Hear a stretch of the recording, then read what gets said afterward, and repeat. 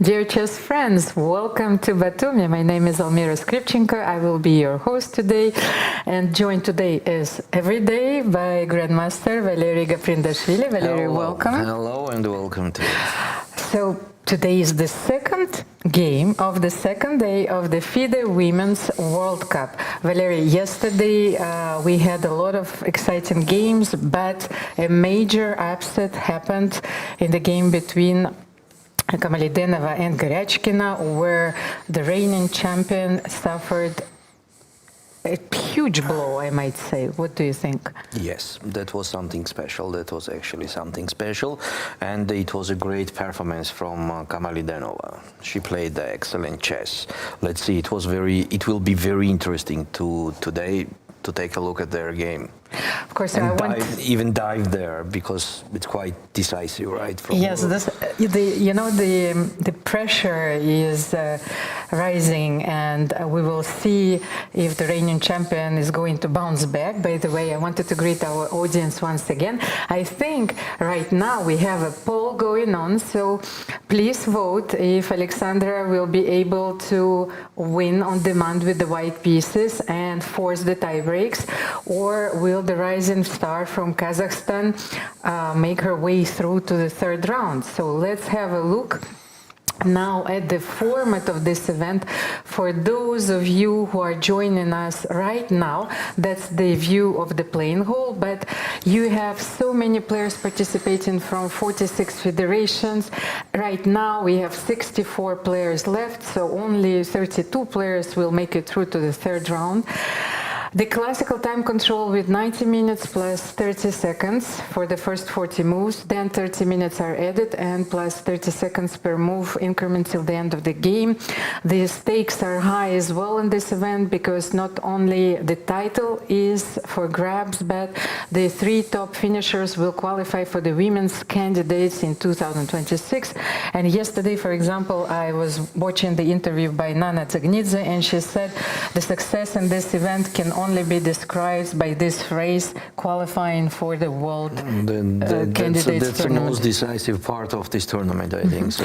So here is the prize fund. It's an absolutely exceptional prize fund, almost $700,000. But please have a look how much the players will win if they lose in the second round, or if they will qualify for the third round. So there is quite a difference, and the winner of this event gets $50,000. So it's like much better pay than commentators. Yes, a little bit. A little bit.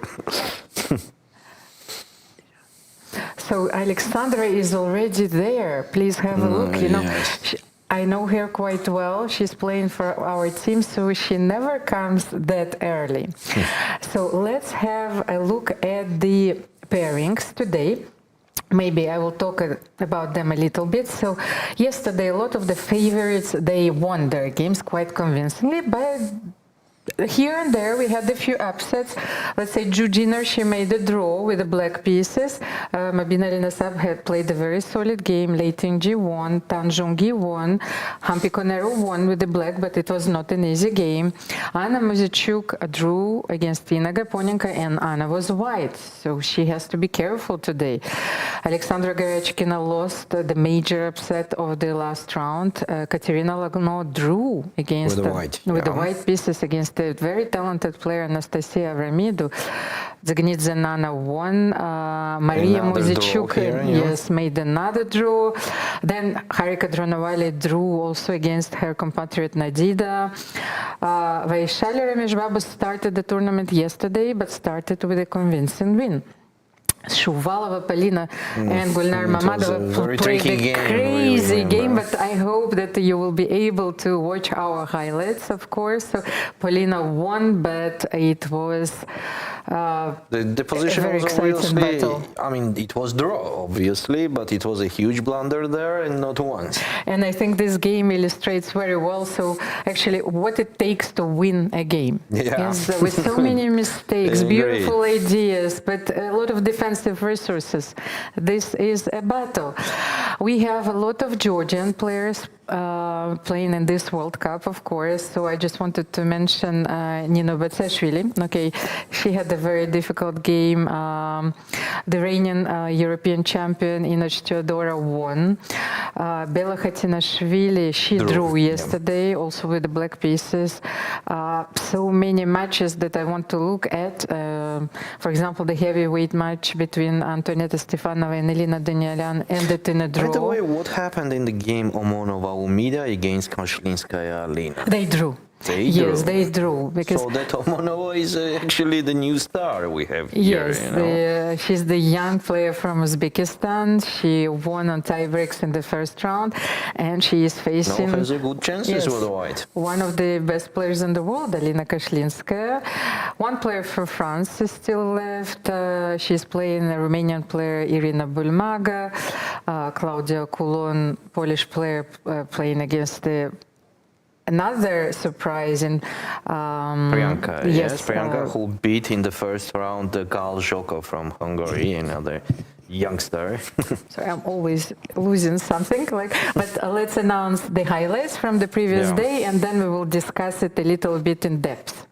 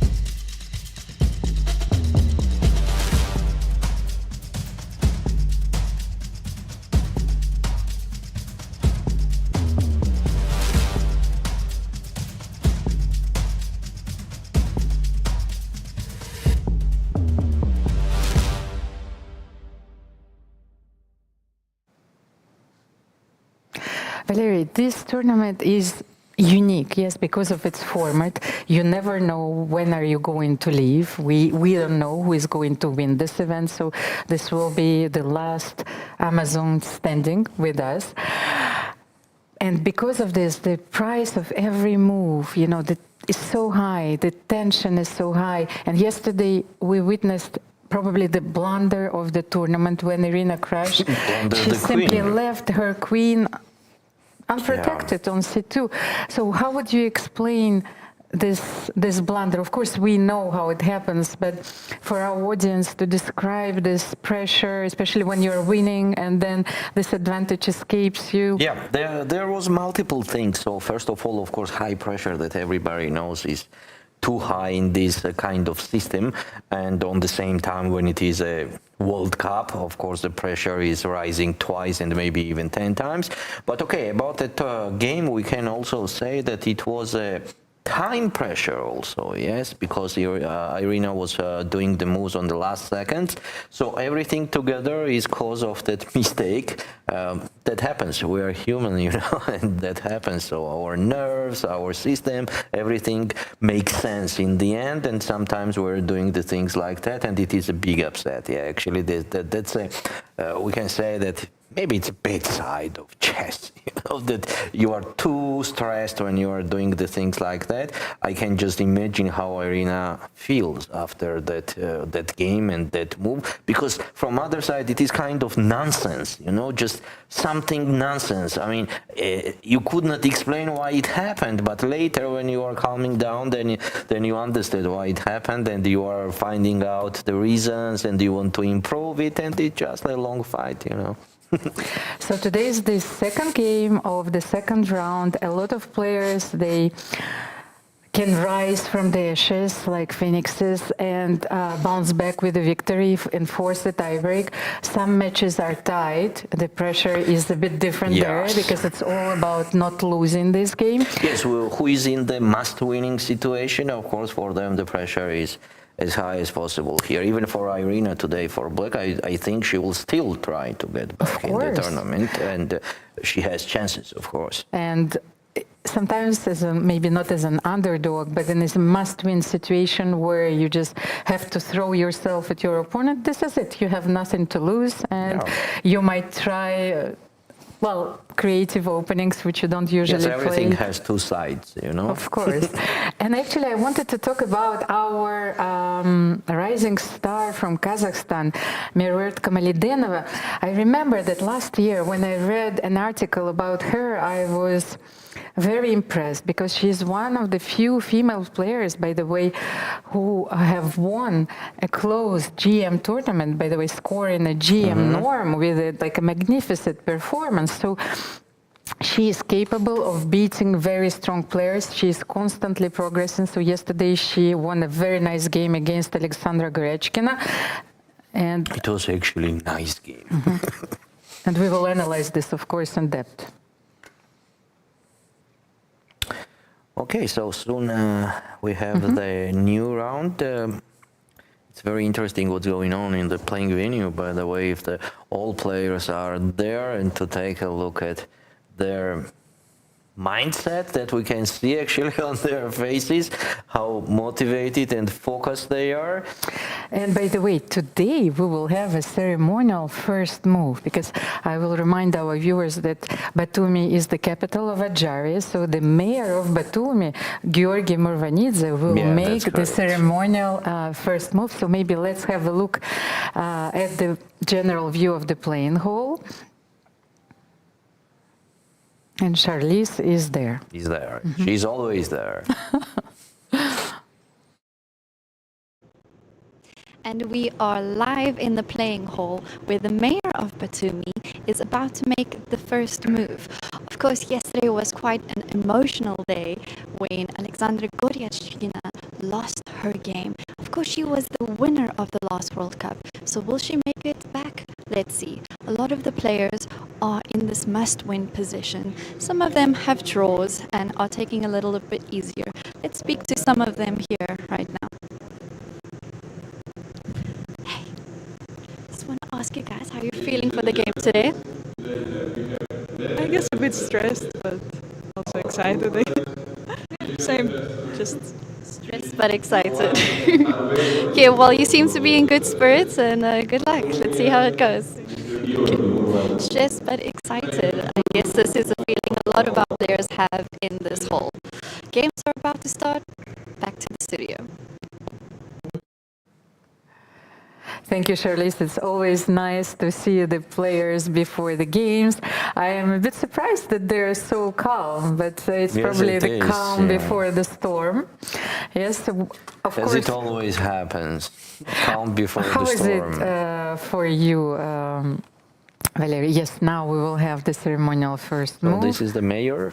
Yes, and you have Emil Sitovsky on your screens as well. And Akakiyashvili, he's the president of the Georgian Chess Federation. Yes. So it is always a very important moment for the players because they are ready to fight, but not yet. In a few seconds after the first move is going to be made. So what do you think, Valerie? Like for you, are you anticipating this first move and then you forget about everything, or you're already in the game like 10 minutes before? Actually, I am in the game half hour later. I mean, when the game starts, getting warm, and maybe in 30 minutes I'm there. So in 30 minutes you forget about the physical world. I was always trying to do some friendly matches before the serious tournament to get in, because I had some problems with concentration to start the tournament properly from the first round, first move. I understand this completely because I don't play very often these days, so I always try to play a few games, like if I can, against Alexandra Kostyanyuk. She's like one of my best chess friends, but not a bad option. Happens to be a former world champion, so also against Elizabeth Petz or our team members. We try to help each other. And here, by the way, I managed to talk a little bit with Maria Muzichuk, and so I have the answer about her smiling yesterday, I will tell you. But the first ceremonial What she was smiling about. yes. Oh. So the first move is going to be made on the first board between Lei Tingyi, the top seed of this And event. Francisco Kesamburu Candela B. Yes, unbelievable. It's like your expertise is absolutely necessary here.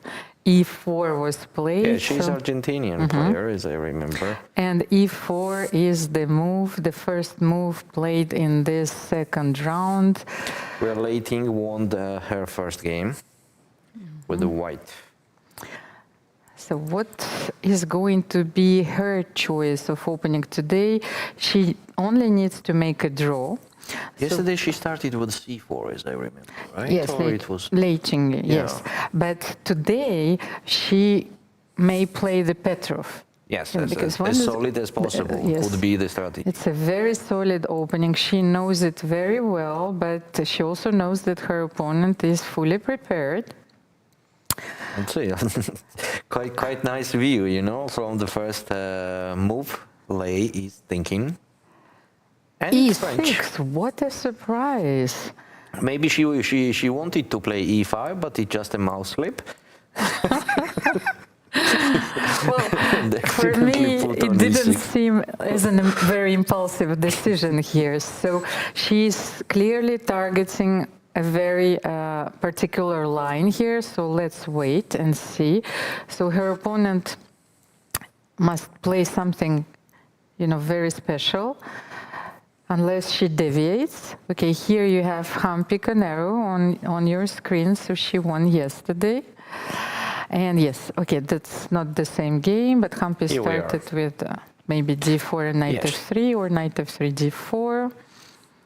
Her opponent I'll tell you needs to immediately. win It with was black. D4 and then D4. knight F3. So Afruza Hamdanova from Uzbekistan, she also needs to win with the black pieces. And will she go for the King's Indian here, one of the most aggressive opening choices against d4? But I know that Hampi always chooses the line with g3, so positional line against King's Indian. So maybe Benko, anything is possible at this stage. She can also play c5, b5. What do you So think? maybe let's do C5 immediately. c5 And everything will be clear. I mean, all questions. But c5, then I can play Still c3. play. Yes. Yes, c3. Correct. And if you play g6, then you can you are. transpose yes to asymmetrical Grunfeld. But So how g6, do you think she will play G3 now? I think she will play g3. Yes. So she's not doing the things like London system and so on. No. She's not a lover of that. Yes, especially Hampi is a very good positional player, and I think that the choice of g3 leaves her with so many options to play the lines with e4, delay in e4, maybe even the double fianchetto. So it's a very interesting opening setup. So let's wait, but I Yeah, think... it's just interesting what she will do, which way she will go, and what she chooses. And also G3, not C4, doesn't allow certain lines, like with Benko, like... Here we are. You see, I know my players. Yes, you know.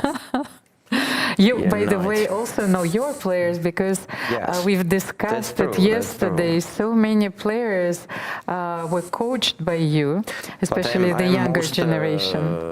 Mostly, I guess what they will do in the middle game, because I did not work on the openings with them. So about the openings, you are much stronger right now. Well, I'm not working in the openings as well, But but you know them. I am the captain, yes. So when we are playing, even if I'm playing myself, I have to watch all the games. Yeah. Yes, and to be sure about the evaluation of the position. It's a bit like commentary, but religiously silent. Bishop g7, Hampi will castle here. So castle. she will do c4 later, or how do you think? You will do c4 now that black played d6. So she might even Only start after yes, d6. c4 here, but maybe she will castle first and then play c4. Okay, it's a fight. Let's have a look maybe at our second board, where Ju Jiner is facing with the white pieces Mobina Alina Sab. And by the way, just to remind our viewers, because if you don't know what is the path for the candidates tournament, so the first two players that have already qualified for this event are Ju Jiner and Alexandra Gorenchkina from the Grand Prix series. So it means that they could play this tournament with no seeming pressure, because they already secured their spots in the event, so they are playing for the title in this event, of course. So, for example, just for the road example, if they take first and the second place, then the next three players will qualify. Exactly. That's what I wanted our chess friends to know. And it's a very important detail. At the same time, it reminded me of the tournament where Magnus Carlsen was playing at the time when he was playing with the World Cup. He was the world champion. He didn't need the qualification spot. And against himself. Against him, yes. But the thing is that the tournament had a different dynamics, because those who were eliminated by Magnus don't have a problem of the piece in the opening. Your position should not be bad. Maybe slightly worse, but it will never be bad. So from that abstract point of view... and a draw was already agreed on the board number 13 between Padmini Raut and Alexandra Kostyanyuk. So we have the first tiebreak. Yes, the first tiebreak is already here. Well, as we've said it before, so you cannot... Look at the position. Yes. Where they did the draw. You cannot refuse a draw with the black pieces in the first line, you know. So let's have a look maybe at this funny opening. Yes, Alexandra actually went for the Petrov, which is much needed in this format with the black pieces. It means that she clearly thought that her opponent is dangerous. Yes, of course. And of course, on the same time, Alexandra is very experienced, and maybe she's absolutely okay to play the rapid, the tie breaks, mostly when she drew the first game with the white. Maybe let's show this line on our Here we board. Are. Yes. Knight d7 and knight takes f7. Yes, knight f7 normally forces a draw. So her opponent, of course, knew it. She chose this variation in order to secure a tiebreak. Maybe it's also mathematically probably the best decision. Yes. Because then you are forcing a draw, but then you have two or more games to follow. And like to risk everything in one game, if you are not confident, it's like as a poker player, like this is maybe I would say that this is the best decision. Mostly when you don't have the best cards, I mean that you are with black already. So Queen H5 and Queen E2. The idea, of course, is that F3 is threatened here. Yes, maybe let's show after Queen E2. And yes, F3 is threatening. And in that case, if white will get back that piece, then and the open the F file, and the king, of course, is dancing. Of course, it will be decisive advantage for white, so that's why black just goes back on it. Yes, black just goes back, and you have to give this check from H5. I wanted to show you that if king F6, because there is another, move, king F6. Not here after Queen E2, sorry. Yeah, because here just take on E4, right? And then bishop G5. Like after Queen E2, here, if king F6, then you give a check from F3.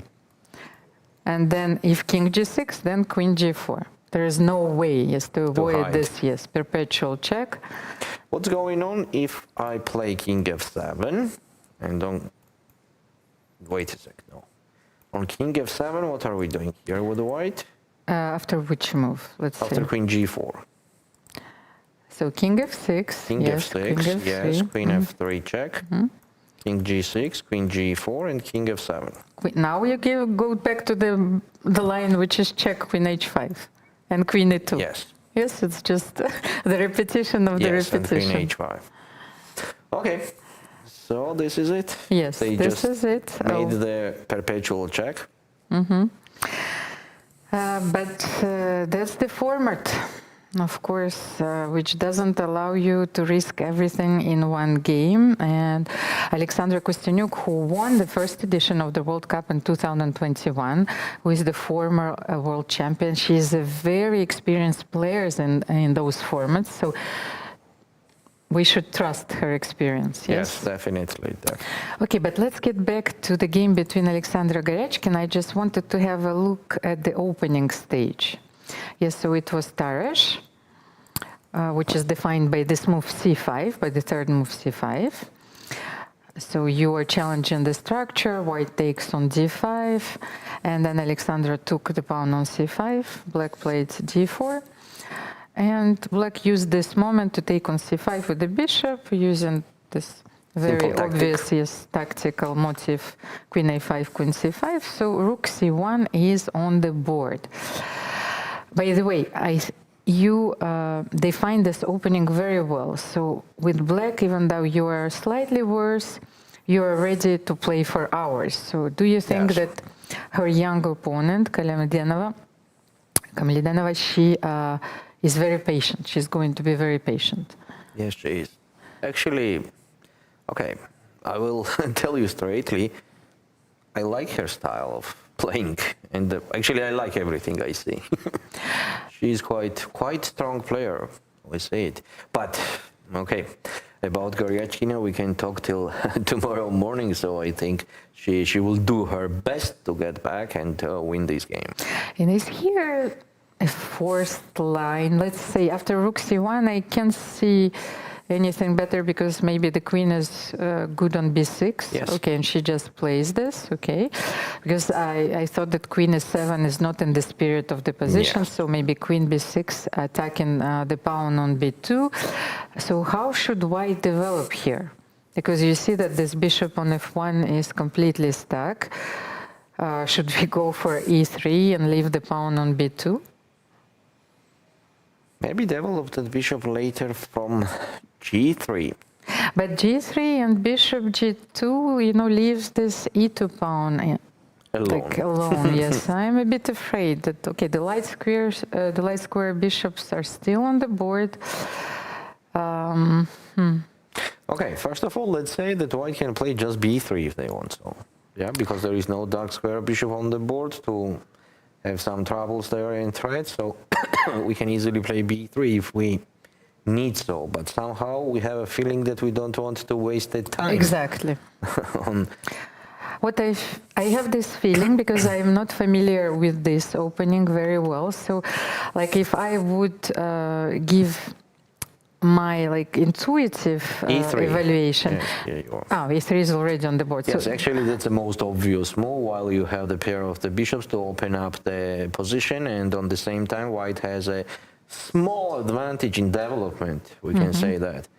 But maybe let's calculate what happens after d takes e3, a very natural move. Bishop e3, and what and queen if I takes take b2? yes, the pawn First on of b2. all, let's consider that. And it's a very principled response. I think that Kamalidenova, she will consider it unless she knows this line very well. So are you going for bishop c4 here? It's also most obvious, just to do castle as fast as possible and then try to create the initiative. So knight e7, maybe, I don't know, knight f6. It reminds me of a bit of the position of the queen's gambit accepted with e4, where you give bishop b4 check, you take and you castle quickly. But here black has an extra pawn, and black haven't played knight f6 and castle yet. So where do you place your knight here? You cannot place it on f6 because bishop d4 will hang everywhere. Yes. So maybe knight g7. And castle, right? Okay, let's try knight g7 here. Castle. And now is the question, castle or not castle? Why not to castle here? Let's try castle. We need to run. Again, of course, we can see that knight g5 is there. Now we need one move somehow to play bishop f5 as fast as possible. Yes, bishop f5 is going to be black's next move, controlling the b1 square. Maybe let's show this idea that if black will be able to finish the development here, you know, Alexandra will have to fight very hard to prove that she has some compensation. Full compensation. Yes. Yeah, actually, some it can already be there, but we need full compensation. I mean, white needs full compensation, right? Maybe the full compensation is actually obtained like in a very long, grueling game where you would expect your opponent to crumble at some point. Because when the equality is so close, you're getting close, but you make some concessions. And then when you think that the draw is within reach, then when your opponent, at that point, your opponent is going, yes, to Do you think it clinch was the a victory. surprise for Mariet, E3, and this line in total?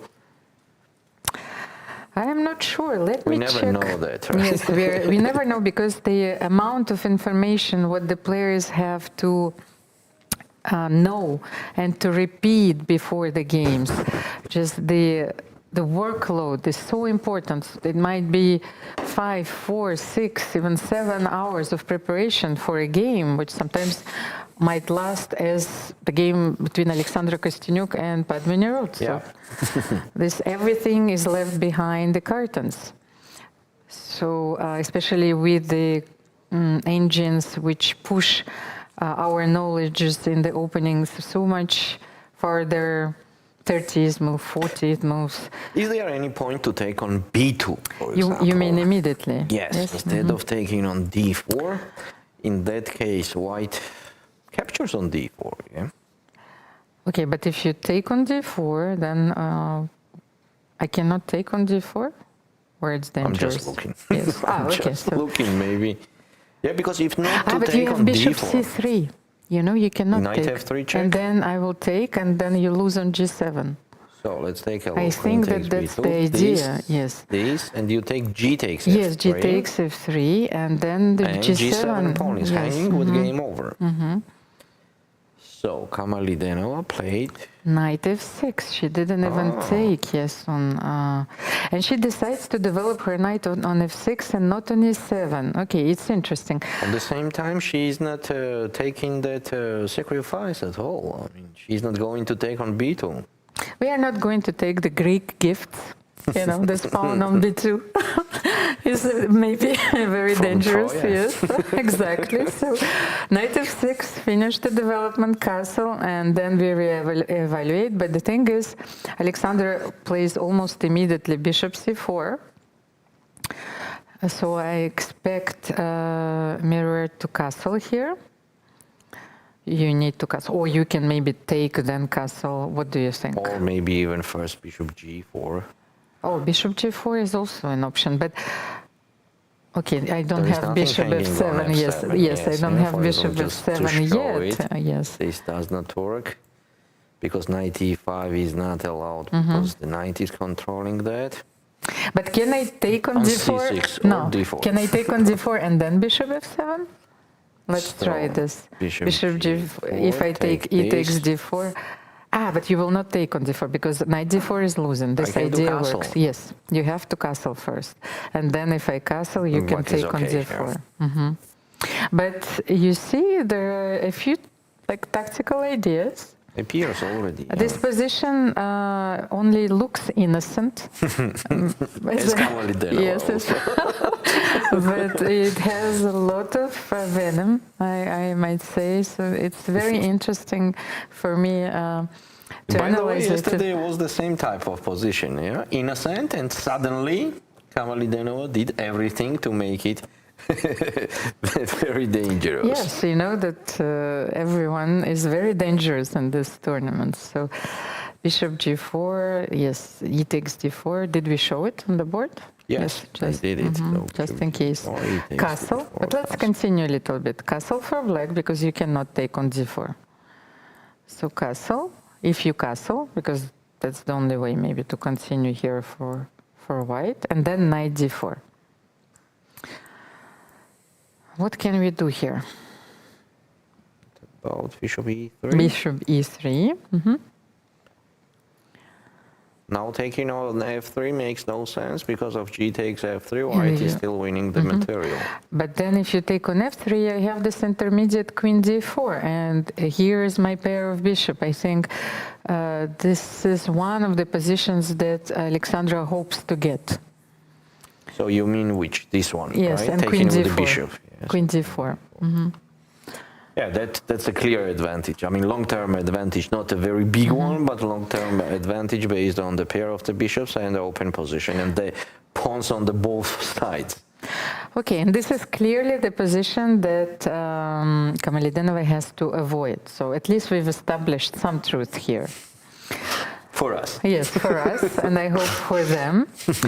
I wouldn't enjoy playing this against Alexandra, you know, with those powerful bishops. Castle is played, not bishop g4. So it will be castle for white also, the most obvious. As taking on d4 makes no sense at all, because there could be even the check, a very dangerous check from e8. Yeah, okay, let's say. We guess that Alexandra has to castle.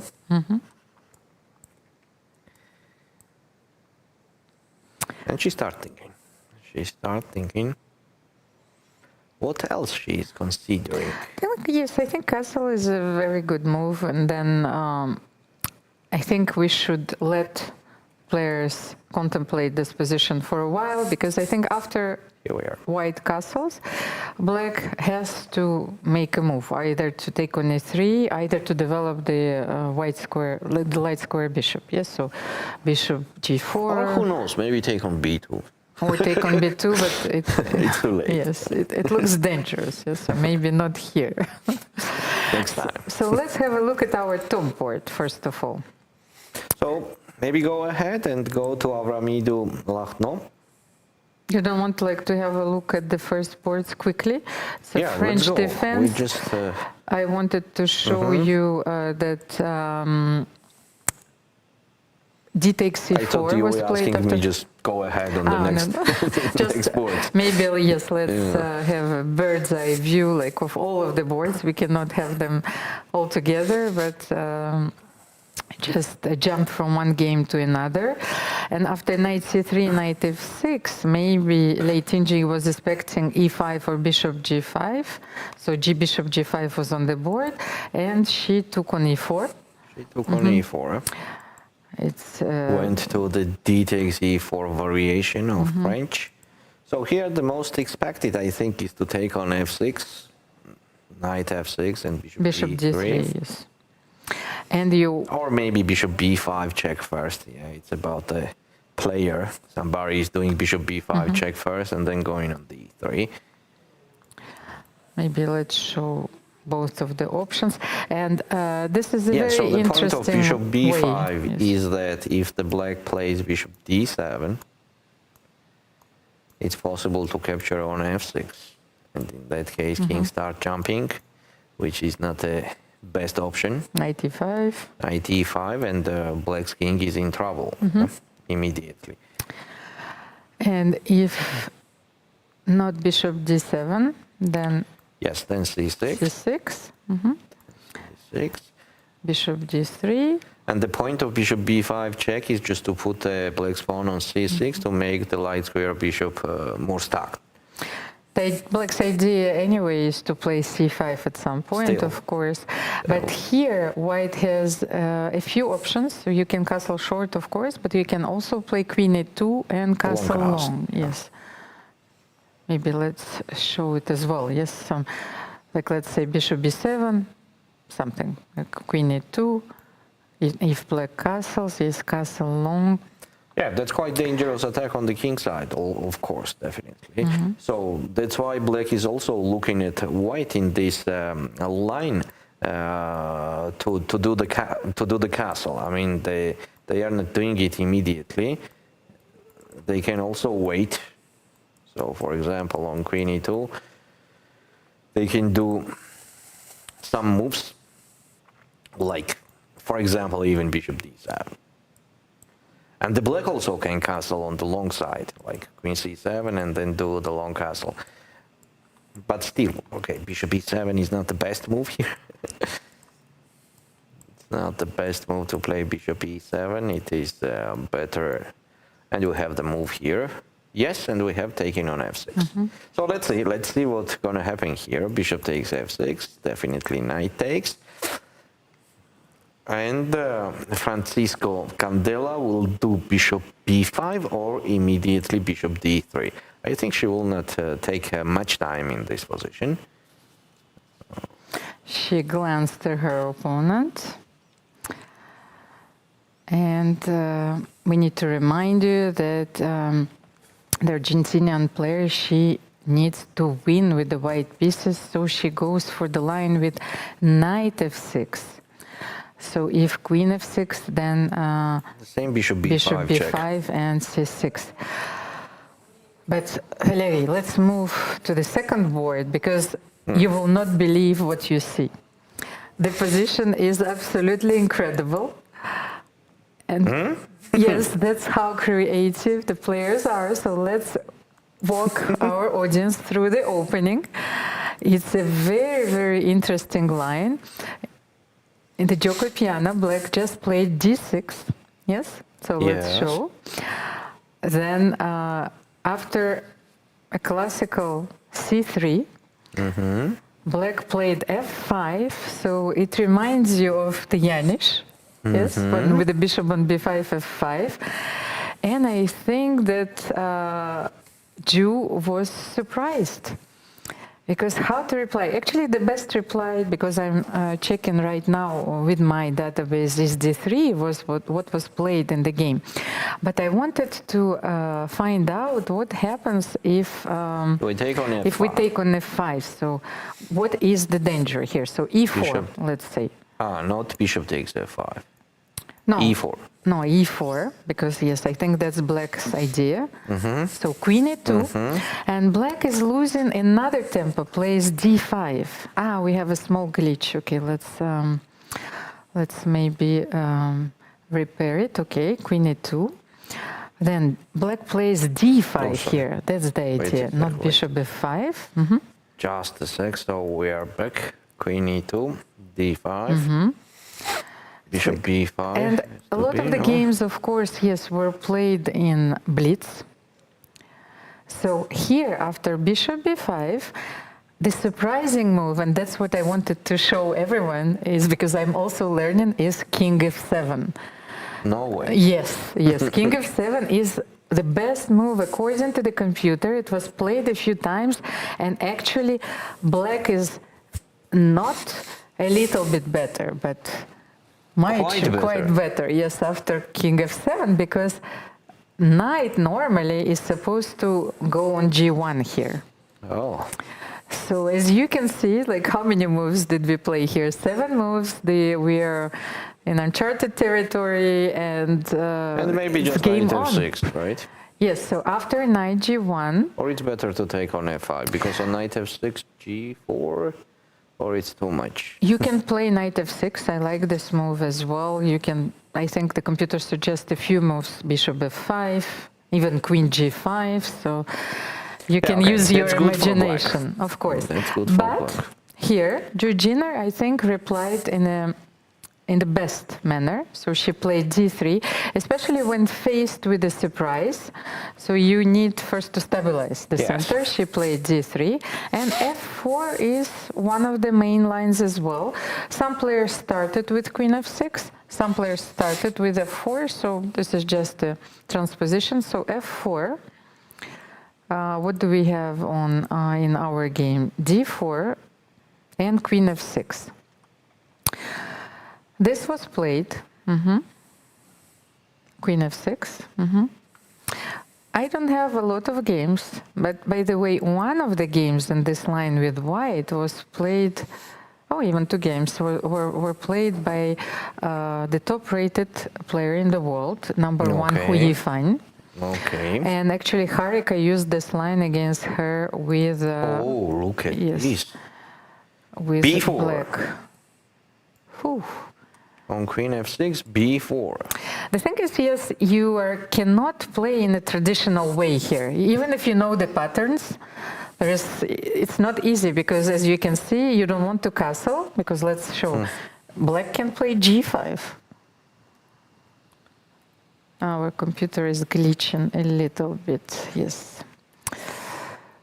So here, I think that's one of the main ideas. So after queen f6, if you castle, let's just like you cannot do after g5. Look at those pawns. You will not be comfortable for sure. You're not going to survive, you know. So, queen f6 is a very important inclusion because it protects on f7 just in case. So there are no ideas with like take on e5, queen d5. Just a sec, Almira, I will refresh. Yes, let's refresh. But it's not even refreshing. And then if you cannot castle and you cannot use classical plans, very often white plays b4. So does white in a classical Italian because you're trying to grab some space. You play b4, a4, and you are playing on the queen side. What an interesting game, because I think that then the knight can go to h6.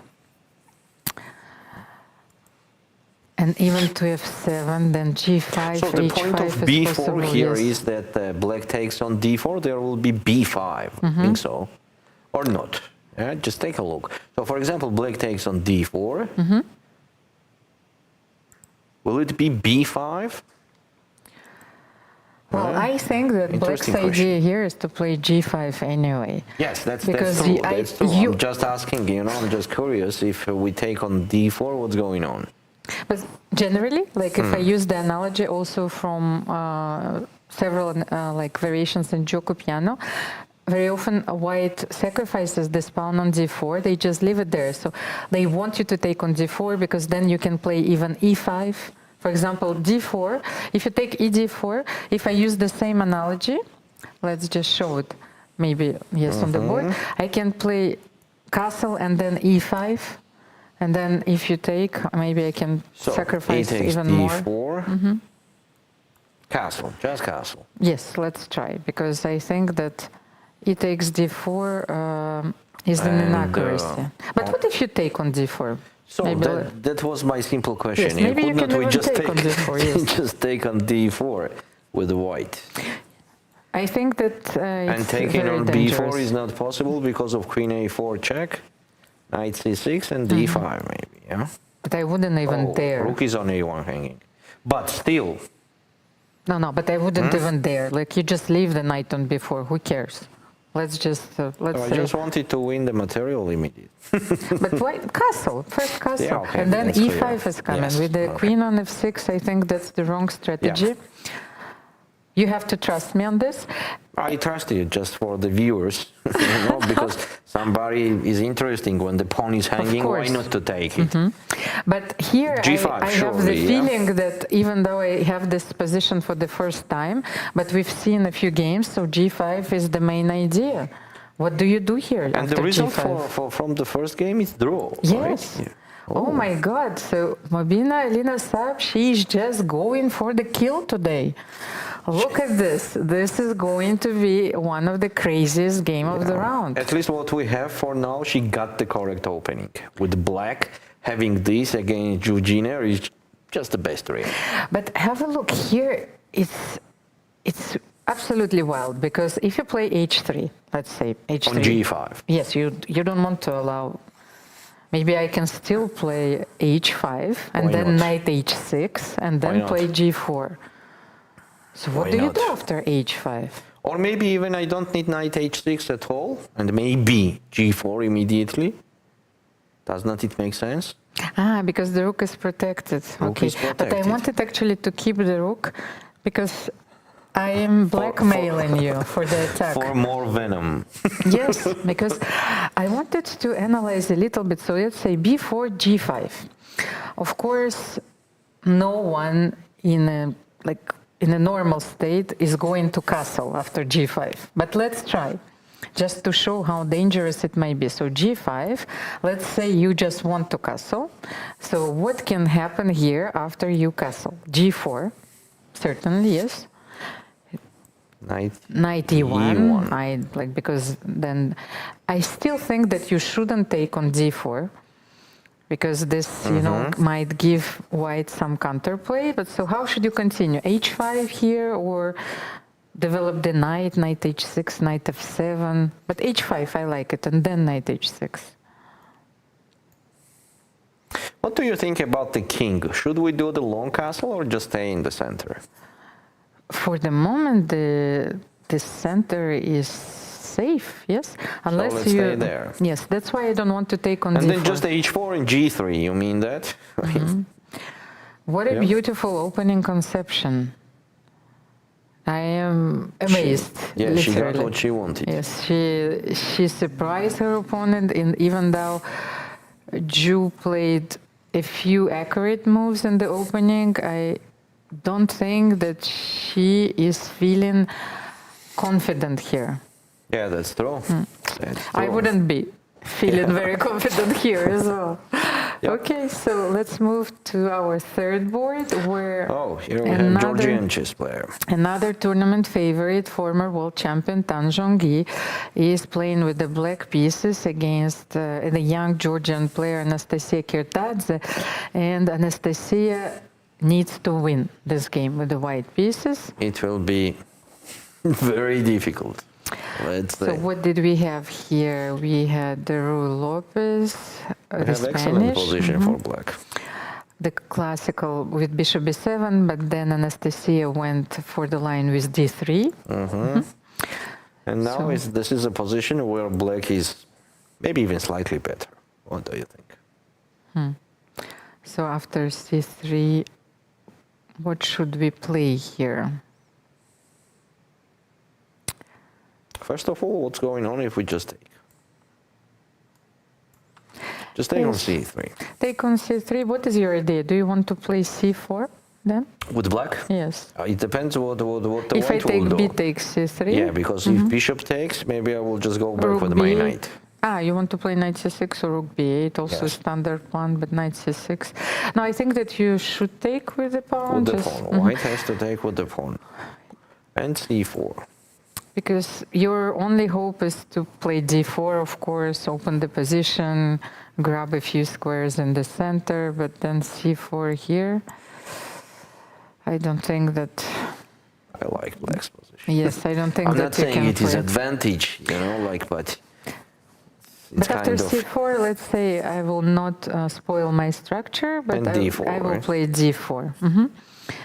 And rook b8 maybe, or c7, pawn is already hanging, and we need queen c7 move. Queen c7 is kind of move that we need. Yes, queen c7 once again is also a thematic move here. So how can white improve her pieces here? So the bishop on d2 is not doing anything. Should we Maybe play let's put it on e3. e3? Yes, bishop b3. No, I mean on a3. On a3, but Or yes, is it because too much? I wanted Is to it put too it on much? e3. Maybe it's like just to protect on d4. And rook b8. And rook b8 here.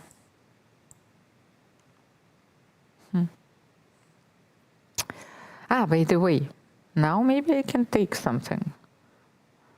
I'm starting to wake up. Can I take on e5, knight e5, queen d7? Maybe it's still not enough because... but you cannot play on c3 because I will have bishop d2 and... Okay, let's calculate this variation. Queen c3 I can't because bishop on e7 is hanging. It's also hanging, yes. So queen d7. Maybe simply knight b3 here. How is this position? Rook d1. Yes, you can, but maybe rook d1. This is a bit unpleasant. What do you think? Yes, seems like that. Maybe you can Bishop take, c5 but maybe makes you no can sense. take on e4. Let's try.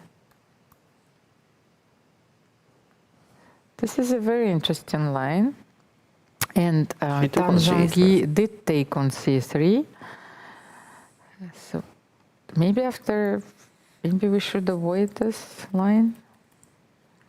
Queen d7, knight b3, rook d1. I think that you can take on e4, but then let's continue. Something like bishop b1 there, even in the line. I think that we might enter this line. You think that Tan Zhongyi will play c4 here? It's one of the ideas. Yeah.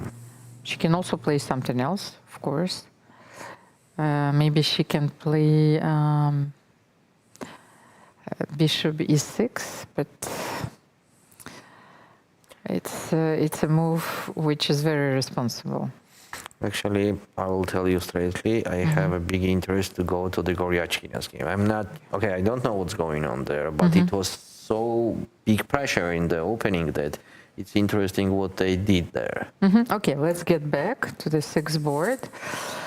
There are so many games to cover, and I can see that the bishop is on g4. So it was bishop g4, e takes d4. We were considering knight takes d4, but the last move that Kamalidenova played is rook a d8 and not taking on d4. I will just review to our viewers that taking on d4 could face bishop e3, and taking on f3 here is just losing the piece for black. And in case of black captures on f3 with the bishop, then it will be queen takes d4 with the pair of the bishop's advantage in the endgame. And Alexandra clearly didn't have enough sleep. That's easy to see. Yes. And it's not easy to get some sleep after a defeat.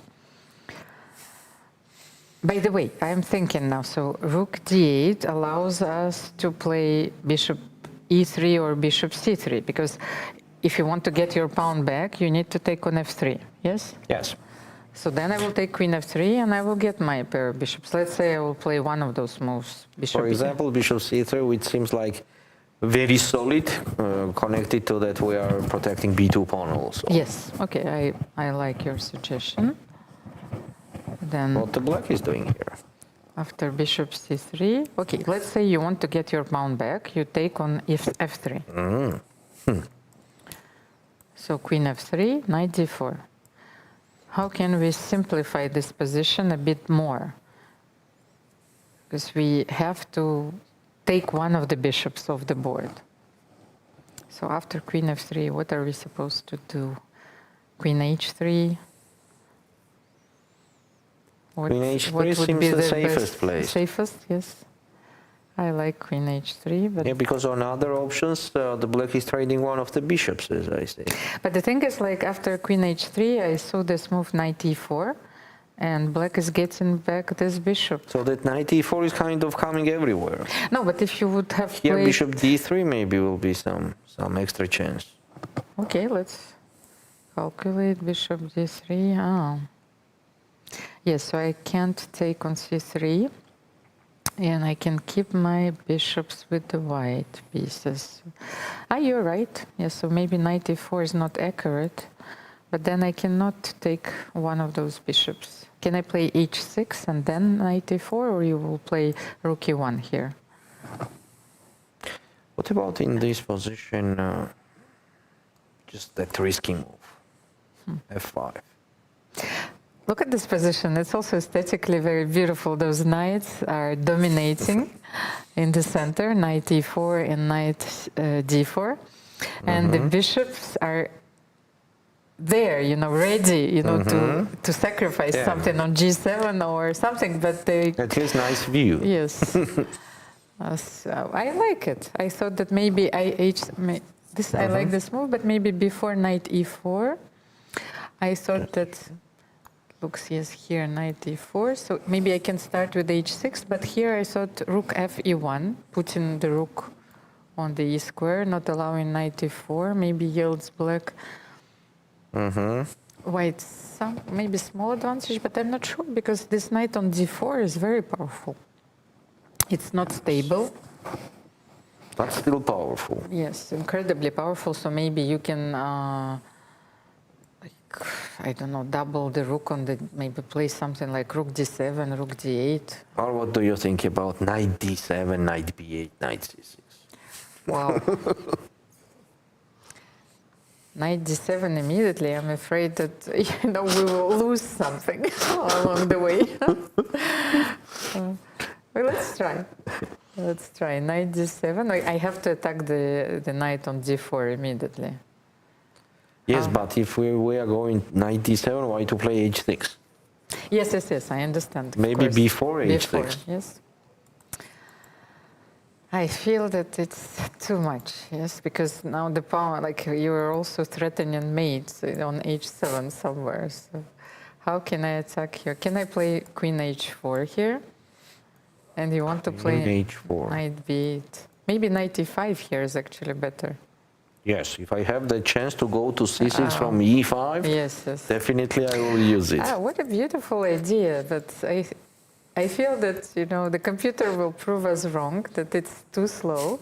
But it's a very nice way, yes, right? of course, is to improve your knight on f6. Yeah, because if we have both knights there, that's it. And to stabilize the knight I can on c6. feel. Maybe then white can still play b4, e4, b5, who knows. Anyway, Alexandra is still thinking, so she is choosing between bishop c3, bishop e3, maybe even h3. What do you think? h3 forcing bishop f3, queen f3, but then the bishop is on d2, also hanging. Okay, Valerie, they are still in the opening stage, so let's have a look at some other games. Oh, I actually think that the game between Ina Gaponenko and Anna Muzichuk will not last long because it looks very balanced to me. So I think that Ina went for the 4 knights. It's one of the very solid openings which you might use with the white pieces. And all this has been played many, many times. She played bishop d2.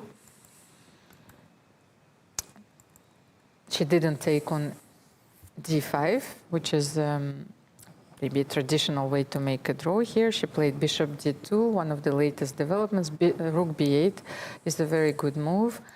Then rook e1, bishop g4, and queen c1. You need to keep this queen here to protect the bishop on d2. So a3, forcing bishop c3, bishop c3, d takes c4. Yes, the idea is, of course, that you get your pawn back. But here, just for the sake of the opening, I wanted to show before, here, after d takes c4, that bishop f6 is not even forced. You can play this position with 2 bishops. You can play bishop f1 and just continue. Yes, have a long game, but I think that Ina wanted to force things here. Bishop f6, she takes on e4, rook e6, doubling the rooks on the e file, f3. It's a very good move, protecting the bishop. Rook e8 was played. Anna already played yes, rook e8. Anna played rook e8, so we can see it on the board, and Ina is thinking. So why is she thinking, by the way, in this moment? Because, as you can see, the queen on f6 is attacking the pawn on b2. Maybe let's highlight this as well. So you would want to play queen d2 and protect the rook on e1. But then you have to calculate if queen b2 is possible. So let's find out. Can you play in this manner with white? I think no, because if Ina plays rook b1. What about bishop? Or no, not? but I want to take Valeria, I think I understand what's the idea. Rook b1.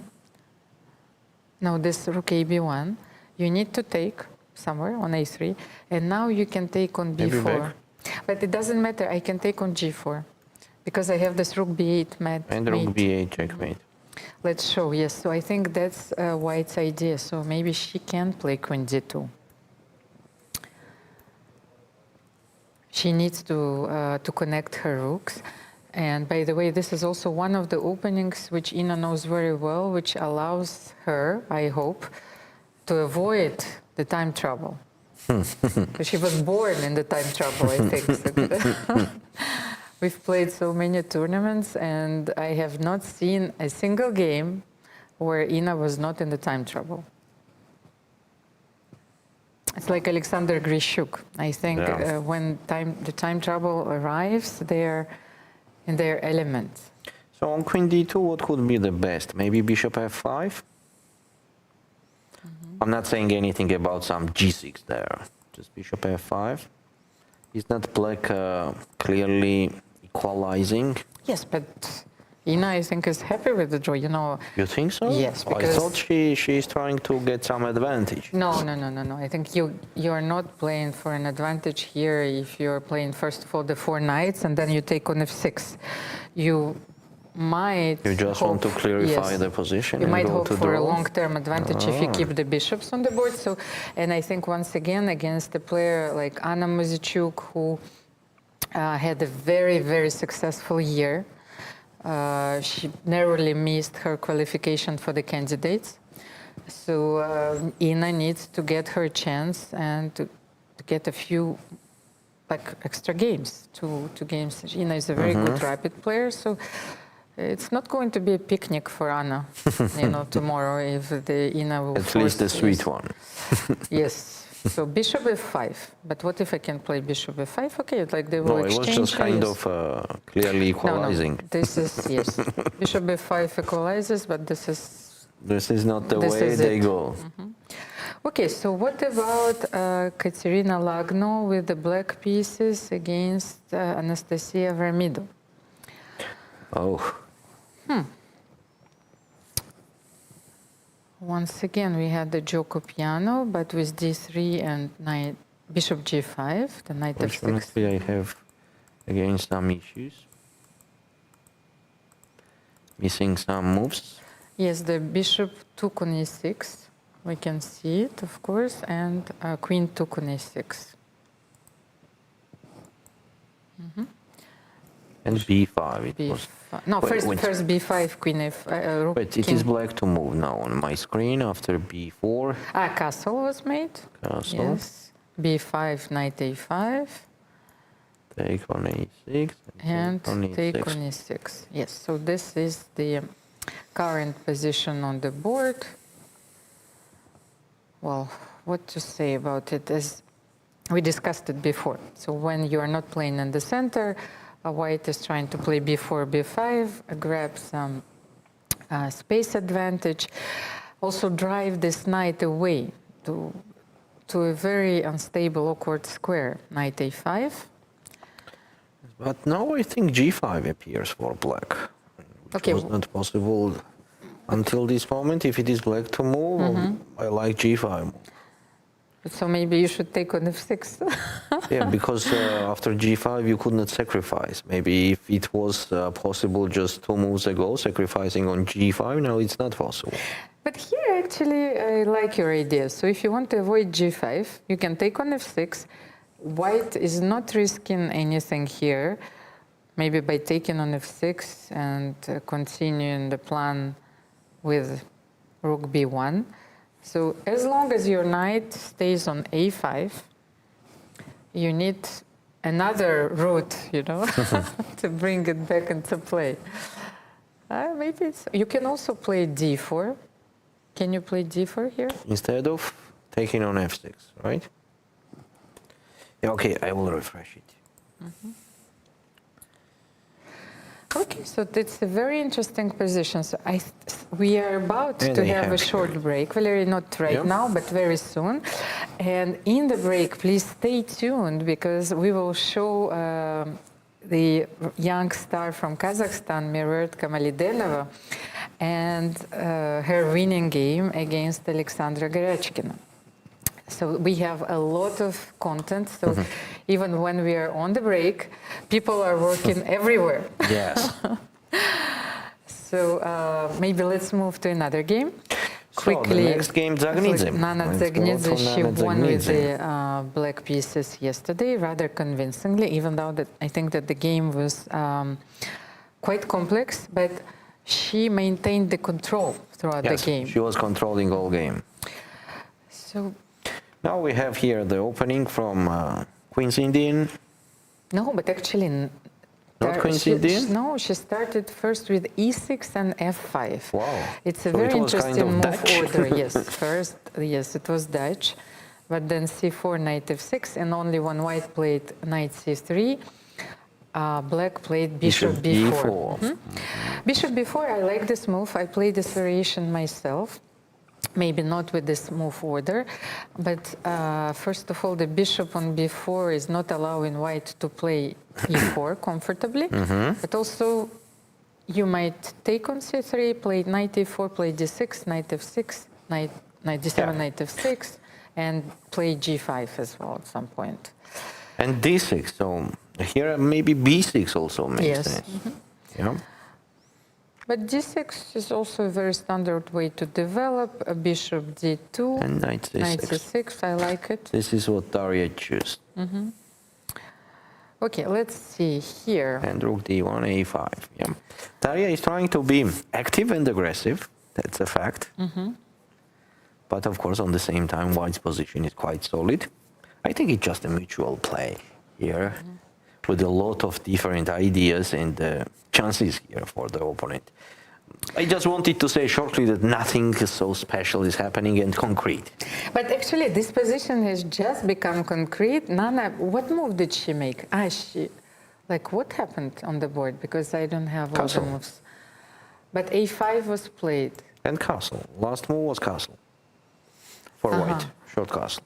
But I can see that the knight is on a4. When did she play knight e4? It was long ago. But show it to me, because I think that here, I understand, this was the moment. So knight e4, here after queen b3, I think that Nana was considering d5, because what are you? Are you winning a piece here, or you're giving up the bishop? What about this also? This as well, yes, but I will take on e4. And take on b4? Take on f3. Take on f3? Take on Okay, let's do d4. it,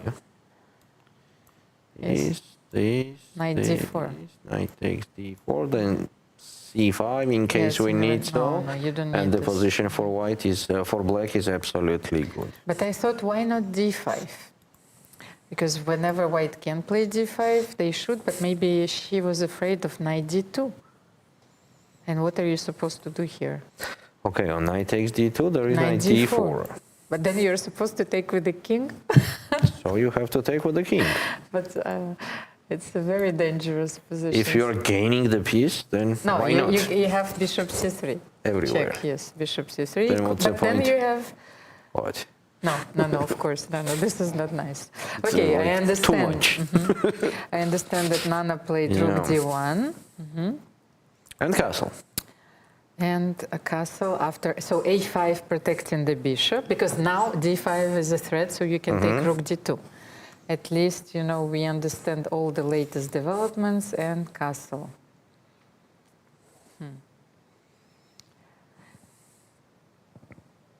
But the thing is here, you should play, I know that after castle, here, Valery, Yes. white's idea sometimes is to play bishop e1, not to give this bishop. Yes. So maybe black should take here. What do you think? Knight d2, while you still have time, and maybe And just queen e7, for example. something. Yes. So Queen e7 later with the e5. Now or later you have to take on c3 and then e5. Yeah, for example, queen e7 and then push e5. okay. So maybe let's move to our next game between Maria Muzichuk and Talia Cervantes Landeiro. Talia made a draw yesterday, and she's playing very solidly. So was it London? So London, yes, bishop f4, the beloved London. By the way, do you play, Valery, this No, one? I don't like it. Never? Even in Blitz? No, never. Because so many friends of mine, even if they were e4 player, they just learned every line here. They started to play London. Of course, it's a very solid opening, and I understand Talia's choice. That's not my favorite city. So after bishop queen c7 was played, bishop g3, do we have another move for black? Because and knight c6. So Maria is challenging this knight on e5. So what about knight c6? Unless white wants to play f4 here. Since they have to. But with the bishop on, with the bishop on g3, I thought that you need to play f4 when the bishops are exchanged. First of all, let's fix one thing. How do you think Cervantes, Talia is playing to try to win, or she's also okay to do the draw as in case of Kaponenko? I think when you're playing, you're facing such a high-rated player, strong player, former world champion as Maria Mazurchuk, you have to take it step by step. But at least she wants to play a position. Remember, we talked yesterday that those children, they don't have any fear, you know, whom they are playing. Yes, but the opening choice indicates that she doesn't want to take a lot of risks. Yes, because Maria can play the King's Indian, the Nimzo, the Queen's Gambit. Let's make a bet. If she will start a huge attack on the King's side. Huh? I really doubt it. I think that really? I think she will do. f4 with the bishop on g3, then what do you do with your bishop? You play bishop f2, g4? Something yes, like or bishop h4. Ah, bishop h4. Okay, let's make a bet. So if Talia attacks on the king side, then I am the winner. If she will never attack on the king side, you are the winner. Okay, okay. Then f4 is on the board. I won it immediately. Okay. You forget that about the students you were talking. Yes. That's one of them is Talia. Okay. You also worked with Talia, I understand. No, I knew her. At least, you know, I offered our audience these two options. So a more classical way to play, to take on c6. Or to play f4 and to put your opponent under a lot of pressure. And even if this opponent is the former world champion, but Maria immediately played b5. Yes, of course. She is that will be a crazy game, actually. Okay, so maybe this is the moment where we can announce a short break, of course. We will be back with more analysis, interviews, crazy games, blunders, combinations. What else? Yeah. Okay, actually I wish to have less blunders again, because I somehow think that the players are too upset when they are doing blunders. Of course, and we are too upset. Yeah, it's better without blunders. But with the brilliant move sacrificings, I agree. Yes, but those are the dramatic moments also we are living for. You know, that's a struggle. Chess is hard. Yeah. Okay. So see you in a bit, and please enjoy our very nice media content. It's the second round of the Women's World Cup here in Batumi, and already the surprise of the round has been the fantastic performance of women Grandmaster Mariet Kamalidanova. I hope I haven't messed her surname much, defeating in brilliant style one of the best female players in the world, arguably one of the best in history, Alexandra Goryachkina. Mariet, first of all, congratulations. It was a fine performance. You were telling me before that you'd played 4 games against Alexandra with rather worrying results, 1 draw and 3 wins. So going into the game, what were your thoughts in this match against Alexandra? I don't know. I would just I played last 1 draw, and that's why I was like, maybe I'm fine, so I have some chances. Yeah, but yeah, it's fine. Of course, you're a women grandmaster, a very strong player. You've just won a silver medal recently in Budapest with the team. You've won many youth championships, Asian championships, world junior championships. I mean, your curriculum is fantastic. But of course, Alexandra is a very strong player, and you still have to play the second game with her tomorrow. So how are you feeling about this situation? It's okay, I think. For me, just I'm enjoying playing. That's why I was thinking about today, okay, I need to show my best and to play good. And tomorrow we will see, yeah. You definitely showed your best today. Take us through the game. Let's start, for example, when you're going out of the opening, going into the middle game, and take us from there. Okay, I think here, after Queen D7, I was better after Knight D5. And it kind of, I have two bishops in attack, I think, and I was thinking that it is easier for me to play, and suddenly I think here she was, I don't know what's better to play, because she played Queen C6 so immediately, and I thought maybe she should play, oh no, she can play C6 or something. Yeah, I mean, I think the mistake was like playing Knight E7 for me, because I thought she should play like Knight F8 and defend her like square on H7, because Knight D7 is kind of like bad place there, because she can't defend with Knight anymore. And she played Knight H8, King H8, and I always had some ideas with Rook E7, but I don't think it works there. Maybe we can check, I don't know. No, it's not working there. Yeah. So I just prepared my ideas. I played H5. She played Knight G8. Sorry. By the way, at this stage of the game, did you feel that she was comfortable in this defensive position? No. Okay, I mean, like, it's hard to make some moves, and she was playing like King H8, Knight G1, Knight G8. I mean, it's not a good sign for this position. And sorry, I can't. Take your time. Yeah.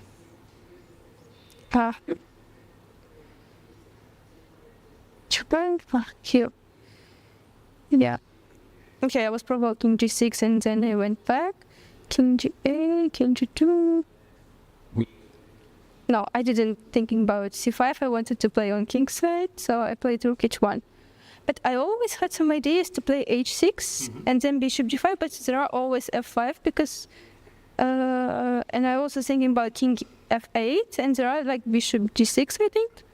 That's why I played. No, sorry. Rook H1, F5, and I took. I was thinking about Bishop F6 first, but I couldn't evaluate it properly, and I was like, okay, it's there are opposite color bishops. Maybe it's a little bit better for her. She has some chances more, and I wanted to play Rook H6, and I was thinking about Knight E4, and I was thinking about two moves like Bishop E4. She takes in Queen D1, and then Queen H1, but and that is not better for me. But I thought like after Queen H1, I have some chances. And I also was thinking about Rook H1, so I was choosing between this. But she played Rook H8, and I saw immediately like I have like Bishop F5 even before I played Bishop G5 this thing. But I wasn't sure what to play there, because I think it's winning from there, but I wasn't sure about that, because I wanted to take with a rook here, and I understood that it's kind of holding for her, because I don't have any squares where I can go, and I was thinking about like Bishop H8 also, but I didn't want to play this because I lost like in previous tournament a game with pawn up because I wanted to win. And you ended up losing it. Yeah, and I ended up losing it, and I was like, okay, I have more chances with 2 pawns. And I actually thought this was a good practical decision. We were talking about this before, that although you have the exchange down, your pawns are very strong. Yeah, and also like Bishop, after, if I take only pawn, I mean, I'm sorry. Like here, if I should take, and I wasn't sure about what to do after A5 or B5. That's why I was like, okay, maybe Bishop D6. I mean, it's hard to play with black there. I mean, in here, I was thinking what to do, because I wanted to play F4, and I didn't like that my king is on G2. like rook 3 or something. No, I'm sorry. Not f4 or maybe rook e2 also. And I didn't like this one because of rook b3, yeah. So that was okay. And that's why I played dc, but it wasn't winning.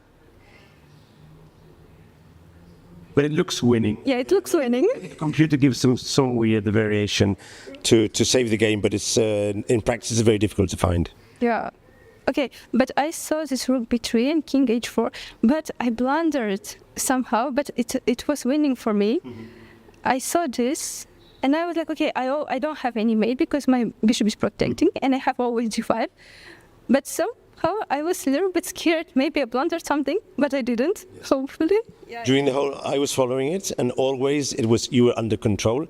But the computer did say that instead of taking en passant, that taking a-type b5 would have avoided some of these things. But in any case, you're still winning in both lines. Yeah. Okay, yeah, and I saw it like.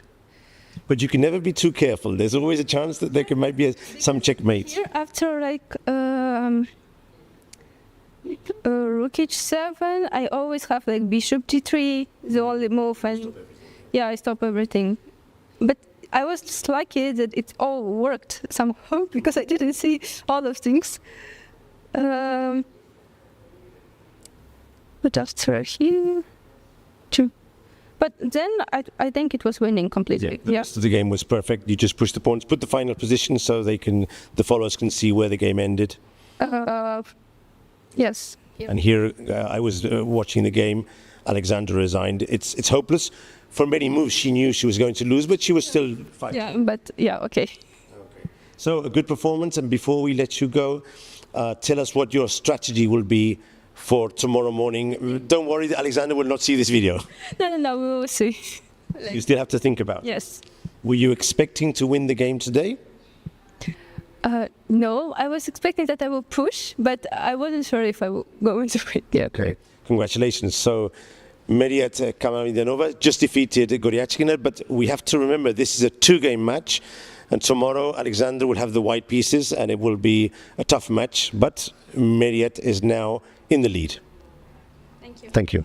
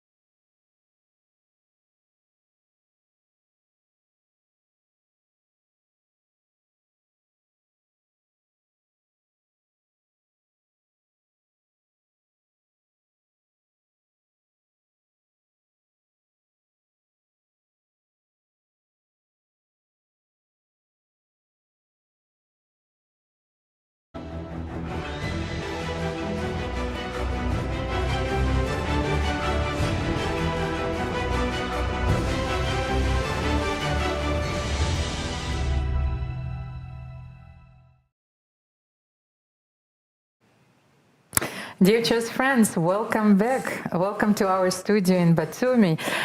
This is FIDE Women's World Cup. My name is Elmira Skripchenko, and I'm joined by Grandmaster Valery Kafrindashvili. Valery, welcome back. With this name of yours, you didn't have a choice. You had to play chess. I have to. Yes, because otherwise you would have to answer the questions your whole life. Too many. Yes, but even in case of playing chess, you have to answer the questions. Okay, okay. So Valery is our expert commentator. It's the second game of the second round. We can feel the tension even in the studio. I got a little bit closer to the playing hall, but the religious silence is reigning there, but you can feel that the tension is rising. Valery, let's have a look at the game that we haven't analyzed yet. What about our favorite from India, Hampi Konero? Yes, let's go. Hampi Conero won with the black pieces yesterday. Yes, and Wait now a we second, have this yes. position on the board where last move was knight f3. Okay, now it's a question about the same. You know, will Hampi play to win the game, or she will try to be as solid as possible? Because as we see in the opening, she did not play c4 at all. So let's see how it was happening. We stopped when she played bishop g2.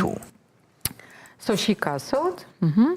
And her opponent, Afruza Hamdanova, she played bishop f5. Played bishop f5. It's a very interesting line. Sometimes you can play queen c8 very quickly and bishop h3 here. Yes. So that's why, yes, so maybe let's show. The point is queen c8 and then bishop h3. And why it still didn't castle, who knows? Maybe even h5, h4 here. So Hampi decided to avoid all the complications here. And she just played, knight h4. Knight h4, challenging this knight because the bishop is not very stable on f5, of course. And let's say if you play bishop c8, then knight f3. Okay, you have to choose another variation. By the way, this is a blackmailing your opponent. So you think that Conero will play knight f3 here? For sure, yes. This is not even a question. So she's forcing her opponent to maybe to enter another variation. So bishop e4 was played. She traded the bishops. And queen d3. Queen d3. Queen d3. Which is actually forcing black to play d5. Otherwise, if the knight goes, then e4. Yes, I like this move. And at the same time, then we have not a symmetrical position because like we have the d4, d5, but the bishops have been exchanged. So black still has the bishop on g7 attacking the pawn on d4, but since white didn't play c4. You see how Hampi using the fact that the opponent does not want to simplify the position. Yeah, starting from knight h4, now knight d2, like quiet moves, but the opponent does not want to simplify the position. That's why black just go back knight f6. And knight f3, so she improved her knight. It doesn't have to do much on h4. So knight f3, controlling the e5 square. And now if black castles, Hampi will simply play e4. Like I don't think that this position is very dangerous. Capture, yes, with the knight on c6. Back. What about e5? Is it possible to play e5 here? So you want to play e5 immediately? So maybe take on f6. Yes. Makes sense. Can we trade? Yes, if queen takes, then it makes no sense, because in case of queen takes, just take on e5 at least. But wait. Or there is even bishop No, g. I thought that we can play bishop g5 first because I wanted to force more. I just went to the mode of Hampi that she's okay with the lines where the position is simplified. So I think that Afruza will not go on that. Of course she will not go because you have bishop g5 even in there. Like after, even this, do you think that Afruza wants this position? No, but you can take bishop f6, yes? So then that's why I thought that you want to force all those exchanges here, so take. So, yes, that's why bishop takes f6. Yeah? Yes. I'm saying that queen takes f6 makes no sense. So bishop takes f6. No, but that's why I wanted to avoid it, that maybe try bishop g5. Instead of taking on f6, yeah, because here bishop takes f6 makes sense, and the position will be a little bit complicated. And I want to force more exchanges, but so if after bishop g5 you can take on d4 maybe, yes? And maybe I can simply play rook d1 and then take on d4, take on f6 and trade everything. So in e takes d4, okay, d1. Yes. You have to play h6 at some point. And just agree on draw? Yes, yes, this is it. I think e5 is very dangerous, but then black's position is very passive because you can get those structures minus the pawn on What g3 about and rook on a g2. d8 in this position? Yes, you can, of course. But it's still rather equal. But maybe with the isolated pawn on the board. Well, why can't I play queen f3 here? Yeah. And then Queen f3. this is it. That's true. Take on f3 is forced, otherwise white will just capture on c6. So that's why this is absolutely equal. You know what I wanted to say, Valery, because this position is looking very passive, so you might get it from a very strange Scandinavian when you play e takes d5, queen d8, then knight f6, g6, bishop g7, knight c6. But then black needs to do something to get some counterplay. So it's either c5, e5, or maneuvering. Here white has the pawn on g3. That's a difference compared to this opening, but it's not a weakness because the light square bishops were exchanged. Yes. So if you are not playing e5, yes. She did castle, and now we are waiting for e4 move from Humpy Conero. Let's move ahead. I don't know how she can keep the pieces on the board here. You don't want to play e6 here because after e5, knight d7, king g2, and maybe even h4, h5, white will be clearly better. Yes. Also on e6, if I just ignore and play rook e1. Just to preparing the square on f1 for the knight after e5. Yes, but this is a very healthy position for white. Very healthy. Yes. So one last glance at the game. So we can say that for now, Humpy has a good chances to the next stage. Yes. At least she's with an advantage in total from these two games. And if you haven't been here during the first hour, I'm warning you, you shouldn't bet against Valery because, you know, I've lost already one bet. So you should trust his feelings about the positions. By the way, Alexandra Goryachkina, she actually played bishop c3, and her opponent played the surprising move knight e5. She used. By the way, I was looking at that move. I don't think it's the best option. Maybe not the best, but at least it was a surprising move for us. We haven't seen it. Well, forcing white to play bishop b2. And then knight c6 back. Okay. Oh, wow. That knight c6 I did not consider in my mind. Knight c6 back. I was thinking that the black just captures on f3 and play knight d5. Like this. No, but the thing is that black needs a draw. So she's blackmailing Alexandra with a different move order, because if the bishop takes on f3, then knight d4 comes with the tempo. Yes. So that's her idea. So knight c6, bringing the knight back, and she simply wants to take bishop f3. Let's try. Let's make a move h3, just in case, to see if it is possible. h3, bishop f3, and knight d4. So now you are threatening to take on f3. Black is absolutely okay here. What do you think? I'm afraid to take something that we are going to lose on b7. Yeah, because if take... Huh? Can I take on b7? Immediately? Yes, just in case. I'm checking. I'm afraid that I'm going to lose a piece here, but... So, knight b5, queen f3, I don't have anything else. There is queen f3, but what about knight c6? I'm afraid to make those moves as well. I'm probably losing it. Maybe, can I play queen f3? And take on f6, yes. Yeah, that's true. So but queen f3 anyway, this and this, and taking back that piece. So one more time, take on d4, and take on b7. But at the same time, I just noticed that my bishop cannot move, and I cannot play queen f3. So let's say you will make a move like h6. Maybe then you will play bishop f3 back. Yes, so, and I don't have a jump with my knight. So what to do here with black? On a very interesting bishop takes b7.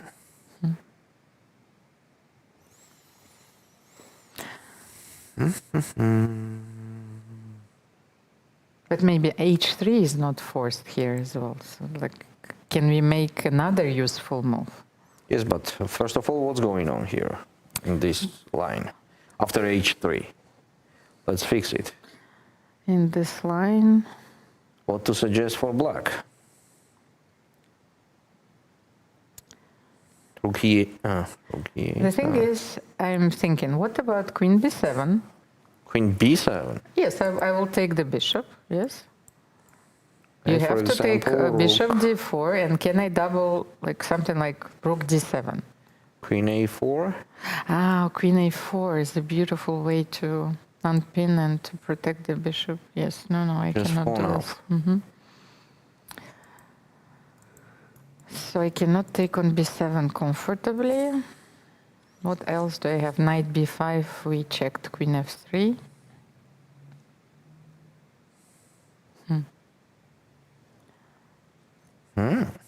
Maybe it works, but I was lucky. I don't know. We will check it later. And don't just rook f e8. What is on rook f e8? This is rook interesting. f8. You want to Knight play e2 knight check. e2. That on bishop f3, I'm doing knight e2 check.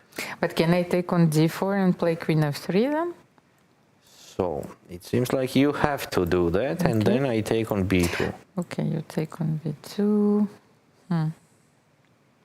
Okay, but then maybe to have this bishop is already a better option, but who knows, with the a pawn. Yes, with but the what about a2 pawn there? That is hanging. But can I play bishop c6, a4, something? Like bishop c6. Black is very good on dark squares. Let's say you will play rook d8, D8. a4. But I agree with you that black is getting closer and closer to a draw in this line. Yes. So we know that Alexandra needs to avoid massive Yes, simplifications. that's true. That's true, and exactly this is what she is thinking about right now. By the way, let's maybe have a look at the game between Carissa Yip and Irina Krush, because that was an absolutely wild affair yesterday. We know that Irina needs to win with black. I don't know, but I don't know if we have the poll going about this game as well. So let's check. But about the opening, we can say that Irina is okay there. Also, if we pay our attention on the time of Carissa, on the clock, she has only 43 minutes left and played only 13 moves. Let's see what was happening before. Look, I had a look. It was the C3, the Alapin Sicilian. Understandable, once again, because I think that Irina plays d5 almost exclusively, but then d5 and knight f6. Interesting. Also, a very interesting line. White is not risking much in this opening, especially in this line, but it allows black to keep the minor pieces on the board. So that's one of the biggest advantages, yes? And it's not a symmetrical position. Exactly. Just in case, we can bet on our 4 pawns on the king side versus the opponent's 3 pawns on the queen side. So white is trying to gain some space advantage on the queen side, or whether black also. How the black is seeking- developing the dark square, light square bishop? With b6, bishop b7, or e5 and trying the things like that? Sometimes e5, that's what I wanted to say, sometimes b6, it depends. So maybe queen e2 is most natural. So you, first of all, yes, b2 is hanging, yes? So Yes, queen b2 e2. pawn is hanging, so that's why queen e2 to support that pawn. But here, like, black can play knight c5, or maybe b6 first, one of those. After queen c2, can I play b6? Knight c5 makes sense as you are threatening a6 on the same time. I was afraid of b4, but then I saw bishop a1, some crazy things. Bishop takes c5 and things like that. Yes, I'm afraid of those lines, so that's why I wanted to play b6. So b6 first. You But are at the same developing time, that bishop. Irina shouldn't be afraid of complications. She Actually, needs this is what she them. needs. What she needs. But also, you know, we have to pay our attention that maybe Irina's bet is exactly on techniques. For example, in this game, is definitely that could be the stronger side of Irina against such a kind of opponent. Because in complications, okay, maybe I'm a little bit roach, but we saw what happened yesterday. In complications, even in a huge advantage. Okay, let's move to the game between our last matchup, then Antoaneta Stefanova and Elina Danielian. Their last game, so yesterday, ended in a draw. What I see here is the rook on g7. And that's the general view of the playing hall. How did this rook get here? So after queen h1, Black is not winning the rook. You still have rook g1. 2, 3, 3. Antoaneta grabbed the pawn on h2. And rook g7 was played. It's a very interesting position. So like yes, white. Small position and suddenly sacrificing on g2. But white is developed better, of course. So they are one move from castling long. And what should Black do here? Should you play knight g7? You have to finish the developments. Our bishop b6 first, then knight d7. What a tough position. Bishop b6, maybe it's an unfortunate square for the bishop because knight f4 is coming as well. What do you think? But not immediately, or immediately, you mean, because after bishop b6, then it's knight queen f4, h1, yes, but I'm waiting, let's say a castle, you play knight d7, and then I play knight f4. In case of castle, we have to count the f2 pawn is hanging also. This one is hanging as well, okay. And then e3 is also hanging. So after bishop e6.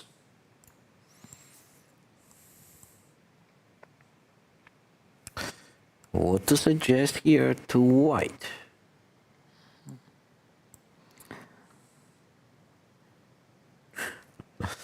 I'm thinking about king d2. Maybe it's too crazy. So leaving. By the way, Valeria, I just got a suggestion from our team. After bishop b6, actually knight f4 is possible. Still makes sense. Yes. You know why? Because this rook on g7 allows you to sacrifice the rook on a1, and somehow you are winning. So let's check. King e2. Here, knight e6. If you take, of course, there are a lot of checks, but maybe queen b4 is the simple. Yes, with mate. Okay, so what a beautiful line. Yes, it's not easy to see it beforehand. And she played knight d7. Knight d7, then of course. So Antoaneta is aware of the dangerous nature of this position. So she probably sees that she needs to bring the knight somewhere. f6 or f8, she needs to protect her king. And what to do here with white? On knight d7. What an interesting position. Very much in the style of Elina Danielian. She likes to have the initiative. Can you sacrifice something more? But then, by the way, let's say, can we play knight f4 here, or are we losing this rook here? Let's say queen h1, king e2. I'm trying to find out if... No, here I don't think it's possible. But we can play bishop f1. Let's say queen h1, bishop f1. I think it's better. Here we cannot sacrifice the rook. Cannot see anything. Bishop f1, and now I want to castle long, and your queen is misplaced on h1. It needs to get back. What do you think? Nice position. Okay, maybe obviously it is with mutual chances, but I like it with the white, because black has to be super careful, and all this is happening for only one pawn. Okay, let's maybe also have a look at the game between the last French player standing, the Montedoilete Cornet. She is facing the Romanian #1, Irina Bulmaga. What was the They result? drew. They drew. Yes, it was a very interesting game once again. So the Imante is having the white pieces. And What a strange opening and position. what is the opening, by the way? Yeah. It was Taimanov. But with bishop c5, so I'm not sure if you can call it Taimanov, but okay. Semi-Taimanov. Semi-Taimanov. You have all these Okay, ideas. what we see that black didn't have any troubles connected to the opening. More, they created troubles. So first of all, black played d5 comfortably. Easily, yeah. One of the main ideas in this opening, and if you can play it, it means that you equalized. So d5 was played with a knight on g3. What a strange idea. Now bishop is coming on b7 with tempo, and black pieces better than the white pieces from the opening. Seems like advantage, and we just move number 15, 16. It seems that the Imante was surprised by the opening, but also is not really sure how is she supposed to play here. Should she acknowledge that the opening didn't go her way and to equalize? She has to do it as soon as possible. Exactly. So, or she still needs to play for a win, which was probably her I think it's over motivation already. before the round. You see, Yeah. you have to It's have those difficult to turn. conversations with yourself. Yes. You have to tell yourself, okay, this is it. You know, things went wrong, That's a fact. and That's a then fact. I need to. We have only regroup. active piece on e4, and still the opponent is going to attack that piece. We have all other pieces, we have passive. So bishop b7 is the next move, yes, and Definitely. that's it. Okay, so here black is clearly better. Yes. The problem is also it's not the knight on e4, but it's this very passive knight on b3. And the bishops on the same time, that we don't know where to put them. Bishop f3 is facing the knight h4. And the time factor is also very important. It's only 33 minutes left and more than 1 hour for her opponent. So knight g3. Maybe here the Imante realized that It's she time needs for trading. yes, to trade a few minor pieces and call it a day. But I think that Irina knows that this moment is also critical. Yes, it is. Can she play knight h4?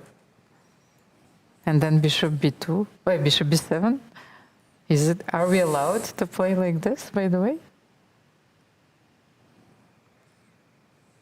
What do you think? I'm always looking at those thinking. pawns, I yes. was thinking about bishop g5. That makes no sense because of just taking on g5 and take on c2. No, but bishop g5, how do you protect your pawn? You will play f3? No, at least trade something, but it just No, but I nonsense want to play immediately. bishop b7. Yes, that's true. So bishop g5, bishop No, bishop b7. g5 is just a bad move because Yes. it's immediately c2 pawn is Okay, you hanging. also can tell yes, but So maybe on knight h4, rook d1. rook d1, but bishop b7. Bishop b7 and f3? bishop f1. Bishop f1. Okay, but To then have another great piece on the board. exactly. Then all your pieces are very passive. Can I sacrifice something and Let's play see. knight h4 and queen b2, b7? Yes, queen c6. If I'm not losing, then I will be happy to see that with white. Okay, let's just check. It's an So idea take, that I had. Yes, take, and start with queen c6 or No, knight I wanted h4. to stay with knight h4. I'm a bit afraid. But knight h4 you can play maybe king h3. That's an extra chance now for white to put the king on h3. But queen c6 still? It's the most active piece. Yeah, in most white's extra. position, Yeah, yes. that is at King least h3. attacking something. Yes, at least. No, not at all, by the way. The knight is protected. Yes, but still, I mean, the other pieces is not attacking even the protected piece. Oh, but No one of them. Knight h4, king h3, maybe it's not so clear. Queen c6. You want to play queen c6 here? Okay. So we are sacrificing the piece for long-term initiative. So you want to play And, queen I think f3, we already g5, have and it here. g4. Yes. Okay, first of all, I want queen g2 check. Yes, I will play rook g1. Yes, I can rook see g1 this. is forced. And then queen f3. But Queen f3 is facing queen d1 or not? yes, Maybe queen f5 d1. immediately. No, I think you have to be very precise. If I will be able to regroup, then. But what if you give queen c6 first check? Yeah. Are you forcing me to go to h3 anyway, not knight h4? Because maybe here you don't waste the tempo, and after like king h3 you can do something. Like Maybe queen f5, no. f4, e5, then play F5, positionally. yeah. Yes, f5. f5 makes sense. Yeah. At least this is something to consider, and as we can So see, it seems bishop Irina, f1 is not the solution. Irina is still thinking. She has to weigh all the options, of course. She clearly sees that g2 pawn is a target. But on the same time, it's quite obvious knight h4, right? To avoid the tradings. Yes, because the knight on g3 is... It's not the best piece. Yes. It's not the best dancer, I would say. On the floor. On the floor, yes. This is one of those who are hiding, you know, Yeah. so like they can, and who are waiting to shine 3 hours later, you know, when you're drinking a little bit more. So Okay. maybe go ahead and play knight h5 on knight h4. Ah, Why your knight is better than mine? I also want some sacrificings there now, like bishop h6. So who'll be first? who is going to, but I am first. I can play bishop b7 first. So what are you F3. doing? F3. Okay, but I managed to force That's you to it. play Your f3. attack is over. But I'm going to play positionally. Now I have this beautiful e3 square. I will come back, knight f5, bishop c5. I will just play positionally here. Yes, but I have amazing knight on h5. No, yeah, sure. So black has big advantage. Yes. Valerie, Alice Lee has to win on demand against Anna Schuchman. And I think the opening went terribly wrong for her. Please tell me if you share this like intuitive evaluation, because I can see that So many passive pieces on the board.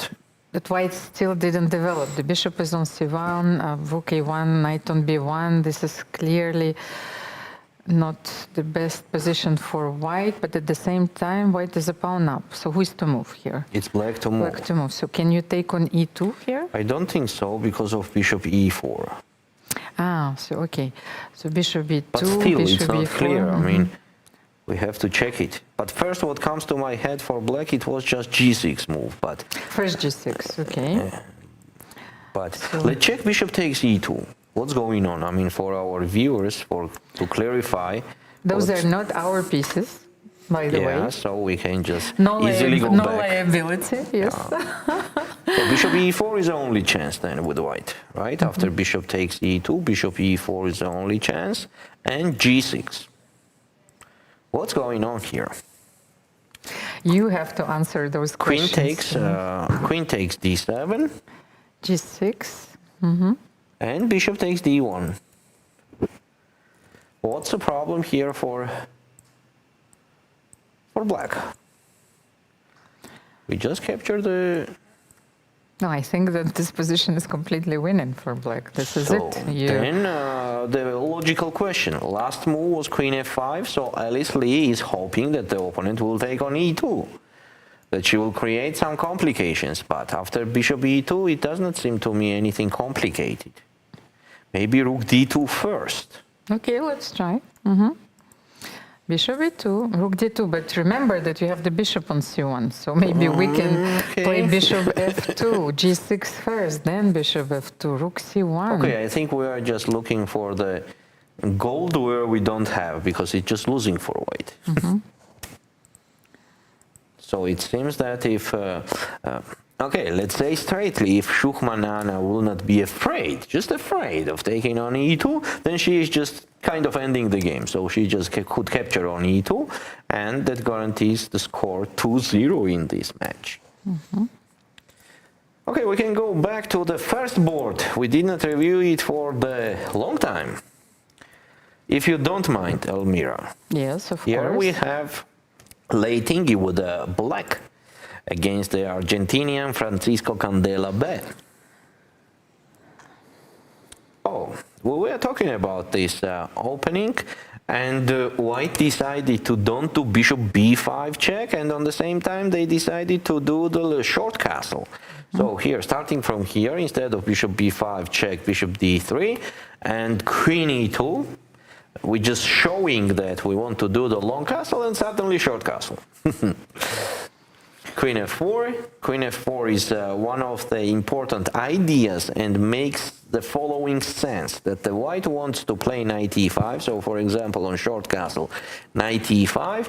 If the black captures on e5, after d takes e5, queen is under the attack, so white is gaining the tempo later to support that e5 pawn also, or to play bishop e4, getting the excellent square and the position for the white. So that's why black played queen f4, and I was saying that it makes a big sense, because in case of knight e5, now black is capturing and bishop c6, that the white does not have bishop e4, and black is absolutely good. Maybe if they have even the slightly better position in this case, because here the black bishop is not less than the white bishop at all.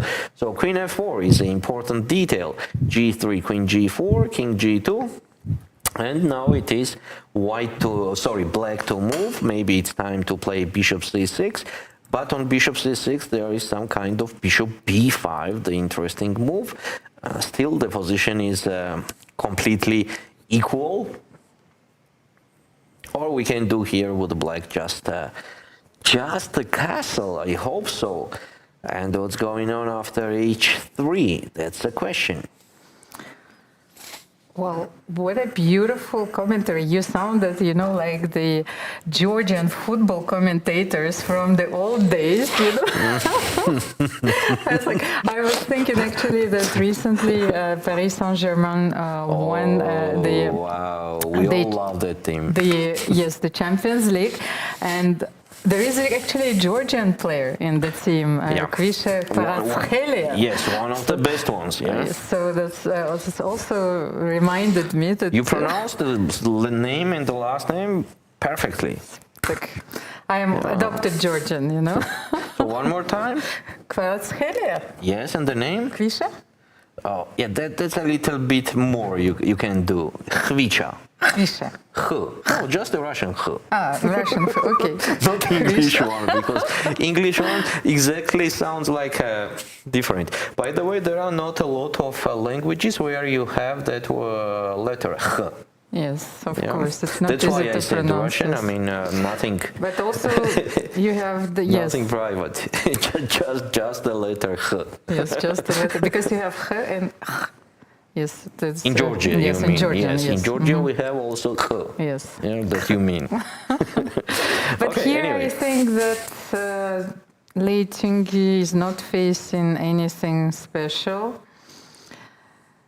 After king g2, what if... I was thinking about bishop c6, but bishop b5, and then I got a little bit... First maybe castle? Yeah, first castle, h3, and queen h5. Queen h5 is the only square to go. Choix is French already, so... It's a beautiful number, but... By the way, I thought that you were mentioning, the golden road. So since we're in Georgia, we should use Greek mythology, and all these ballads about the golden fleece. Yes. So I think you know too much about Georgia. Our players are looking for this, I think, something greater than all of us, this prize, which will make them triumph, of course, and qualify for the candidates. So this is it. 47 minutes for Leitingi and 36 minutes for White. So I think that this game is Yes, and going it to is be very, yes, okay. a long Let's say one, of straightly, course. it's a big advantage when you won the first game, and in the second game have such a solid position with black. Again, there is no problems from the opening for black. That's the important thing. Let's have a look what happened in our game on the second board, because I was so disappointed, but it seems that black didn't play g5. Ah, come on. Yes, unfortunately after b4, black played bishop d7. Yes, I was hoping for g5. Yeah, it was kind of, mood of the position in the game, where you have to continue with g5. I mean, you did everything for that, and suddenly you are not doing the last part. And then you chickened out. Yes? Yeah. Bishop d7, because she wanted to castle long, I understand. You want to secure your king and then attack, but First play g5, and then do that bishop d7 even. you are absolutely want right, so. because Georgina, she immediately played h4. Immediately. And this is it, Yeah, you are, because she understood, she grasped every nuance in this position. So if black would be able to play g5, she was going to be into a lot of trouble. The g5 is crucial, because if you don't play g5, then black is in trouble, not white. I mean, it is changing the picture too much.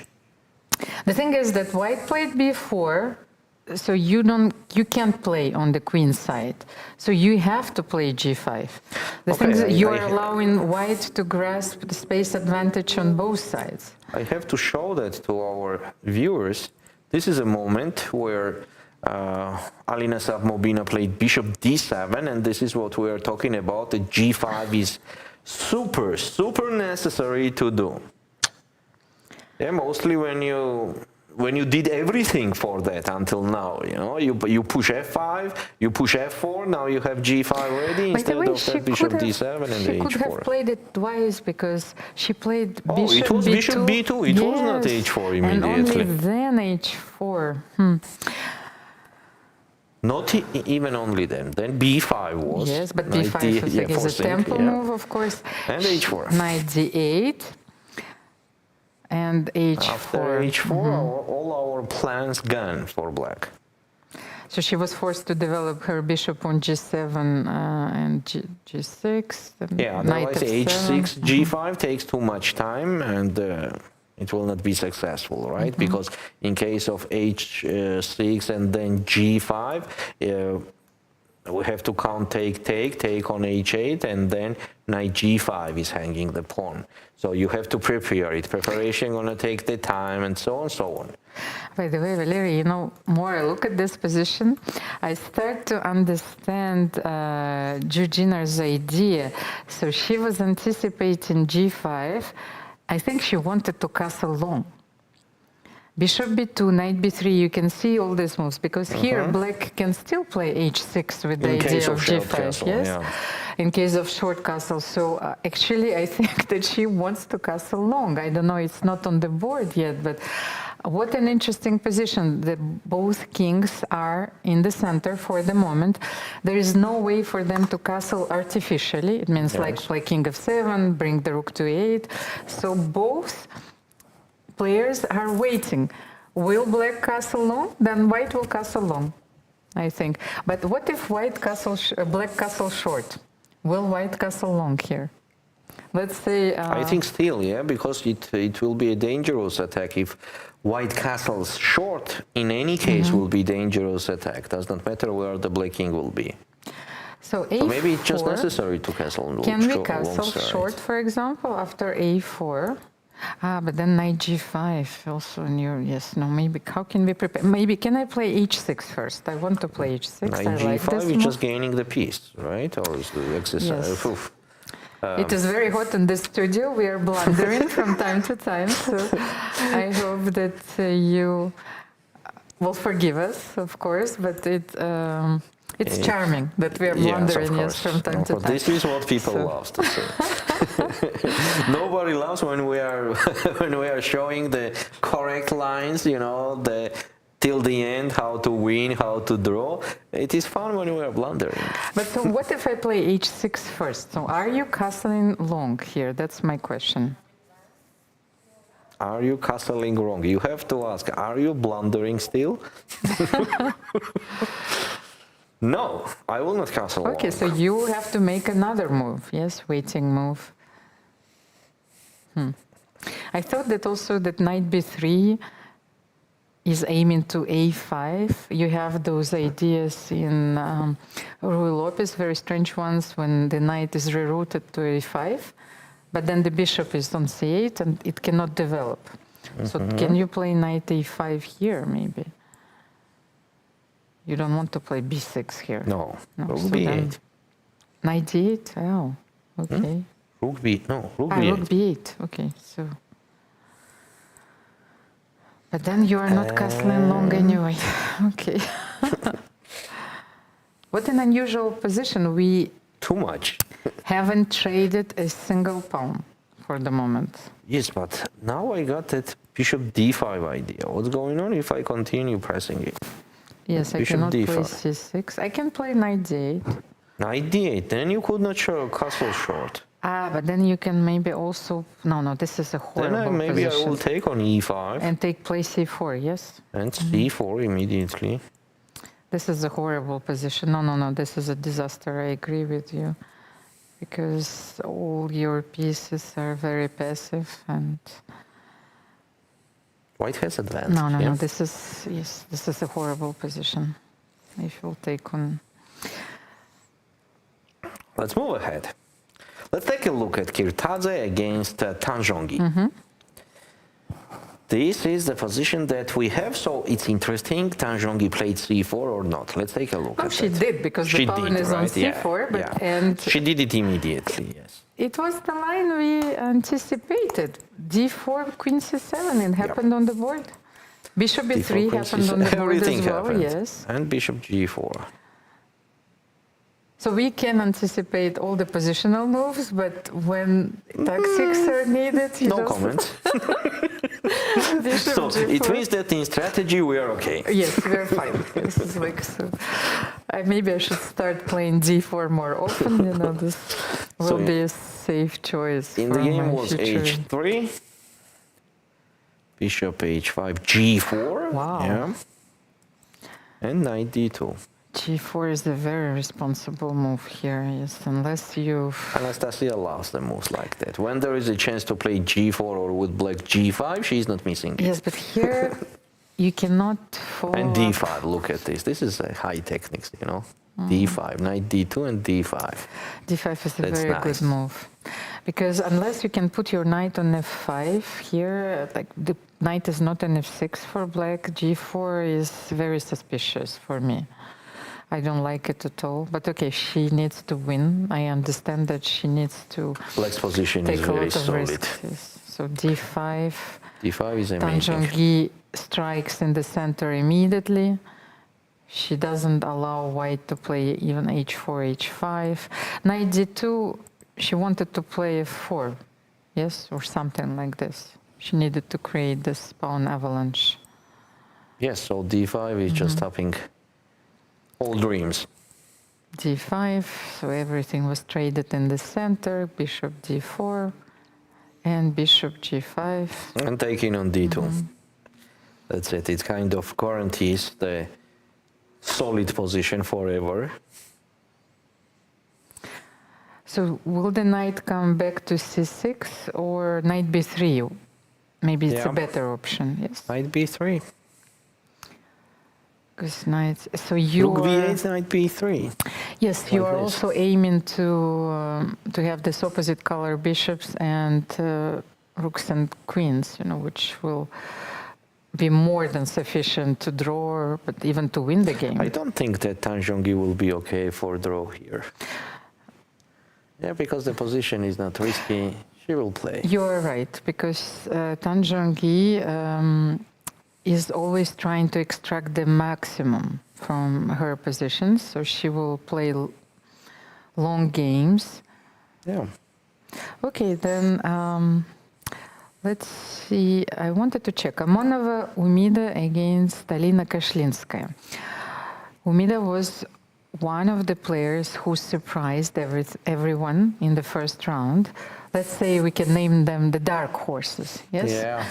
Not very well known for our audience, but they created surprises. So she made a draw with the black pieces against one of the most experienced players, Alina Kashlinskaya, very positional player. And today she's playing with the white. So will she hold and I think force the she's tie breaks absolutely once okay again? with draw because as we already mentioned multiple times, she's very good in rapid and blitz. So in the first round we can actually I feel it when I saw her and her games. She was just going to the rapid, you know, she just wanted to go there. The same is happening here. She did the draw. Now she is very solid with the white. I mean, she's absolutely okay to do the draw. Of course, from other side, it is also the success to do the 2 draws against such a strong player as Kashlinskaya Alina. So it is doubling that fact that she wants to go to the rapid.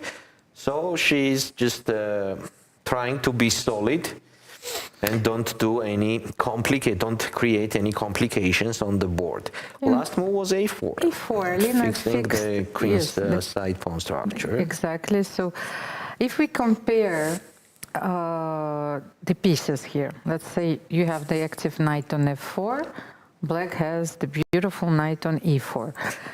The bishop on f6 for the moment is a more active piece than the bishop on fc1. Maybe it's like the queen on d3 might be a bit more vulnerable, but no one is attacking it. Yes, so you can play knight you can play knight c5, knight b3, reroute or rook d8. Only d1 rook is better than f8 rook, formally. So the position is balanced, I agree with you, but how should white continue here after a4? Should you play queen c2, queen f3? Let's say if you play queen f3, what black can counter? What's the point of queen f3? To double up on d file or? Yes, I feel that the queen on d3 is a bit awkwardly placed. Maybe queen c2 was better. I wanted to play knight d3 after. That's why I wanted to move. Yes. And then, yes, bishop f4. I wanted to activate the bishop. But then queen b3 attacking the pawn on b2. So Alina fixed those pawns with the idea of playing queen b3 and maybe knight d6, knight c4 somewhere in the endgame. Instead of queen f3, what do you think about knight h3 move to put the bishop on f4 and knight g5 if I need so? Oh, knight h3. Oh, it's a very nice move. So you want to trade the minor pieces immediately. Yes, if I trade the minor pieces, that's it, I am there, right? Draw. And I think king g2 was played because I just saw this move on the board. Yes, here you have... Maybe it's a little inaccuracy. I mean, when you have a chance to trade the pieces, I mean the minor pieces, I think you have to use it. You don't have to delay it for the next time. But she didn't spoil much, unless... She did not, unless yes, I agree. I can play queen b3 immediately, so I take the c2 square away from you. So let's try. I will play queen b3, but I'm not threatening anything. Even if I will play rook d8, you will play queen e2. But you have to make a useful move. So can you play knight h3, your move here? Yes, but then b2 pawn, I have to take care about b2 pawn also. So I think queen b3 at least poses a few problems. I can see that Umida is also ahead on time, but black has a very healthy position here. It is going to be a long game unless they force a few trades. That's true. Then maybe before we go on a short break, let's have a look at the game between Teodora Inac. She won with the black pieces here, and with the white pieces against Olivia Kolbasa, the Polish player. She's more or less okay. I can see that, you know, the bishop on g2. Yeah, light square bishop is just dominating here for then forever. Nino Batsiashvili against another young Kazakh player, Elnaz Kaliahmet. I am wondering why Bisara Ausobaeva is not playing the World Cup, because I was just thinking that we have a lot of players who represented Kazakhstan during the last Olympiad. They won the silver medal. But Bibisara is not playing. Yes. I hope that we can find out, because the World Cup is not an event that you want to skip. You know, it's one of the events which allow you to qualify for the candidates. So you have the Grand Prix series. Yeah, we all know the importance of this tournament, so it has to be something very serious. The World Cup, the Grand Prix. She refused to play here. Of course, so we will have to find out. Okay, so Nino has a slightly better position. And yesterday she defended very close to losing. She was almost there. So here she's a bit better. Yes, you think? Yeah. Yes, she is. But however, she played e4 with the bishop on g2. Do you think it's okay, unless she can play d4 immediately? It was from the opening. She attacked the knight on e4, so on d5. Okay. And just got her pawn back. She was pawn down. And with the e4 move, she got that pawn back. So when you play e4, like if you don't want to get worse, you need to play d4 here with this bishop on g2. It was kind of concrete. Okay. You know, she was pawn down. But so black is to move here, yes? Yes. What can we do here? The bishop is misplaced on a4. As well as knight on b6. What can we do here? Because I think that Nino wants to play d4 here. I think it's her main idea. So queen c3, let's try. I want to attack your... Bishop h3 is also a very unpleasant idea. Yes, so. But okay, there I'm Queen c3. hanging. Queen c3, I'm not losing anything after queen e6. Let's check queen e6, king h8. Yes, so I'm fine for the moment. What about rook b1 on queen c3? Okay, queen c3, rook b1. Oh. So attacking on b6, queen e6 is the threat. Oh.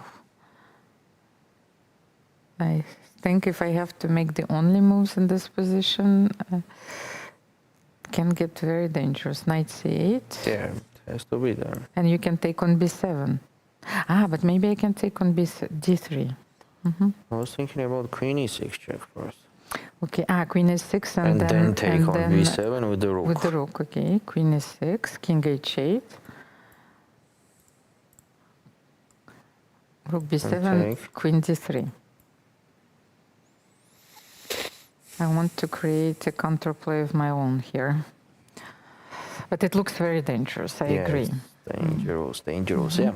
Okay, anyway, maybe let's take one look at the Goryachkina's game, and then we can be ready to... Okay, one more game. You know me, that I wanted to Divya, yes, against Kisariam Giladze, the local hero. Let's just check this game. Is this the Caracan, this modern line with knight f6? Yes. This was it, and Kisaria needs to win with the white pieces. Actually, here I would have gone for another line. You know. But knight f3 was played. Okay, this is a difference. You see, that was Caracan with knight f6 with the knight on f3 first. So you can no longer go for bishop d3, knight g2, and long castle. Yeah, that's true. That's true, yeah. So now, okay, we can say it is slightly better for white as they have more space, but without any special troubles for Divya. So she's leaving the bishop on d6. Actually, this bishop on e3 is almost always worse than the knight. Yeah, it's so like you a big don't, pawn. yes, you don't want to take on g6. Then I will double my rooks, play knight f5, and this d4 pawn what is about to very take on beautiful. d6 to try to be a little bit concrete? Rook takes d6 and d5. Oh, d5 immediately. Okay, so bishop c5 is a threat, so I have to take on d5.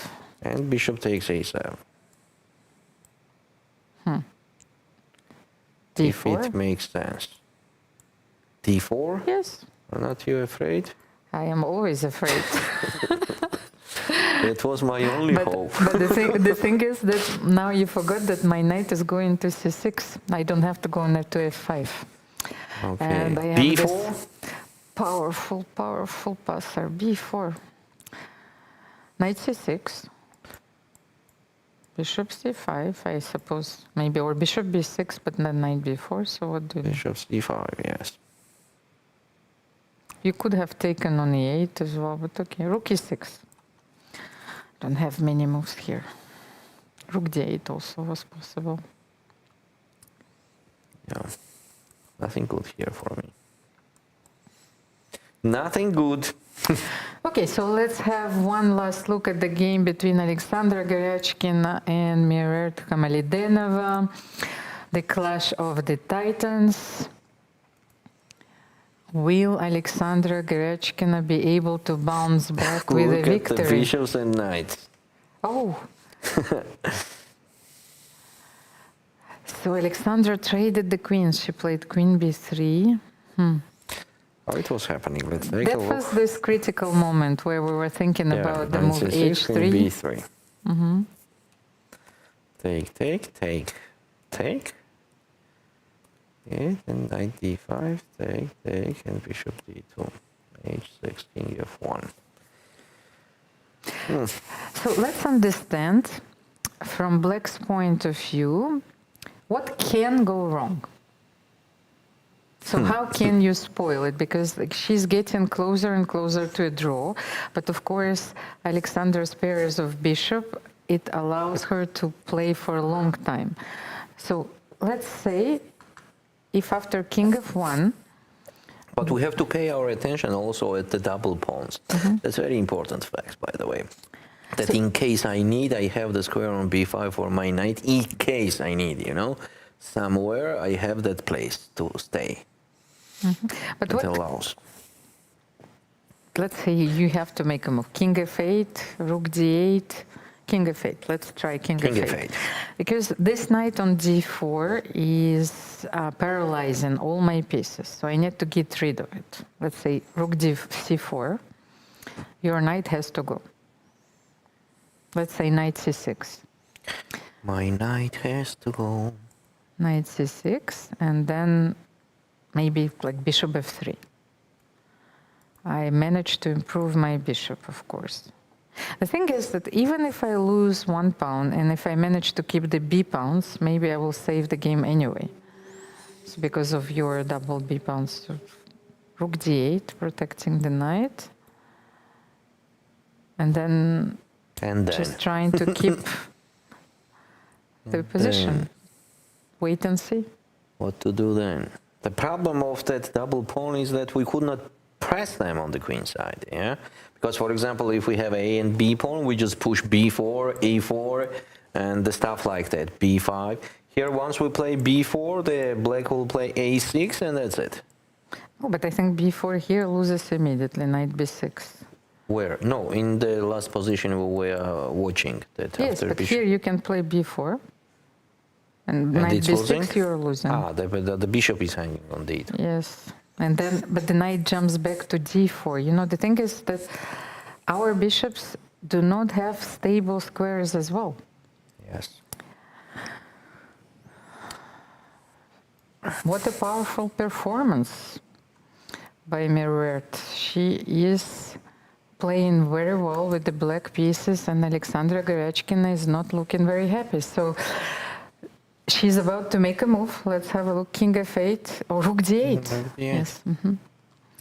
It's maybe even a better option here. Is she so strong, or she just improved so much? Because I just like her too much. You know how she's doing. I think it's a very objective evaluation. She is constantly progressing, and I told you. What is her age? She's 19. And the thing is, when I saw that last year she won the tournament ahead of so many grandmasters, clinching the grandmaster norm. So like she scored 5.5, and she was clear first. Wow. I think that not many people can have such accomplishments at such a young age. So she is a very strong player, training very hard. And what I loved about the interview that I read recently is that she said that her results may not be very stable. Of course, so she was over 2400. Yes, she has a lot of ups and downs, but she enjoys the game so much. So even when she is losing, she still loves chess. Wow. And this is a quality of a true champion. Wow. So maybe we should take a small break right now. Stay tuned. There is a lot to see and a lot yet to come. And of course, we will have a lot of content prepared during the breaks. Chessboard. 64 black and white squares. Or is it more than that? It's a battlefield. A stage where strategy meets instinct. This is where women play their own way. Playing with fire. Playing with heart. Playing with emotions. Playing as strong as any man can play. And beyond. Every move you make breaks the old rules. Every game you play redraws the map. No ceilings, no labels, no limits. This is not just a game. This is your arena. Washington, D.C., August 4th to 5th, 2025. The Smart Moves Summit, a global education conference where chess meets learning. Held alongside the FIDE World Schools Team Championship. Global dialogue on chess, cognition, and education. Federations, researchers, EdTech. One stage, one mission. Topics that move the world. Meet leading influencers. Timur Turlov, Dana Reisnies, Jerry Nash, Leoncho Garcia, and more. Inspire, unite, transform. Join the international community shaping education. Play smarter, learn bolder. Let's make future together. Don't miss this unique opportunity. Register now and be part of the change. Chess is more than just a game. It's a tool for empowerment, connection, and transformation. In 2025, FIDE is proud to launch the Year of Social Chess. We believe in the power of chess to bring about positive change, from therapy and education to rehabilitation and inclusion. Social chess is our way to build a better world. The Year of Social Chess will introduce groundbreaking initiatives across the globe. Monthly themes will address critical social challenges: chess for protection in refugee camps, chess for cognitive health among the elderly, and even chess for addiction recovery. Through this initiative, we are mobilizing communities, conducting research, and creating opportunities for all to experience the joy and impact of chess. Join us for online chess events, global conferences, and even a documentary film festival that will showcase the power of social chess. Let's make 2025 a year to remember. The Year of Social Chess is here. Let's change the world, one move at a time.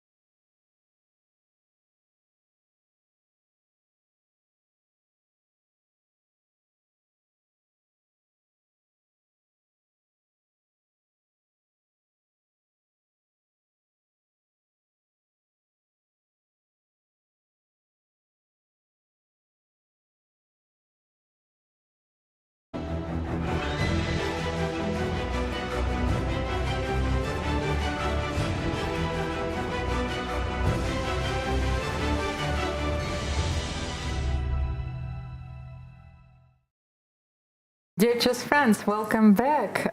The second round of the FIDE, I wanted to say the second game of the second round of the FIDE Women's World Cup is underway. A lot of matches are very tense because either they're balanced, either the players have to come back after a defeat. Grandmaster Valerian Gaprindashvili is unveiling all the mysteries of the games for us. Aren't you, Valery? I'm ready. Okay, you're ready, so let's have a look. Alexandra Goryachkina is on your screen right now. She desperately needs to find a way to complicate the position, otherwise her opponent will go through. So last move was rook d6. Rook d6 after g3. g3, okay, so G3 we and left rook this d6. game at rook d8. The time trouble is not yet here. By So the way, rook I had a d6 look. is coming, or what's the point of rook d6? Maybe it's a point to trade the rooks? Rook c6? Yes. And maybe even capture with the pawn? But let's say I will play the same move as I wanted, rook c4, because your knight on d4 is very annoying. So let's What play about rook knight c4. b6? Ah, rook c4, knight b6, okay. But then rook c7. Knight e6, there is bishop b4. Maybe rook c7, can you play rook d7? Yeah, because on knight e6, just for our viewers, there is bishop b4, and the white is gaining the material. But then rook d7, let's evaluate this endgame. Rook d7, knight d7, and can you win this one? Let's say bishop b4, king I don't e8. want bishop e3. Like bishop e3, Knight c6, I thought. knight c6, and f4. Oh, okay, this is Something another like option. that. And then bishop f3. Okay, so after knight d7, bishop b3. Okay, this is also very interesting. At least this allows Alexandra to play on. Yeah. But the position would have been so different if the pawn would be on a2. Yeah, it's absolutely different. Maybe yeah. then Much more inside, resources, yes, much more h3 resources. was a better try, but okay. It's still a game. On our second board, Mabina Alinasab has only 18 minutes left, and the position is still very interesting and very complicated. But white is much better. I mean, they did not have such a good position for whole game. So They Jujina, are pressing. she played a5, a6, traded the mounts, opened the a file, and improved her bishop. She played bishop d3. Seems like an advantage for white, right? A lot of space, better pieces. What is happening on our first board, the game between Ali Tinji? I can see that the queen is on b7. How it happened? Let's take a look. She played bishop b4, because she didn't castle actually. She wanted to play bishop c6 first. So in this position, we are considering castle. Instead of that, Lei Tingi played queen h5. h3 and bishop c6. She didn't want to play c6. She didn't want to play this structure, Lei Tinji, so she sacrificed the Yeah, pawn okay, on let's say b7. that, of course, black has rook a b8 and taking on b2, which would be interesting. So But queen takes a7 Yes, I wonder why she didn't want to play queen d5 first. instead maybe. of castle, Yes, right? instead of castle. A good question and simple solution, queen d5. Because of course you can take, give check, but then king d7, and I will take on e5. Yeah, so take, check, and king d7. Of course, it has to be absolutely enough to do the draw. So what if queen d5? Was she thinking queen d3? Maybe and then c4? Take a look. I think the queen d3 is a better move. So if I castle, then I can play c4, and she didn't want to play this position. On queen d3, is not there a move like b5? There is a4. a4. No. a4. No, I think queen d3 is a better option. You have to keep the queens on the board. And c4 is coming. Okay, it's understandable. That makes sense, yeah. So That makes sense. she didn't want to play c6 either. Okay, so she thought that Okay. after c4, white has a very comfortable position. Yeah. Okay, and she played rook a b8. She played rook a b8, so white has to capture on a7, otherwise black will just capture on b2. The material will be equal, and of course no troubles for black. So queen takes a7. From other side, black is also forced to take on b2. Actually, it's understandable. Leitinji needs a draw, but she doesn't want to suffer. So she wants to make a draw on her terms. So after rook b2, she's a pawn down, but her rooks are going to be very active. Maybe then she will play rook fb8. The rook on the second rank is a very dangerous piece. So and then she can play queen d5. So first of all, pawn on c2 is hanging, and what is the white doing? No, but I will take and play c4. c4. Yes, I like this What move. about c5? Does it make sense? c4 and c5.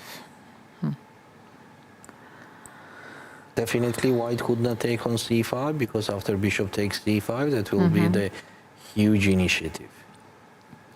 They don't want to take on c5. I agree with you. This position is very...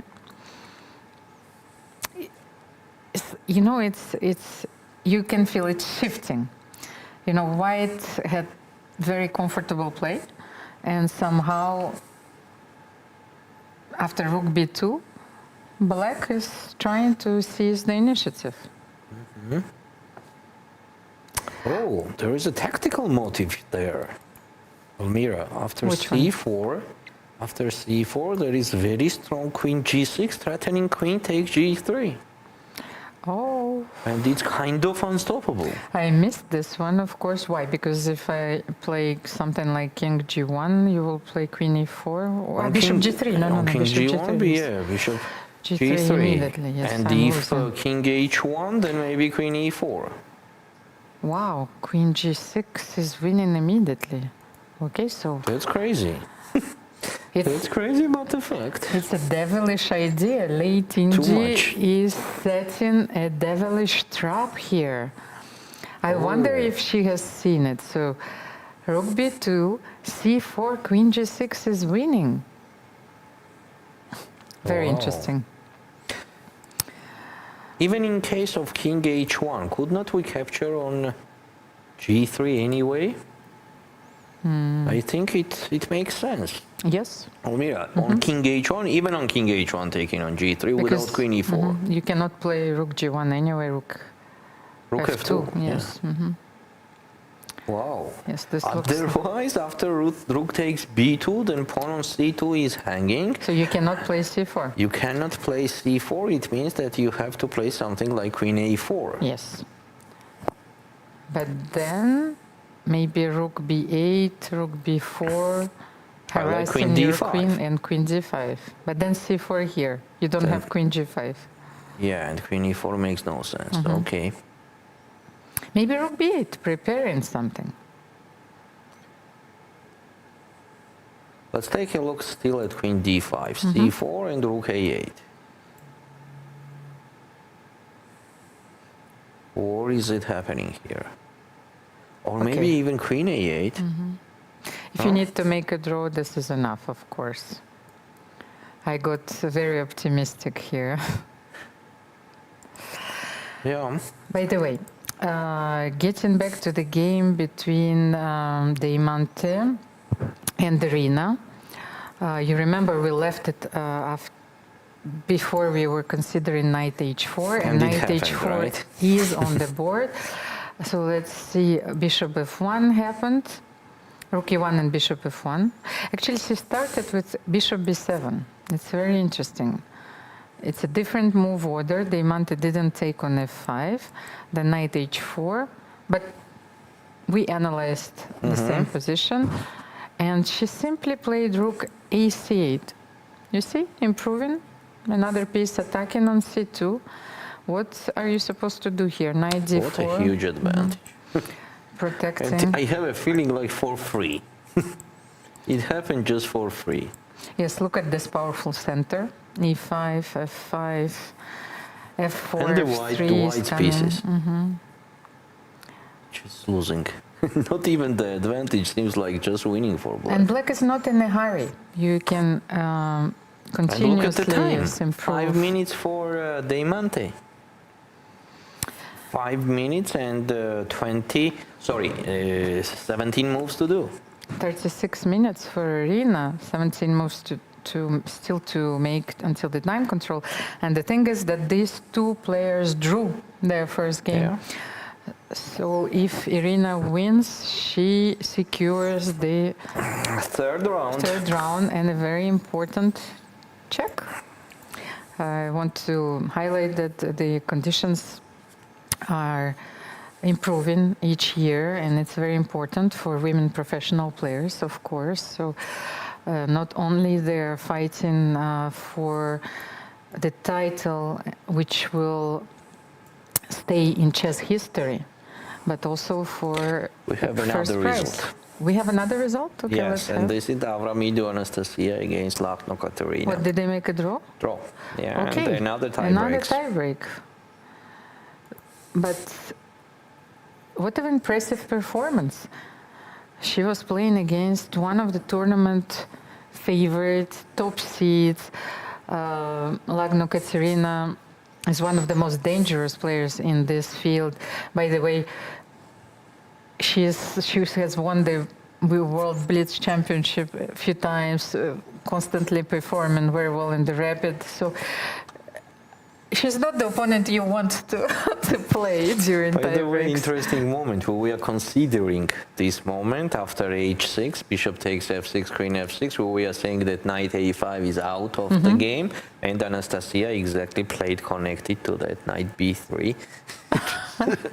Just so traded and went to the tie breaks. Yes, she wanted to simplify the position. Yes. Of course, it's Yes. understandable. Then Yes.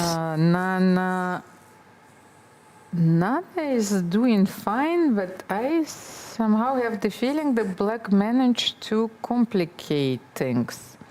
Yeah, the dark square bishop is doing the job. And those dangerous pawns, dangerous looking pawns at least. Okay, this is a fight.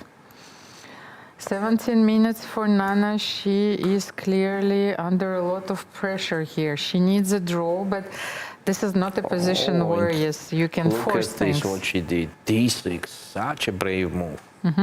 So her idea, if c takes d6, because maybe her opponent wants to keep the queens on And the knight board, then d5. knight d5 or bishop b7 and then knight d5. Okay, Yeah. so that's the idea. So you have to force queen d6. But what happens after queen d6? Should you take? I have to. Take. Bishop b7. Rook b8. I don't have much. B8. The thing is, like my bishop is very stable now on c5. This pawn on a3 is becoming a little weapon in the endgame. So maybe I will put the bishop on d5 though. Okay, bishop d5. Ah, so you want to Knight a4 cement somewhere. everything. If I can, so knight a4 and then bishop on b3. But knight a4 I will take. And I Yes. will play rook b2. At least In- something. After bishop c5, you mean? Yes. Yeah? So Almira is saying this line, this, and rook b2. Yeah. Maybe your pawn can also move, a5, a6, but So. Yeah, my pawn is a pawn. Not only pawn is a... But here, yes, then I will play rook b8. Who knows? Interesting. Okay, Maria, how is she doing? You know, we left the game after f4, but I think Maria is doing fine. However, Talia has a very beautiful knight on d4. It's not clear, no? Like. Wow. Wow. So many pawns on the board. So many pawns on the board, and then things might get even dangerous for black if I will manage to push f5, f6.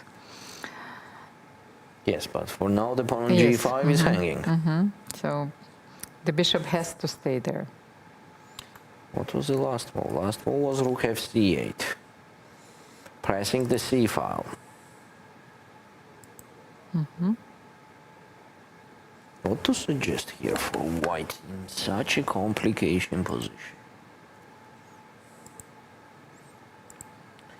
Okay, b4 does not seem so good because black could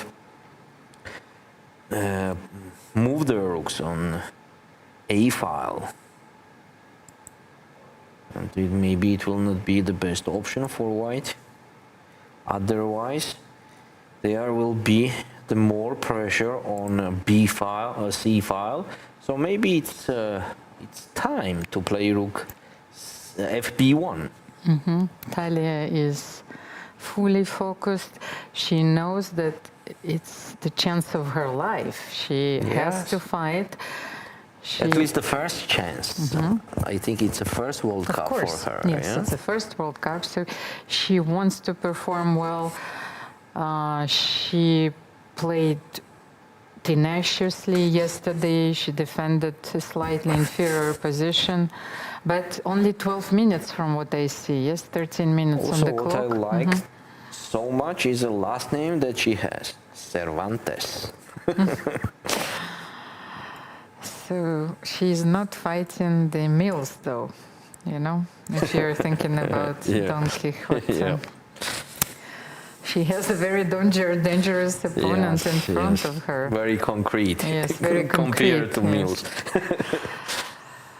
B takes c4 was in the game. So seems like black is going to capture with the rook. The rook or b. Yes, what is the option? If you capture with the rook, then I think Talia's idea is to play rook b1. Yes, rook fb1 and then bishop f1 is also hanging. Maybe Talia is even gaining the pawn there. So it means that the black is forced to capture with the b pawn. And in that case, rook b1 still, and then a4. So if you take, if you take with the rook b1, you don't want to play bishop d7, then a4, yes? Or a4 and bishop f1 also is a move. Rook fb1. Yes. Yes, this is a very important element. Maybe let's try. One more time. Rook takes c4, rook fb1. Yes, but let's try bishop d7 and bishop f1. And on rook c5, I think we can capture, or maybe a4. I thought, no? Are we playing a4 immediately? a4 b4, I suppose. Yes. A4, and then just move b3. your queen, yes, somewhere. Queen b3. And how is this position? I think that the knight on d4 allows white to have hopes. Yeah, sure. I think white is doing very well here. Yeah. Yes? What an interesting structure. By the way, let's get back to the game between Alexandra Goryachkina. I wanted to see if she found a way to improve her pieces. You know, it reminds me of a game between Batumi and Bronstein. You know, Batumi needed to win this game. He had the two bishops. However, it didn't come to my mind before because actually it's Bronstein who had the double pawns. He had the knights and the double pawns on the b, and Batumi had those powerful bishops. But aesthetically, you know, it's you know, if we dive into history, it looks a bit the same. Nothing much has changed here. So we will have the results of our poll at some moment. Please don't forget to vote.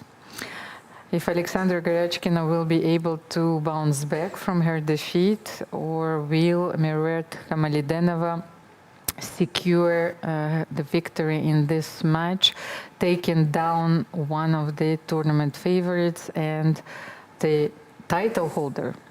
Alexandra Goryachkina won the previous World Cup, and she finished also second, only losing in the final in 2021 against Alexandra Kostyniuk. So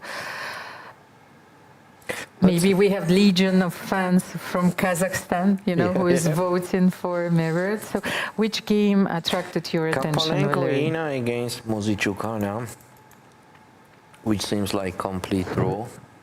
Yes, this I thought that, you know, Ina will manage to to secure, but she's in the time trouble. That's not a news. How many yes, minutes? as you told me. Yes. But it's very difficult to find out any plan for Black to create at least anything. By the way, how to improve. Valery, I interrupt you because Carissa and Irina have played a very forced line. I can see that Irina has a piece on d7. Let's have a look. Carissa only needs a draw, so is there a perpetual? The king is on e6. It's a wild position, so queen h3 was played, f5, and then queen h7. So can Black avoid the draw here? Because I want to take on g6. Just a perpetual check. So what happens if I play rook g8? Rook g8. Yes. Let's go to rook g8. What can you do here?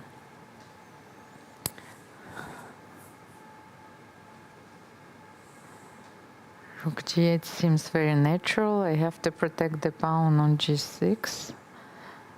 Maybe you should double your rooks on the d file. Maybe rook d5. No, rook I was d5, just bishop thinking about c6. c5. Oh, c5. Oh, yes, you cannot take, and rook d6 is winning then. Yes, you are absolutely right. Yeah. No, there is nothing we can do to stop. c5 is a very good move. So white is winning then after rook g8. Okay, queen h7. I think then what about king f6? Carissa is But forcing king a draw. f6 makes no sense, because on king f6 even queen h4 is possible. If I don't want anything more, like queen h4 Yes, is queen also h4 is enough for forcing a draw. draw, yes. Because he cannot play. Can you play king g7? Then queen, Queen is 7. queen e7. check. And then rook d6 is coming, and even It will be just game over. Yes. So you were it's to go with even that king. more destructive than because rook g6, of course. And of course, so it seems that Carissa managed to He's force passing the the draw. second round. It reminds What me of her else? last game Yeah. against Alice Lee in the Cairns Cup. She played with the white pieces, and she needed to make a draw with the white pieces in order to win the event. And she played very well. Alice Lee fought like a lion, but at the end it was a draw.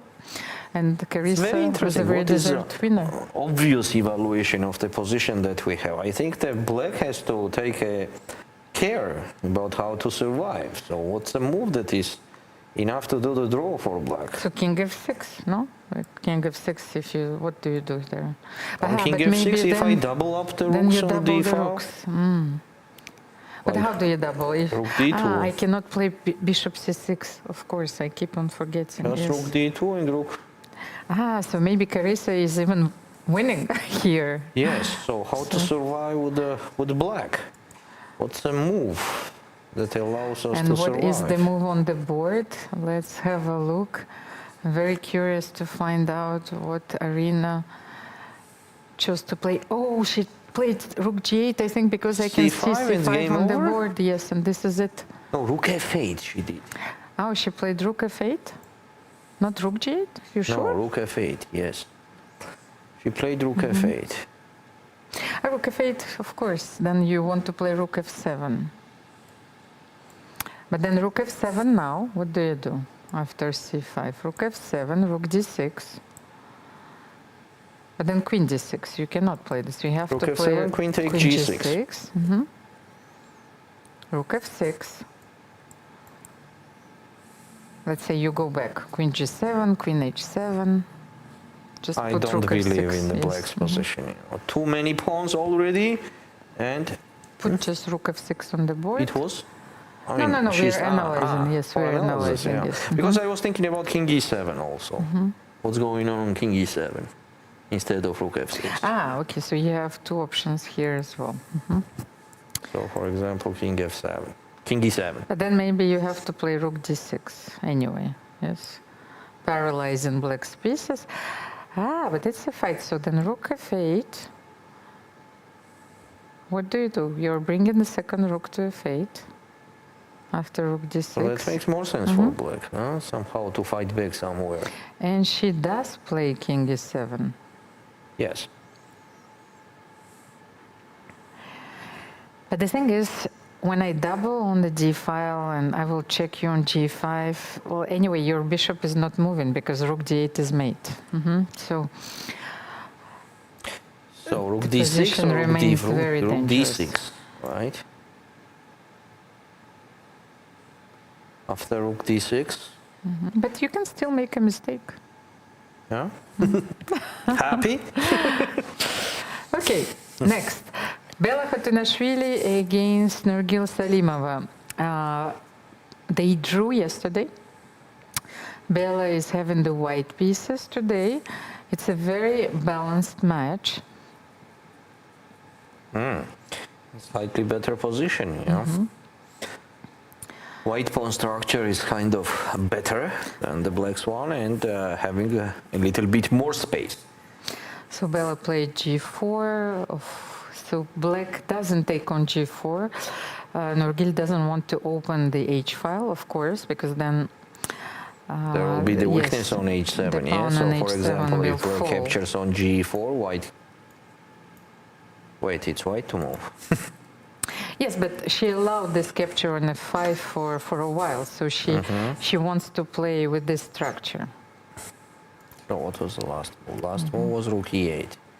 Yeah, just for clearness, taking on g4 is not good for black. Then bishop because after g7, yes. h takes g4, there will be the weakness on h file. You are losing it immediately, yes, bishop g7. But the thing is, so rook h8 was played, so what if g takes f5? Let's just analyze a little bit. What will be Nurgil's response, bishop f5 or g takes f5? Let's analyze g takes f5 first. Was it played, by the way? I haven't seen the move on the board. Yes. Oh, okay, so we are anticipating. Songs will be sung and ballads are going to be composed about this tournament in Batumi. And the oracles are going to tell the stories. So g takes f5, g takes f5.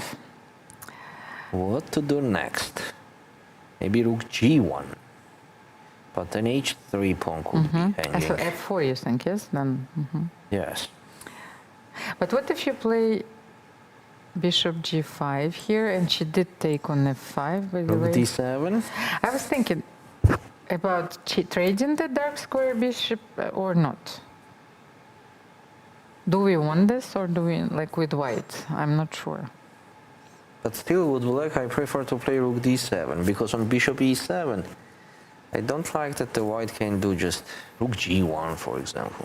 What I see is that somewhere in the near future, if you trade the dark square bishops, maybe white king can march towards f4. Yes, king f2, king g3, king yes, f4. Yes, one big point. Another point that the pawn on b4 is hanging, yeah, with the dark square bishop. Forcing white rook to be on b1. Yes, so I think, yes, you're right. Maybe rook d7 is But Bella a played better something play. different. Maybe she left her bishop on h6 and she played rook c1 also, another option. I like rook c1. Rook hc1. Yes. Yeah, we don't see what she did because of Nino Batsiashvili. And Nino Batsiashvili is suffering, so what is going on her board? Well, we have her on our screens. Pela did not play even rook hc1. Okay, it's understandable because Nino is trying to find some chances, but by the way, her opponent played very well. You can see that she has a passed pawn on b4. So let's go to Nino's game. Yes, just a second, because we had her on our screen, so I wanted to be sure that nothing tragic happened on this board. But so it goes to another tie breaks. Her opponent has only 6 minutes left, but only 8-9 moves to go. And with a very simple position, Yes. by the way. And even, you know, in the best dreams, if we dive too much, the bishop is wrong color. Yes, this bishop. Okay, so by the way, we have a result. So Alina and Umida, they drew. So another tiebreak. So, Omonova, you mean, right? The Blitzmaster. Yes. And then Inac against Kolbasa. I think Theodora is still better, but she doesn't need to win. She won with the black pieces. Maybe slightly better, but okay. So it's Arabidze Mary against Efraimsky Marcel, because we haven't looked at their game yesterday, so I'm Yes, and trying they to drew see yesterday. if either of the players have the advantage here. Oh, it's a complicated Too position. much. A very unusual pawn structure. So rook e6, yes, was the last move here. Rook e6, yeah, I I don't think. have that move. We'll see, and only 12 minutes left for Mary. Yeah, that will but be a huge time trouble in Yes. this game. They are only on the 23rd move and only 13 minutes on the clock. So if you came here for entertainment, once again, you don't need Netflix, because this is going to be a Wild thriller. soon. Yes. After rook e6, maybe bringing another rook to e8, targeting the pawn on e4. What can white do here? That's a very difficult question. What can you play here? What to do with white? That's a very difficult At the same question. time, I see that if this knight moves, the knight on e5, white's idea, of course, is to take on c4, so you have to be careful. You lose the bishop on b7. Yes. So one of the tactical themes that I've spotted, so you cannot comfortably play knight g6, attacking the pawn on e4. So for the moment, the knight is stuck on e5. Maybe. But it's quite a good place to be stuck. Yes, yes, yes. But then why should you continue with rook e8? Maybe rook e6 was a prophylactic move, yes, against knight h6 or all the threats. Who knows? Well, supporting the d6 pawn also. Can you play a4 here after rook? Oh, I think that bishop f2 was played. Rook e6 and bishop f2. Okay, I will refresh my screen, otherwise I don't have the current position. Bishop f2 threatening to maybe to take on d6. Yes. Yes, rook d6 is a F2. threat. I mean, the queen has to go. But on the same time, b5 pawn is hanging. Maybe queen c6, protecting at the same time the bishop on b7, and white has to find a follow-up here.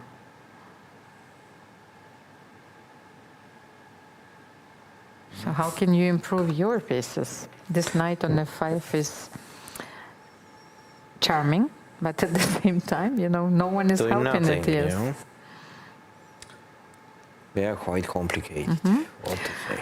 Okay, then what haven't we seen yet? By the way, Harika Dronavalli, she drew her game, and oh, I think she is about to win. Boom. Look at this Harika? position. Well, she sacrificed a piece. It was a temporary sacrifice, I suppose. Okay, let's have a look. G5. She won the first game, right? No, no, no, they drew. Harika drew? Yes, yes, they drew yesterday. So Now she is piece down, yes, it the was whole piece. temporary sacrifice, but then she opened the H file. Have a look, rook H5 was played, knight E5, rook H1, bringing the rook to the second rook to the H file, threatening mate in one. So knight G6. Wow, amazing, huh? And F5. So Amazing performance. she's getting her piece back, and this light square bishop is going to decide the game, I think. You just need to give one check. What do you do after F5? 14 Okay, first minutes of all, I think for I have Nanzida. just to ignore it and just don't change anything there, because in case of take on G6, I'll take, and my king has the F7 square, rogely. So if you play bishop D6, for example, what do you do here? So if you Bishop take, I will D6. take. Yes, I'll take, you'll take. And that's it, rook H8, king F7. On bishop D6, probably bishop E4. Ah, so you don't even take. You're improving your bishop immediately, bishop E4. Yes, and you're threatening to take On G6, twice. twice. And that's it. Ah, bishop B4 is the resource that I missed. Okay, so that's why black is still thinking. So bishop D6 is losing. Actually, bishop E4 is a threat. Okay, so Yeah? then we have Seems to like that. parry it. But then, we cannot take on D4, because then you'll take on Yeah. G6 and the rook is So, lost. just Yes. for clearness, this, this.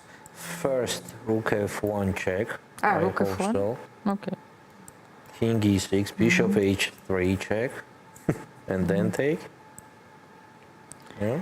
Okay, we'll take on D2. D6 and take. Take on D2. And you can take on B7 probably, yes? Take on D2 and take on B7. I can still take on G5, and And how B6 is this is position? Also, B6 is rook also B6 is hanging. hanging. So maybe yes. first B5. Or okay, technically has to be winning. I understand that. By the way, on the next board, I can see Vaishali playing with the black pieces, 3-3. She is... How many pounds? The black? Only Let me calculate a little barely bit. 2 pounds, but the pieces are hanging. So C3 knight is hanging, C2 bishop, rook on F1. Vaishali won her first game. But the bishop on D7 is also hanging, so let's play rook And the rook on C1. F1 also hanging. But rook C1, protecting the bishop, rook C3, rook D7, and maybe rook C8 here. So is she winning here? Rook takes D6. Yes, I'll take on C2 With what? with rook. Take with the rook. You want to take on A6, yes, I suppose. But then G2 is hanging. There is no checkmate. No. King G1, knight G3, king F2. Runs away. Maybe you want to play G4, but then black can force a draw anyway, I think. Yes. So here Okay. just taking on G2 is enough. How about Shuvalova, Polina against Gulnar Mamadova? I think Polina is much better, if not winning already. So two minor so many pieces pawns. for the rook, yes, and, And 3 3 pawns. pawns. Yes, this is it. So much. Yes, white can play Technically E5. just winning.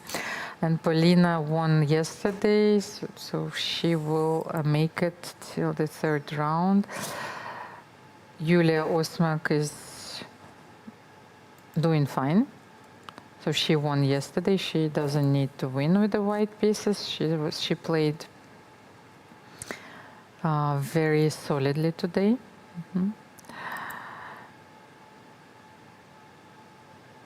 By the way, I think that And Tang Zhong won her another game she against won today Kirtadze. already. No. So she And- won already. Okay. And the excellent ending. The very brilliant position in the end. Queen d1 and b2. By the way, this crazy game on the second board is getting even more interesting. I can see that the pawn is on g4. Let's have a look.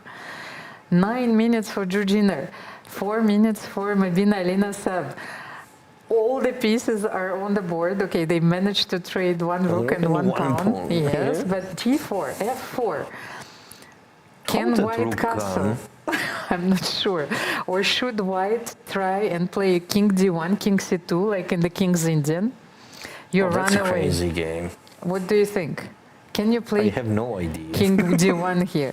I think white made some mistakes, right? Otherwise, the position was kind of better.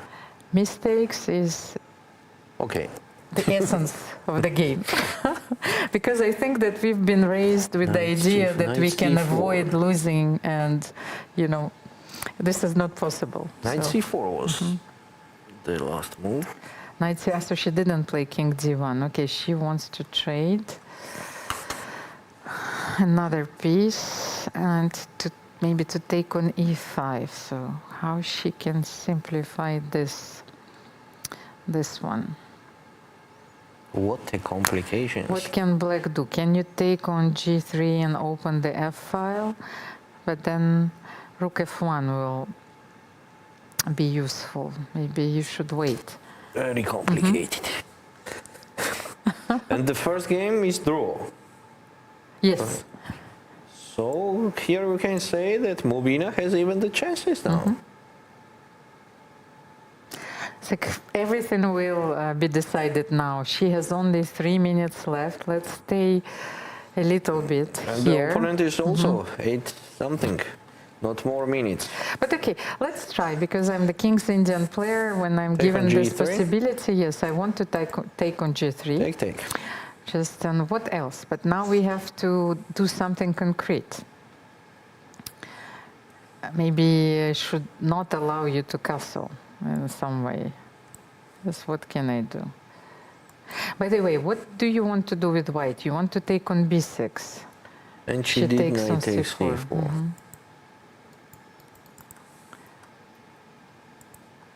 Knight c4, but then bishop c4. Okay, improving the bishop a little bit, but then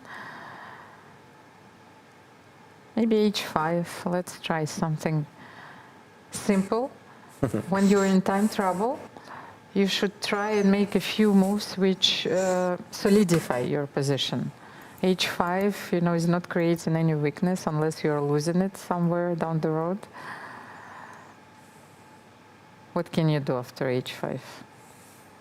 You can't castle.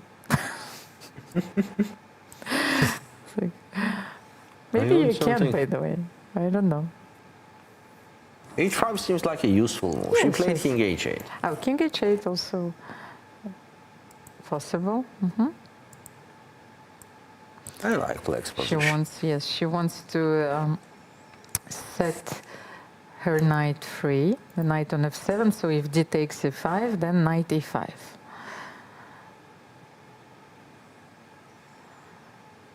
I think something has changed in Goryachkina's position.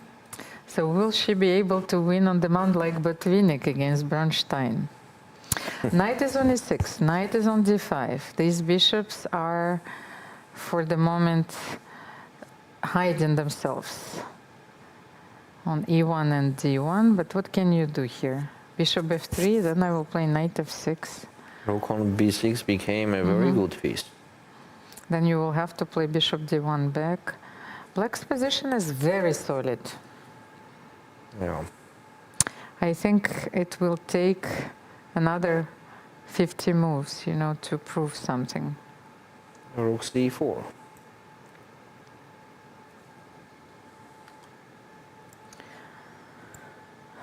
Rook c4.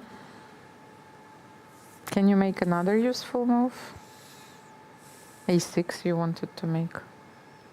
a6 makes sense, no? Yes, a6. Let's see, what else can you do? I think she played rook c4 with the idea of playing maybe b4. Can she improve her position a little bit here? Yeah. Okay, nothing much actually has changed. Yeah, still Yes, Alexandra is trying this is to going to be a create long some- game. By the yeah. way, what happened in the game between Lei Jingji? After rook b2, rook b1 was played, so she gave up the pawn Yeah. on c2. Mm-hmm. So Francisco mentioned that Mm-hmm. threat. Maybe And we queen should, a8. yes.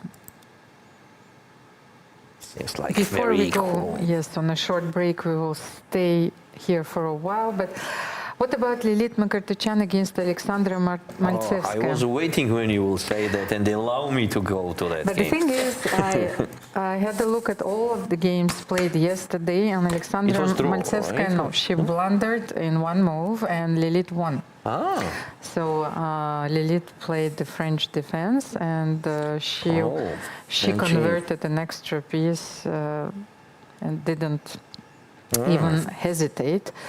So here she's maybe even a bit better with white. She can take on d5, a6, knight e3. Okay, but c3 is hanging as well. also, yeah. Yes, but I know this structure rather well, so if you can... What about rook Take. c1, first of all? No, rook c1 and then take on d5 or a6 or even knight e3. Yes. Yes. Rook c1 is a very good move, but which one? ec1. Rook ec1. Yes, in case of bishop g5, I want to keep the rook on a1 supporting a5 pawn. So rook c1 then, rook c1. Yes, but she played knight e3. Knight e3. So she wants to take with the knight on d5. Yes, in case of rook takes e3, there is knight d5 fork. And it happened in the game. And bishop takes d4. Wow, this seems like a blunder from Chan. Oh, so knight d5 is a blunder? Yep. Rook c3, knight d5, and she A missed huge bishop advantage d4. for black. So, now What white a has to... dramatic twist in this White game. has to take on c3, take on c3, queen takes a6. Okay, But let's... then c-pawn is Yes, quite then dangerous. this pawn is alive. Okay, let's calculate further. So bishop takes So- e1. Rook Bishop takes e1, e1, c3. Queen but- b6 maybe. But then maybe you shouldn't take on a6 if, like, you can play c3 with the tempo. On c3, queen b6. Okay, c2.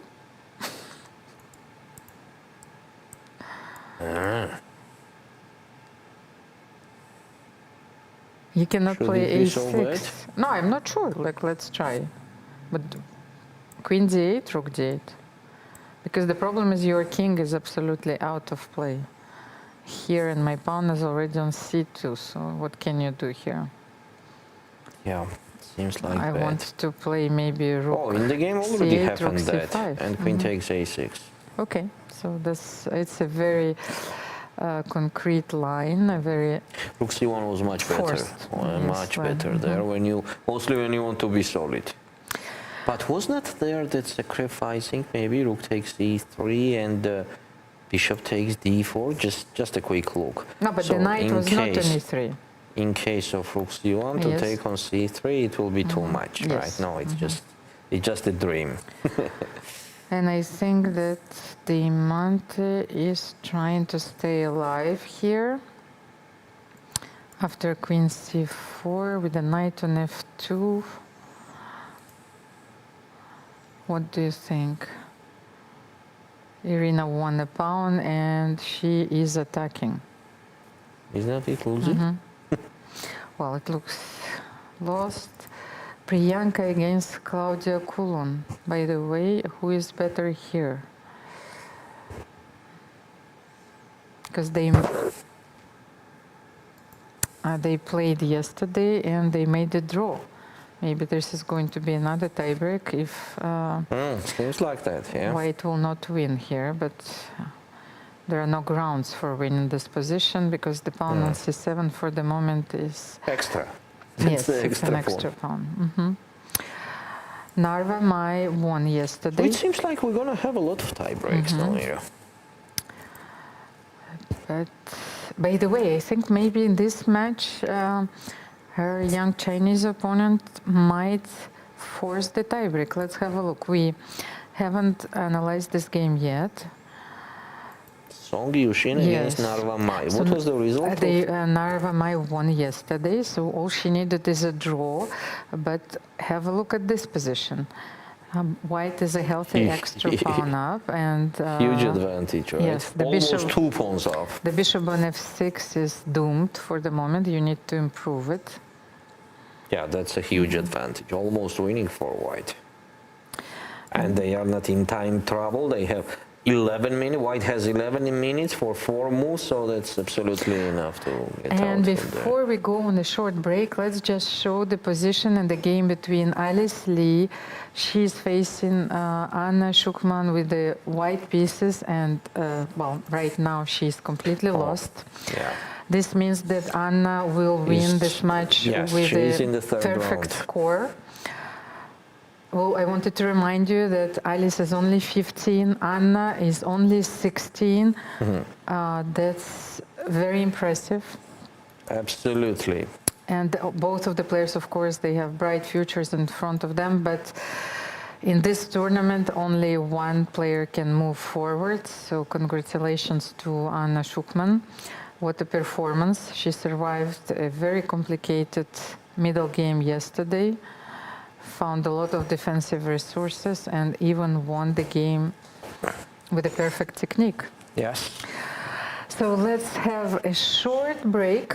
It's getting really very, very hot in our studio.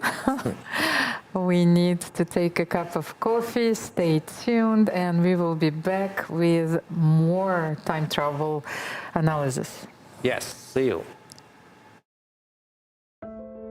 Chessboard. 64 black and white squares. Or is it more than that? It's a battlefield. A stage where strategy meets instinct. This is where women play their own way. Playing with fire. Playing with heart. Playing with emotions. Playing as strong as any man can play. And beyond. Every move you make breaks the old rules. Every game you play redraws the map. No ceilings, no labels, no limits. This is not just a game. This is your arena.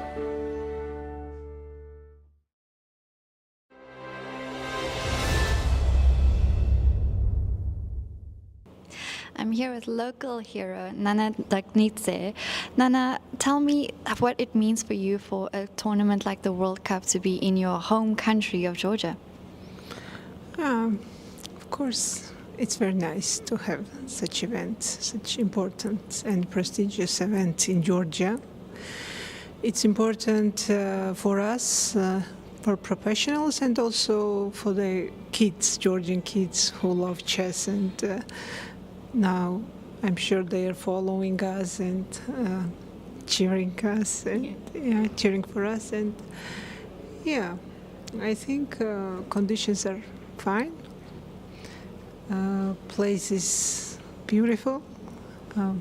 We have plenty of place just to go around and walk, because for chess players it's important. So I think so far everything is fine. And you, of course, come from a lineage of chess royalty, talking about Nona Kaprindashvili up until now. What do you think about the future of Georgian women's chess? I think Georgian chess future is quite bright. If we consider the fact that we have very talented girls actually who are participating here.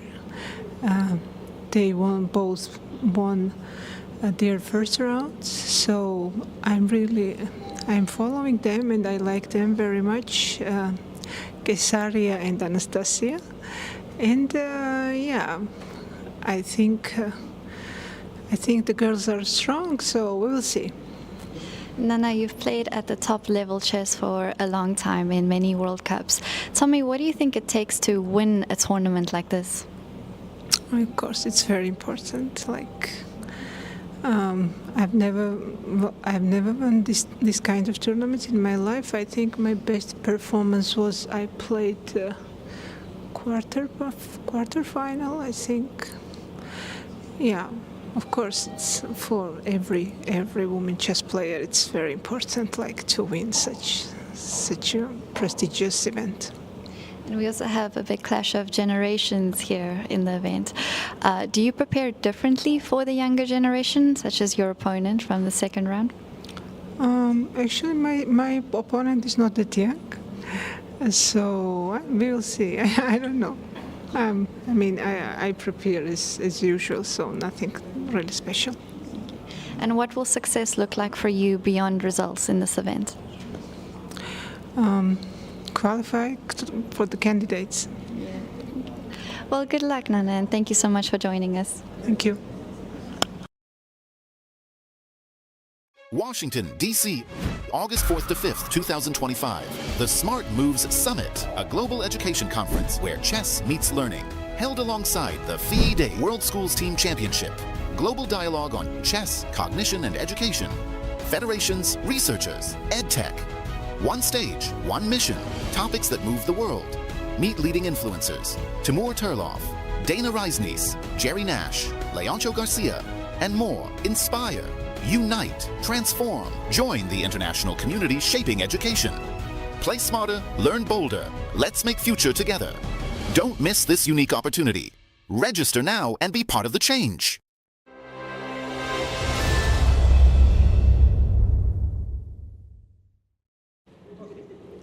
I am joined here by Vaishali Ramesh Babu. Vaishali, you have been here for a few days now. How did you settle into the events and get your flow? Yeah, we reached like few days back, and I like this place, and we went for walks on some days, and yeah. And in terms of preparation, I am excited to know a few things, starting with the non-chess things. What is the first thing you pack in your bag for an event like a World Cup? Non-chess. Oh, I think my blazers. Yeah, my suit and blazers. I think. Yeah, that's mainly clothes, yeah. And chess-wise, how do you prepare for an event like the World Cup? Yeah, I prepared just like how I usually do. Nothing special. I mean, I've been playing chess for many years, and I just prepared like how I usually do, and let's see. So your approach to this event is not really different from everything else you've played? Yeah, no, just taking like one game at a time, and I'm not thinking too much about any other things. Yeah. Are there any routines or habits that you set for yourself? You know, you might be here for a whole month, which is quite long. So is there anything you do for that to get yourself mentally in the game? Yeah, I like this place. We're going for walks every day, in morning and evening. Beachside walks. It's very nice, and that's something I think I'll try to follow. In how many more days I'll stay. Yes. And when you say we, I'm assuming you mean you and your mother, Nagalakshmi. Obviously, she comes with you to literally every single event. I don't think I've seen you without her. Tell me about the type of support she provides for you at these events. Yeah, she's an incredible support, especially like tournaments like this. I just have to focus on the games. Like, she takes care of every other thing, and most of the time she travels with us. Like this year, Prague is also playing some other tournaments. It's clashing, so it's like difficult for her also to choose like with whom to travel. But I'm getting my mother every tournament. So she picks you. You're the favorite child, obviously. I don't think so, but I'm forcing her to come with me. And then my final question to you is, in a tournament like the World Cup, what do you enjoy the most? The games, the city, the food? Like, what for you is the best part about being here? This is my third World Cup, and first two, I think I came till round 3. I think I got knocked out in round 3, as far as I remember, and I think one good thing is like if you play well, you just keep playing daily, and if you're playing bad, your tournament ends right there, which is I think one good thing. Yeah. Okay, well, thank you so much, Vaishali, and good luck with the rest of your tournament. Thank you. Chess is more than just a game. It's a tool for empowerment, connection, and transformation. In 2025, FIDE is proud to launch the Year of Social Chess. We believe in the power of chess to bring about positive change, from therapy and education to rehabilitation and inclusion. Social chess is our way to build a better world. The Year of Social Chess will introduce groundbreaking initiatives across the globe. Monthly themes will address critical social challenges: chess for protection in refugee camps, chess for cognitive health among the elderly, and even chess for addiction recovery. Through this initiative, we are mobilizing communities, conducting research, and creating opportunities for all to experience the joy and impact of chess. Join us for online chess events, global conferences, and even a documentary film festival that will showcase the power of social chess. Let's make 2025 a year to remember. The Year of Social Chess is here. Let's change the world, one move at a time.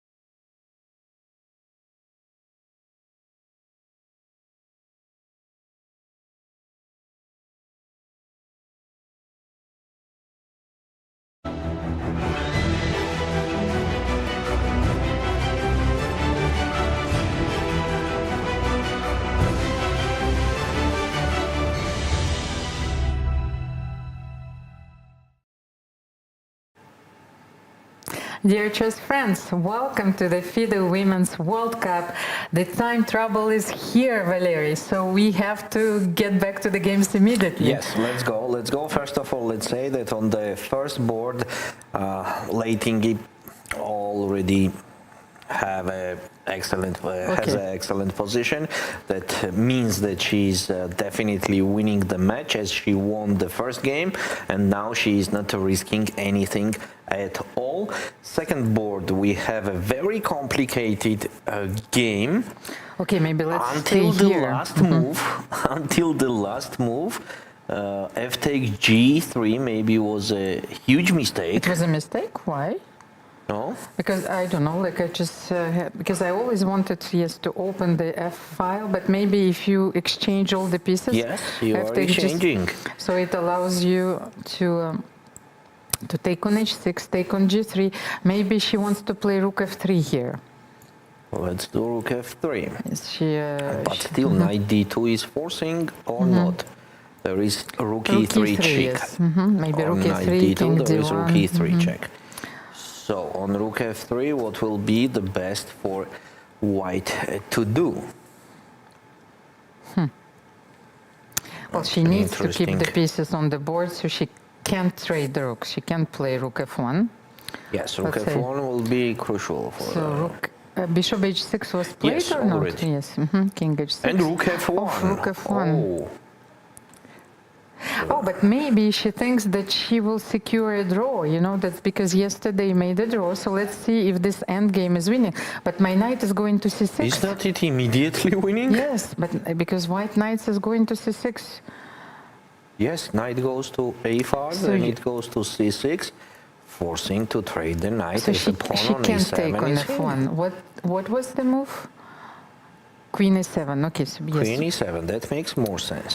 Because after, but let's show, yes, yeah, Just you a showed, sec. of course. So after queen f1, white is actually completely winning. So queen e7, Queen but e7. it is so difficult to make those moves under such pressure. Yes, but 37 still, seconds. position seems to me very bad. For example, queen f5.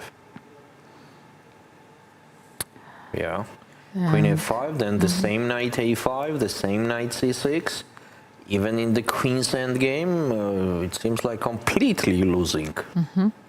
We have a few results, yes, in secure the draw, forced Anna to tie breaks. Yes, here, By the Gaparenko. way, meanwhile, Nana won. Nana won. Yes, Nana won. Wow. Let's have a look because this is not going to end very soon. It seems that she After d6, what forced, happened? yes, a series Very of moves interesting. where her opponent blundered. Let's have a look. D6. After d6, it was e4. Oh, she didn't take on So D6. we are considering taking. So queen d1, now we have extra resources with white on queen takes d6 Rook to d2. play rook d2.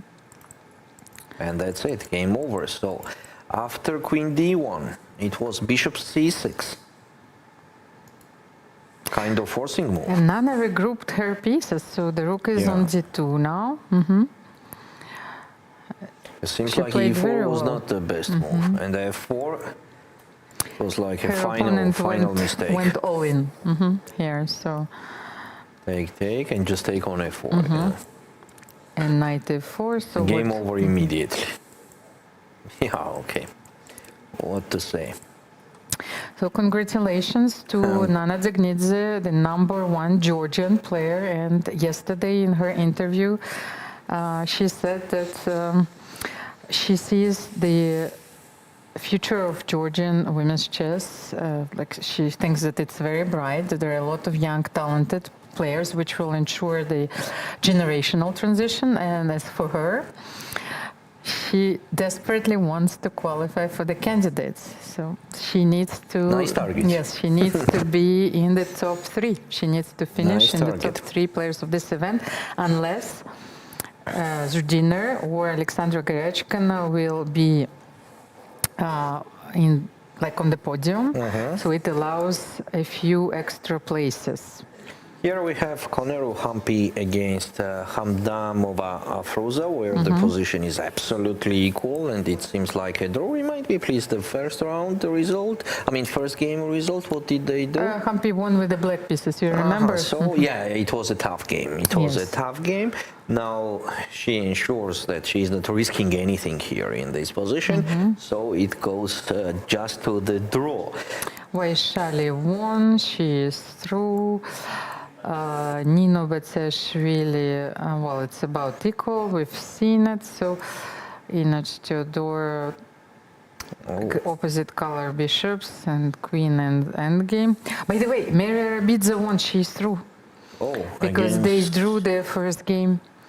So Mariet Rabidze Efraimsky Marcel. against Marcel Efraimsky managed to break through. But let's have a look, because we failed to find a convincing plan there. So how did she manage to mate her opponent after rook e6? Bishop f2. Yes. Knight c6 was played. Oh, knight c6, but then, oh, you can... Knight c6 is a bad Yeah, move, but yeah? rook d6 is not possible because you have queen f5. That's Yes, nice. let's So show, yes. rook takes d6, Six there is is queen not takes possible, f5. queen f5. And we could not take this because of this. So But what was just queen f1. Queen f1, preparing rook d6, Take on d4. but then But then what about the exchange? Wait a second. Actually, knight c6, she didn't take on c4, but why didn't she take on c4? Didn't we say that it was like this threat?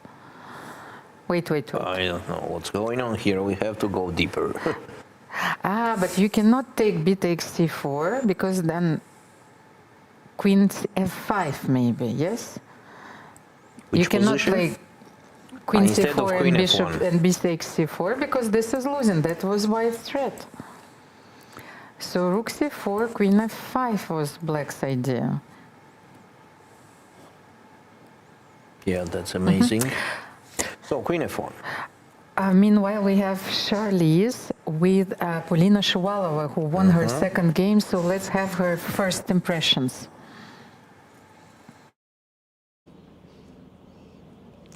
I'm here with Polina Shuvalova, who has just won both games in the second round of the FIDE Women's World Cup. Polina, can you please tell us about these two smashing victories? Yeah, first game was a bit nervous for me. Yeah, she had some chances in the game. I mixed it up a bit. Yeah, it was quite tricky for the first round, so I was like moving into the game a bit. And today was more calm game for me. I think yeah, when she played like bishop b5, move rook a5, I'm already good. But before it maybe was like an equal position. So, but my match situation was okay with a draw. So, yeah, I'm happy to win the match. That's all. When you talk about nerves in the game, was this before the game even started or during? Yeah, I meant during the game, like the nervous. It means that it was not like a calm game. Like there was some moments, some ups and downs. Yeah, so during the game, I had like not a good position in the first game in some moments. Yeah, that's what I meant. We have a lot of people going into playoffs tomorrow. The games are quite equal. You, of course, will have a rest day. Do you use this to prepare, or do you rest? You know, go out and see Georgia. I will watch whom I play in the next round. For now, I don't know whom I play.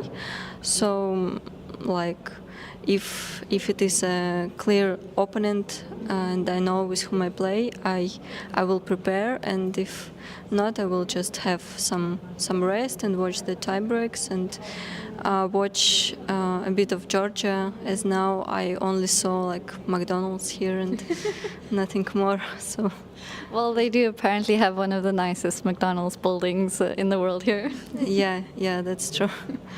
Polina, you've been at the top of chess for quite a while, you know, particularly junior chess, but now you've transitioned into the more elite women's chess, you know, playing the Grand Prix, we're here at the World Cup. How do you see that difference in your strength and coming such a long way? Yeah, like some years ago, I had the same rating, almost I even had 2500, but like I think that my level of play now is a bit better than it was before. So yeah, I'm working on chess, and I hope to improve, and also to improve my rating and results. That's interesting that you say, you know, your rating is the same, but you think you are a better player. Do you think that's because of the experience? Yeah, it's because of experience and also some I guess deflation in ratings. Like when I was young, I was like 17, 18 years old. I was just going all the way forward, like for attack. I don't care about like making draws and such stuff, and like that energy, that craziness, it gave me like this rating at the time, but with the time you're learning to play more wisdomly, I think. Yeah, to play like more chess stuff than just throwing pieces like. Okay. Okay. And what do you think is your greatest strength in chess, Polina? Oh, that's, I think, maybe my universal style, more or less. I think I'm quite universal. And yeah, maybe that's it. Well, thank you so much. I hope you enjoy your rest or prep tomorrow, whichever you decide. And good luck for the rest of your event. Thank you. Thank you, Charlize. Those are some tough questions, but Polina did very well. And let's get back to the game between Mariet and Rabidze, because I think that the way this game ended was something absolutely crazy. Like, I don't even know how to qualify, because in the time trouble, this game ended in a very surprising way, but as we can see, everything started from here. The chess, well, the playing hall is getting emptier and emptier. We have a lot of tie breaks, but let's proceed. After bishop f2, it was knight c6. And so why didn't play rook c4 that we actually analyzed? In the game was queen f1, rook takes c4. Does not make any big sense because of queen takes f5. Black is good here. So in the game was queen f1, take on d4, the free exchange, take on d4, take on g7. But at the same time g7 pawn is hanging, so like it's. But there is another trouble, another fork is coming here. So if you take with white on g7, there is another fork, another exchange. Okay. But black decided to capture on e4, which is still okay, but maybe taking on b1 was even better. Take on c3, also a very nice idea. In the game was rook g1, and the point is that white could not capture on c6, black captures. 92, yes. King g1 and the royal fork from e2, and black is winning. So white is forced to play rook g1, and then later automatically they have this position where black is just 2 pawns up, without any danger to the position. It seems to me that Marcela Frymsky simply didn't handle her nerves. She was so close to qualifying. They are in time pressure also. But this is the... How many moves till the time control here? This is move number... Let me check it. It's move number 36, so close, so close, only 4 so moves. Close, but they were doing the moves on the last second. So, e5, which is not the best option at all. She blundered g6. Now taking on g6. What's happening on taking on g6, by the way? Take on g6, maybe king f7, and rook takes d6. Maybe you're still... okay here after king f7. At least not losing for sure. Yes, but of course black wants to win. But are you not losing, like, let's say rook d6? What do you do? Queen somewhere, let's say queen f5. So queen d5 check. Oh, you have king e7. Yes, we have just king e7. Okay, so... so h6 was still saving the game. Yes, rook f4 is a final blunder, as queen d5 check, and everything is happening with the checks here, as a black could not play king f8 or king h8 because of g7 check. So that's why after queen d5 check it was king g7, take on h7 with the check and the checkmate on the next move. That's the craziest blunders in a row. Yeah, the position was absolutely winning, and suddenly the opposite result. Okay, what to say more than to congratulate Mariet Rabidze with this victory. So she is the second Georgian player to make it qualified. To this It's interesting what's going on with Lela Jalahishvili's game as we start talking about Georgians, as she won the first game. Okay, so she is facing Ulvia Fatalieva with the black pieces, but it seems that Ulvia is a bit better here, yes? So she has these powerful 2 rooks. Yeah, she has a good chances to win. And an extra pawn on c5, so yes, she... But queen d5 check. Where to go with the Yes. king? It's a good question, right? Can we, because king b2, then knight e5, threatening knight c4. But how dangerous is that threat? That's also another question. But let's try So, king b2, knight e5. Still king b2? Yes, yes, I want to see. No, I was just thinking maybe king c2. Oh, king c2, but then I will give another check. No? From where? From e4. And then, that's the same actually, same troubles. And I'm also controlling the e2 square just in case. So I want to play king b2, knight e5. Yeah. You can pin the knight in case I need it. Rook f2 and rook e1. Rook That makes f2, sense. I have to play king e6. And rook e1. Okay, but look at all your pieces. You know, normally when you want to avoid the fork, you're supposed to But no. put your pieces on the different square color than your king. So you now put your all knight the on pieces are yes. there. My knight is on e5. All I have to do is to play something like king d7. But Let's then continue. will be another pin, rook d2. Oh, rook d2. Sorry. Just game over. But knight d3 check? King c2.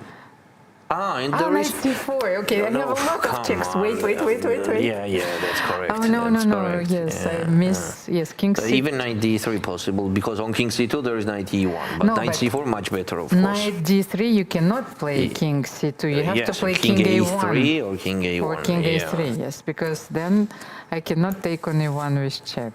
Yes. So But knight after, c4, no, you have to be careful. after king b2, this, King king d7. d7, rook e1 and king d7.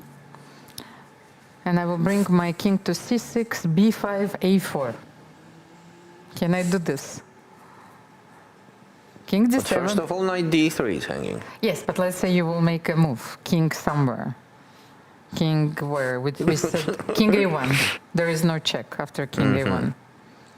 And knight d3 also makes no sense. But because then I will pin you maybe, yes? And then queen c4. Yes, rook d1. That's a triple pin. Yes. Yeah, so king a1. King a1, and then I want to play king c6. But rook f5.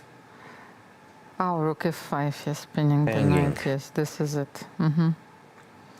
No, this is it. Okay, this maneuver is too ambitious.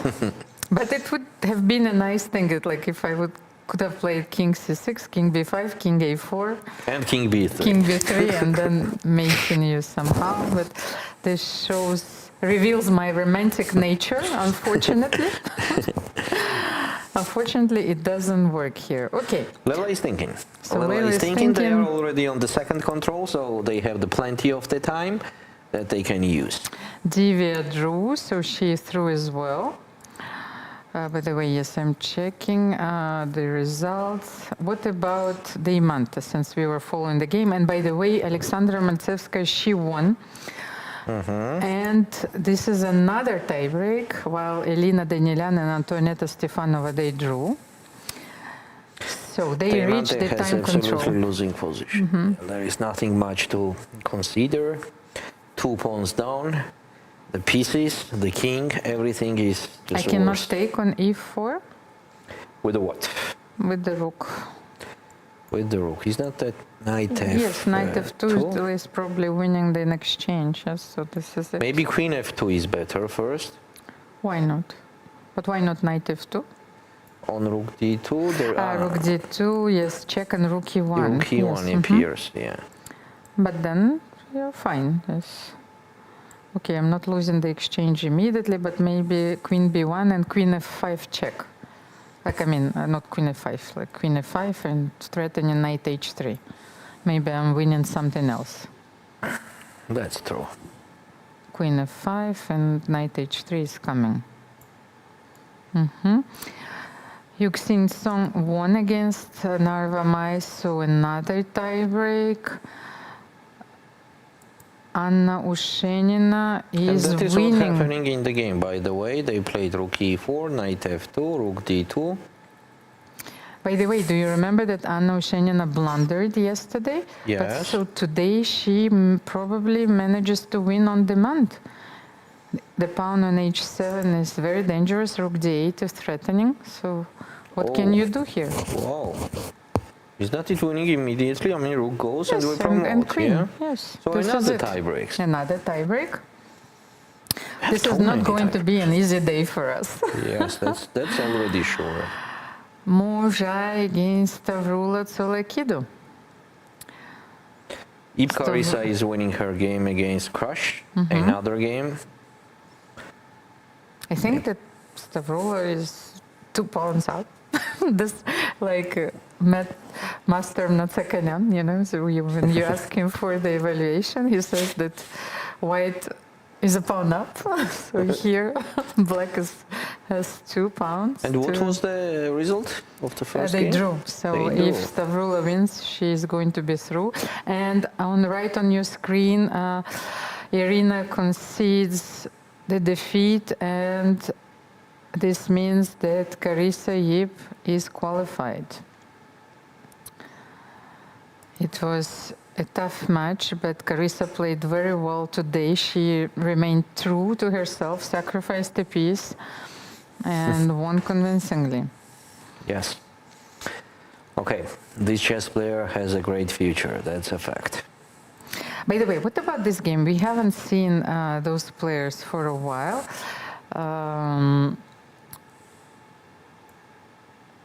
Gulog Begim Tehiryonova, she actually won yesterday because I was trying to find the results, and I think that she's winning today as well, because it looks like a completely winning endgame for me, because white pieces are dominating. Yeah. Maybe black can save it, but with the king on d5, it's quite complicated.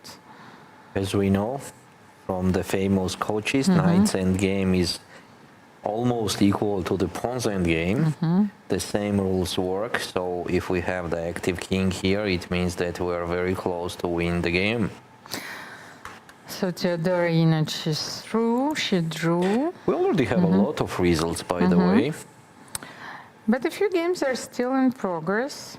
By the way, let's get back to the game between Alexandra Goryachkina and Mariet Kamalidenova, because this is our key match. The intrigue is still alive here. And before that, just a quick mentioning, Jujiner is just winning against Mobina Alinasab. She just won all the pawns on the king side, and it is almost game over.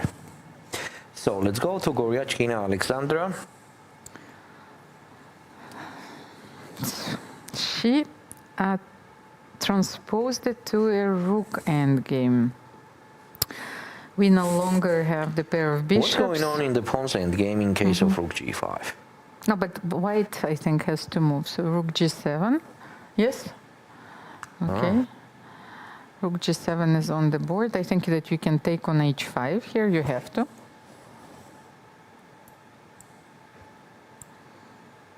Very close to draw.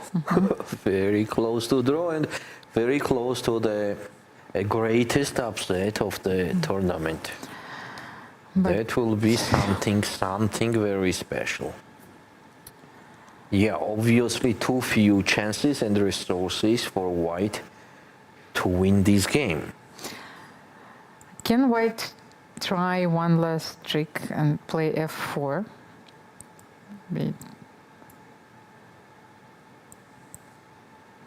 Because if you play e5, yes, if you want to free... No, but I just wanted to say, why is it a trick? Because on e5, I wanted to play g4. G4 and the rook is trapped. But here b5 and king d6.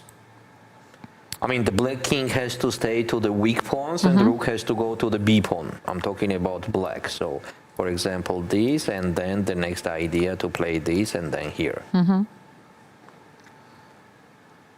Yeah. But black still has to demonstrate it, yes? Yes, but I have a feeling that black's position has a lot of resources here to demonstrate different options to do the draw. But you have to have a steady hand, yes? You know that you need a draw. You shouldn't hesitate, yes? It means that you should be confident in your own abilities to secure a draw here, and Alexandra goes rook e7 here. So she forces either rook e5, yes, or king d6 is not possible. Then I will take on b7. So rook e5 is forced. Rook e5 is forced. Maybe I can. Maybe I can play f4 here. I think that's what she wants. So f4 here. Let's say rook somewhere. And to push f5 then, or Yes. what?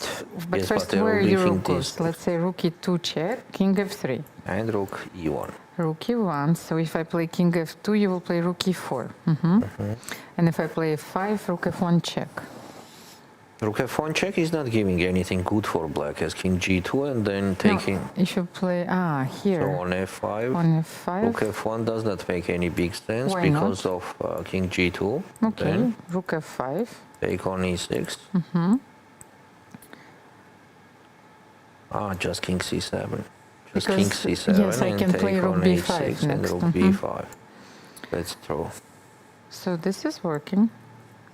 So on rook e5, do you know what I was thinking about also? That after f4, rook e2 check, king f3, and what's going on? King d6 I don't have, sorry. On king d6 there is rook takes b7. Yes. No, king f3. You have to play rook e1. Your rook Yes. has to stay on the e file. It's essential. But then if I play rook h7 after rook e1, rook h1, yes, you have to defend this pawn. Otherwise, you can't allow my g passer. So that's how she is trying to torture. Yes, but her what's going on, opponent. for example, on b5? b5 here immediately.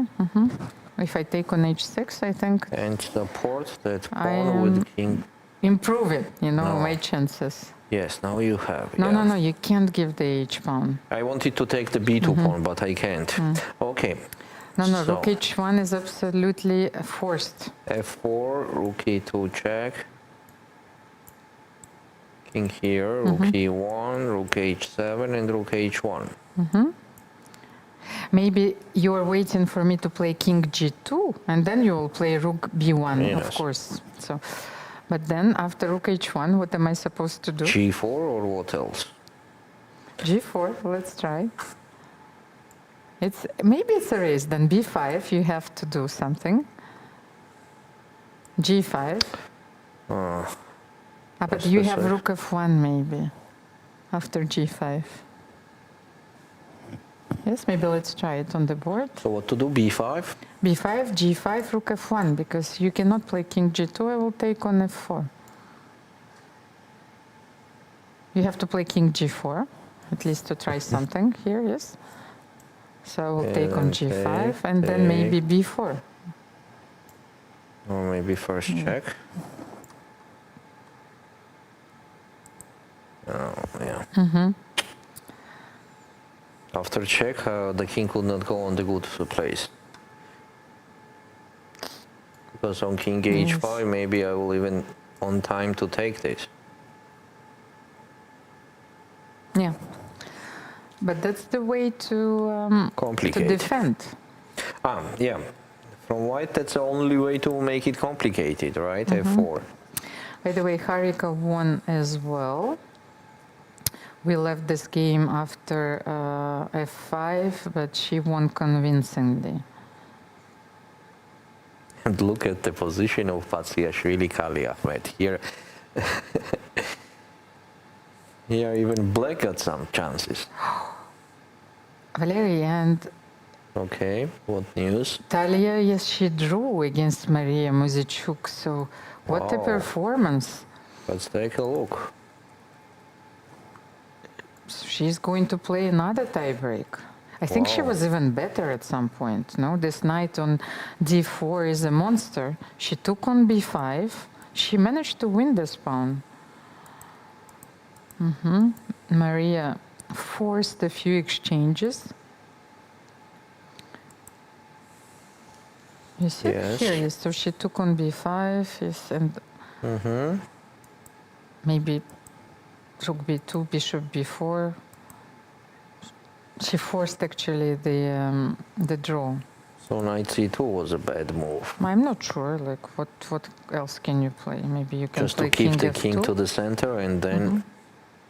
Yeah, but it's quite difficult, Yes. you know. The thing is, it's maybe not about the king in the center, but maybe more about the knight on d4, which controls the c2 square. Yes. But then how can you improve? Let's say I will play rook a3 and I want to take the pawn on a4. Yeah, that's another story. I mean, it makes no sense anymore. They are in the tie breaks. It's understandable why she didn't play king f2 and she forced the draw. Zurgina is through. She won her game with the white pieces. Yes. But it was quite the same is happening on the first board. That's not a big deal. There will be draw or black gonna win this game, so we will not dive in this position. How much chances black has to win? That definitely it seems like very close to draw, but still it's not changing the result in total of their match. Valeria, I want you to go to the game between Yulia Osmak and another Chinese player, Xu Qiao Wang, because now Yulia is even winning, and it's a very thematic rook end game, so I wanted to illustrate it, of course, for our audience. Yulia won. Look, she was playing very well today, securing the draw. So next plan is rook e1, e8. You want me to tell yes, this, I right? want Then to illustrate. g8. Because the rook on g2 is not allowing, is not allowing white to take on g6. So I want you to illustrate the win here, because I think it will be very interesting for our viewers as well. Like from the book of our back. Yes, exactly. So you need to take on g6 with your rook, and then step build, by step. build the bridge. In the end. Yes, in the end. Yeah, Yes. but before that, step by step, go to the final rank with the rook and the king, till g7, and then... Maybe let's show it, because I think it's always interesting. Of course, we know that it's winning, because yes, we've studied it so much. So rook g8. Yes, let's say rook g2. We just rook keep g2. the rook here. Rook g8. King e6, black has to try this. So rook g6. Wait, then king f7. But then king f7, you're drawing. We are talking too much. We are talking too much. We have to be carefully doing that. No, we have to be careful. No, but maybe, no. I think that you need to, how do you bring, I think that you need to bring the rook to the fourth and to take on g6. The king will be on time there to go until you put it on the fourth rank. No, but how? So what are you doing? I will play rook f1, rook f4. I will cut your king from rook here. f1 Yes. here. King e6 and rook f4. That's how I take it. We need some time, but we will get there, you know, so how... Then we don't need that things, you know, for rook g8 and g6 at all, what we wanted to show. But by the way, here, king e5. King e5, rook goes. Yes, but you cannot play, so now rook a4 here, and now you take with, like, this is actually... Yes, we wanted to show another thing, but okay, it does not work. But still, yeah, when the white takes here, then... Okay, is it necessary to show the bridge? Because I think that's too much now. Huh? Why not? Well, because it will be in the game anyway. You think so? Yeah. But she still needs to find this.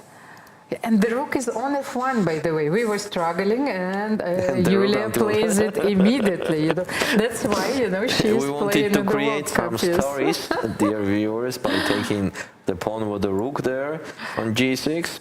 But, okay, next time, not now. Wait, and I think that Ulvia made a mistake in the game against Leila. The king is on a3, and Leila brought her knight to e5 and king to d7, so now maybe she can force a perpetual or something. Let's have a look. If Leila manages to draw this game, this is it. She is through. After king d7, it was already too late, because the king is on a3 and not on a1. That was the major difference. So, what to do with black? You can give knight c4 check. That's the only thing I ever wanted in this game. Okay. Where are you going? Where are you going? What are you looking for? This is it. I'm like king a4, queen c6. Okay, what about if I step on the Knight main? a5 check. King c2. So I cannot check you, yes? Like many times, like queen b3, queen c4, queen d5. Where are you running there? Yeah.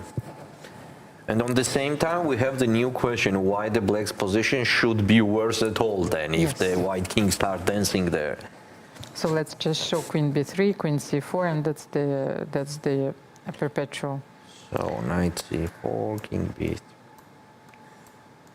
King b3, knight a5, king c2, queen b3. Queen c4, or even queen d5. c4, king d2 is already dangerous Knight because of b3, knight knight b3. d4, yes. Yeah. What a miraculous save by Lela Javahishvili. Okay, let's take a look at king a4. King a4, queen c6, And now king queen b3. d5. You lost the tempo, but Yes. still on fire.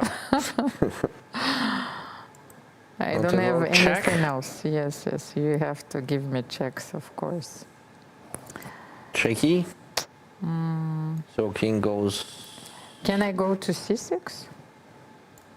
You won't still win the game. And why not? Yeah, it seems like Lela survived. And passing through the next stage.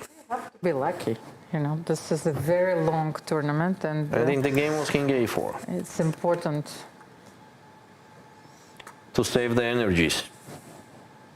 And at the same time, Elmira, it will not be a fact of what's going to happen in the tie breaks, right? It's not only about the energies. Nobody guarantees you anything. Queen c6 check. King b3 will follow for sure. It's the only move. And now Lela has to do queen d5. Valeria, I think that we have our graphics ready, so maybe we can show the results of this round. A few games are still in progress, but we have to calculate how many tie breaks do we have tomorrow. So Lei Tingji is still playing, but she will not lose this game. Then Elina Danieliana and Antonietta Stefanova are going to play the Tie tie break, breaks. and Next this will is- decide who will face Lei Tingji tomorrow. Yeah, Kali Ahmed is still playing against Vatsiashvili. No, Vatsiashvili is still playing, but they will probably draw this game, so it's going into another tie break. Alina Kashlinska is facing Umida Omono, so another tie break, the third tie break for the moment. Daria Charishkina lost. Valentina Gunina qualified. She won 2-0. Maria Muzichuk is forced to play her first tiebreak. Tie breaks. So Maria Rabidze is through. Alexandra Kostyanyuk is playing Tie breaks. tiebreak. Are you counting how many tie breaks you have? Because it's disappearing quickly, you know. Yeah. So like I will have to calculate. Anna Muzichuk and Nina. Another tie break. Song against Narva again. Another. Polina Shuvalova is through. Leila Javahishvili Playing. has to stay alive in this game, and she is going to be in the third round of this event. Jujiner won her match. Alexandra Martsevska, she equalized today. She Yes, won on and demand with the tie-break. black pieces, by the way, not an easy feat to do. Divya is through, and Inach Theodora is through. We have more games, yes, I forgot. Lagno tie breaks, yes. Ushenina tie breaks, Harika won. and our Stavrul also winning. Yes, she is winning, but I don't think that this is it. We have more. You know, Tam Jong-gi won. The Mante and the Rina are Bulmaga is still winning. playing, but Bulmaga has winning position right now. Osmakulia He's not losing. yes, will qualify for the third round as well. And here Tahorginova is winning her game, and it will be another tiebreak. Oh, but I thought that she won her first game. I'm not sure that's. Let me check because I was not sure. Maybe I made a mistake. Koryachkina is the first playing. game in their match? Just. No, actually the Chinese player won. Absolutely Yeah, right. so it will be I made the another mistake. tiebreak. Vaishali won with a perfect score, so did Karisa Yip. And Shukhman also there. Yes, Shukhman as well. And Goryachkina needs to equalize. I have some unexpected news that Patsiashvili, Kali Ahmed is a very tough game now and complicated, where Kali Ahmed has a good chances. To win? Yes. Okay, but let's then have a look at this position. Let's take a look. Let's take a look. Let's go to that. What an unexpected twist, in Yes. this game. So it's better than Korean storytellers. So this is a position that we have. Last move was f5 to create some counterplay. Otherwise, black pieces is to activate more and more. So after f5, we have the question here. Take on f5 and then take on g5, or take on g5 immediately? I like to take on g5 immediately,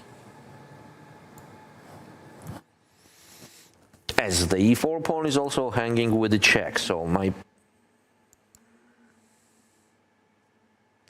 point is that if white captures on g6, then just knight e4 check, and then take on g6 with the bishop, and everything is protected and supported. But let's take a look. If we take on g5, if we take on f5 first, take, and then take on g5. So what's going on here?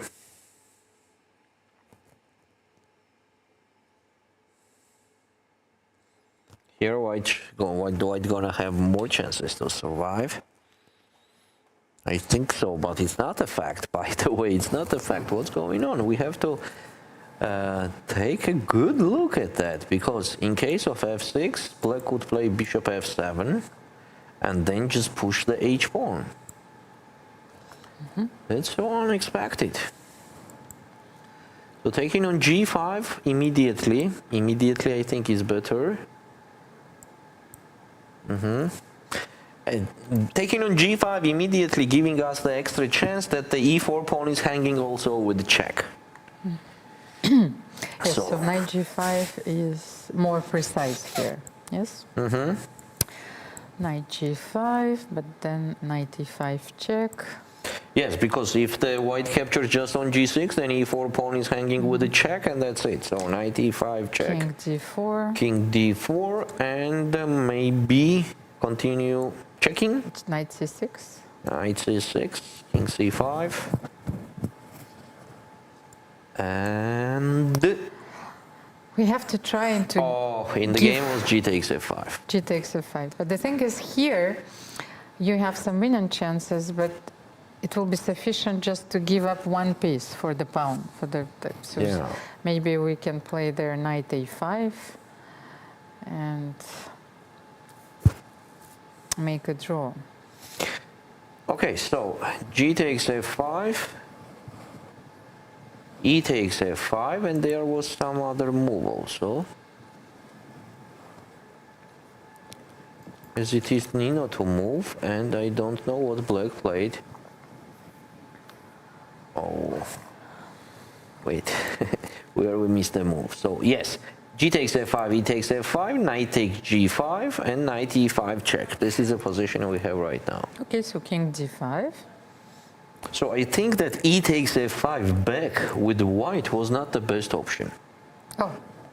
I mean, they should not take on f5 immediately. Yes, but it's too much, like for this moment. Is it too much? I think yes, it's getting closer and closer to a draw, and I think that Nino She wants to sacrifice one of her pieces for the B pawn, and then she needs to get closer to the H pawn. So it's, unless she can do this. I'm not sure she can, huh? So knight e5, king d5. Where does the knight go? Here. Don't have. She has to go back to d3. That's a big trouble. That's a big trouble. But let's try. Yes, knight d3, king d4 maybe. You shouldn't allow king e3. And the king is on d5. So king d4. The next plan, what I see for black is bishop f7 and just push the h pawn. Oh, okay. So king knight f4, bishop f7. Yes, I have to move my pieces. What if I play f6 here? h5, yes. Oh, h5, no. I think then maybe... What's wrong with h5, by the way? I was afraid that I'm going to play knight h5, you know, so can I... But knight h5, No, I just cannot take. draw here. No, knight h5, yes, bishop h5. Nina got in a very tough situation. I think she wanted to win so much that, you know, it is happening in chess, that you are risking, and in the end, you got nothing. Or mostly you got opposite. So she played knight d7.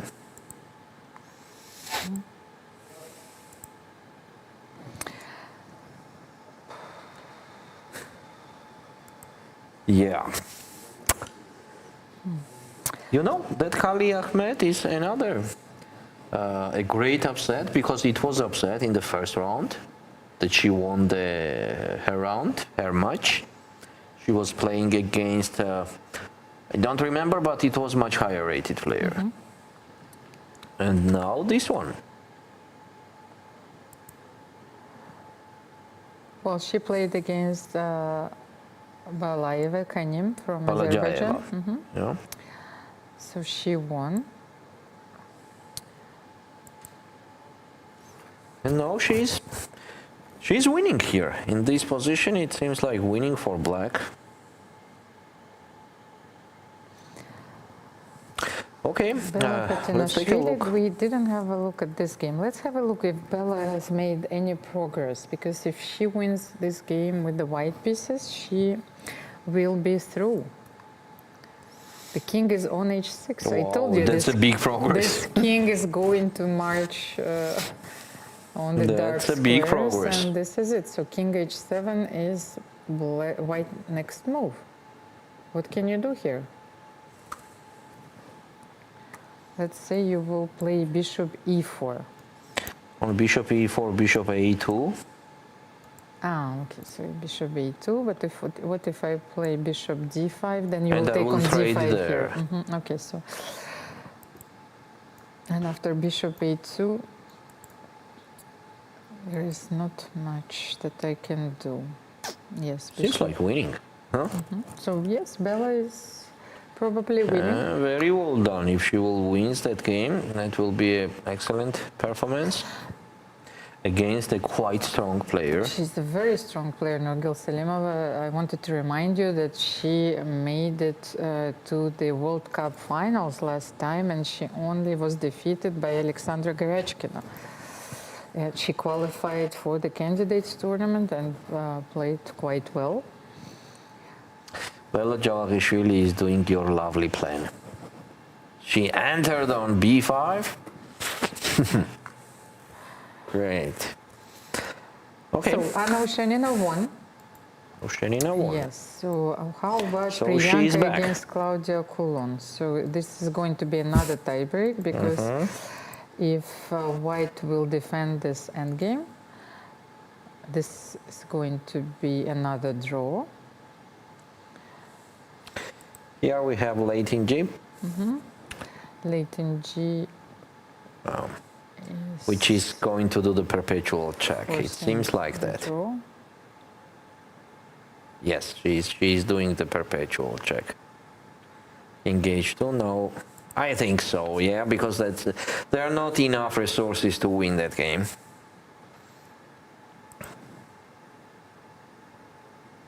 Well, unless you will be able to bring your king a bit closer, but...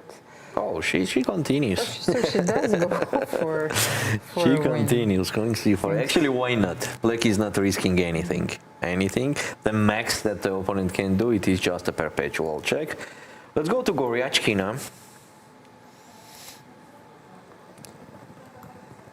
Okay, I can see that the rook is on h7, h3, king on e4. She didn't play g4, Alexandra. Yes, because of maybe that what we were talking about. So she decided to make it a little bit more complicated with the king e4, but the opponent answered with the correct rook h3. So you have to play king f3 back here. So what's wrong with the g4? Rook h... no. Maybe rook h4. Rook h4, as there is no g5. There is no g5 because of h takes g5. So that's why after g4, rook h4, if white plays king f3, there is rook h3 check. Yes, wait, but rook h3, then can I play king g2? Then rook b3. Rook b3, yes, we analyze this capturing line. with check, It's a very important defensive resource here. How about Yulia Osmak? Did she convert her extra pawn? And Alexandra played g4.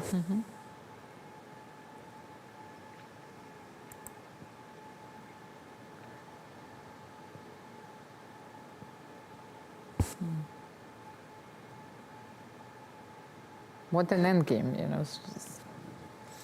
we lost all our words. Yes, and I'm just, I'm under the... As I told you, I like how Mariet is playing, and I also on the same time like how she's sitting and how she's collaborating with chess. I mean, she actually enjoys. Look at her; she's not anxious, no nerves. I mean, she just enjoys. That's a very good sign of the chess player. Wow. Well, she's still in that phase of her life where chess is not all her life yet. It's still a game. Yeah.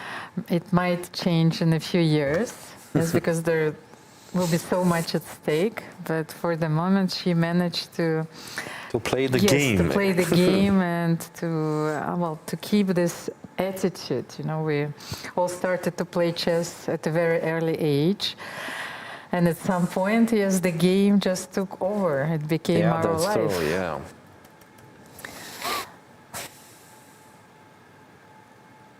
g4 is on the board. So h4, what we are suggesting. Yes, she has to attack those pawns and to blackmail white king.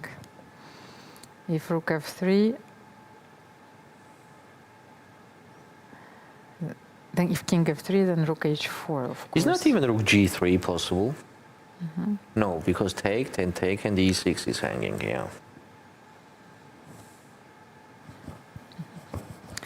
Okay, so we have a few minutes right now, because the games are still in progress.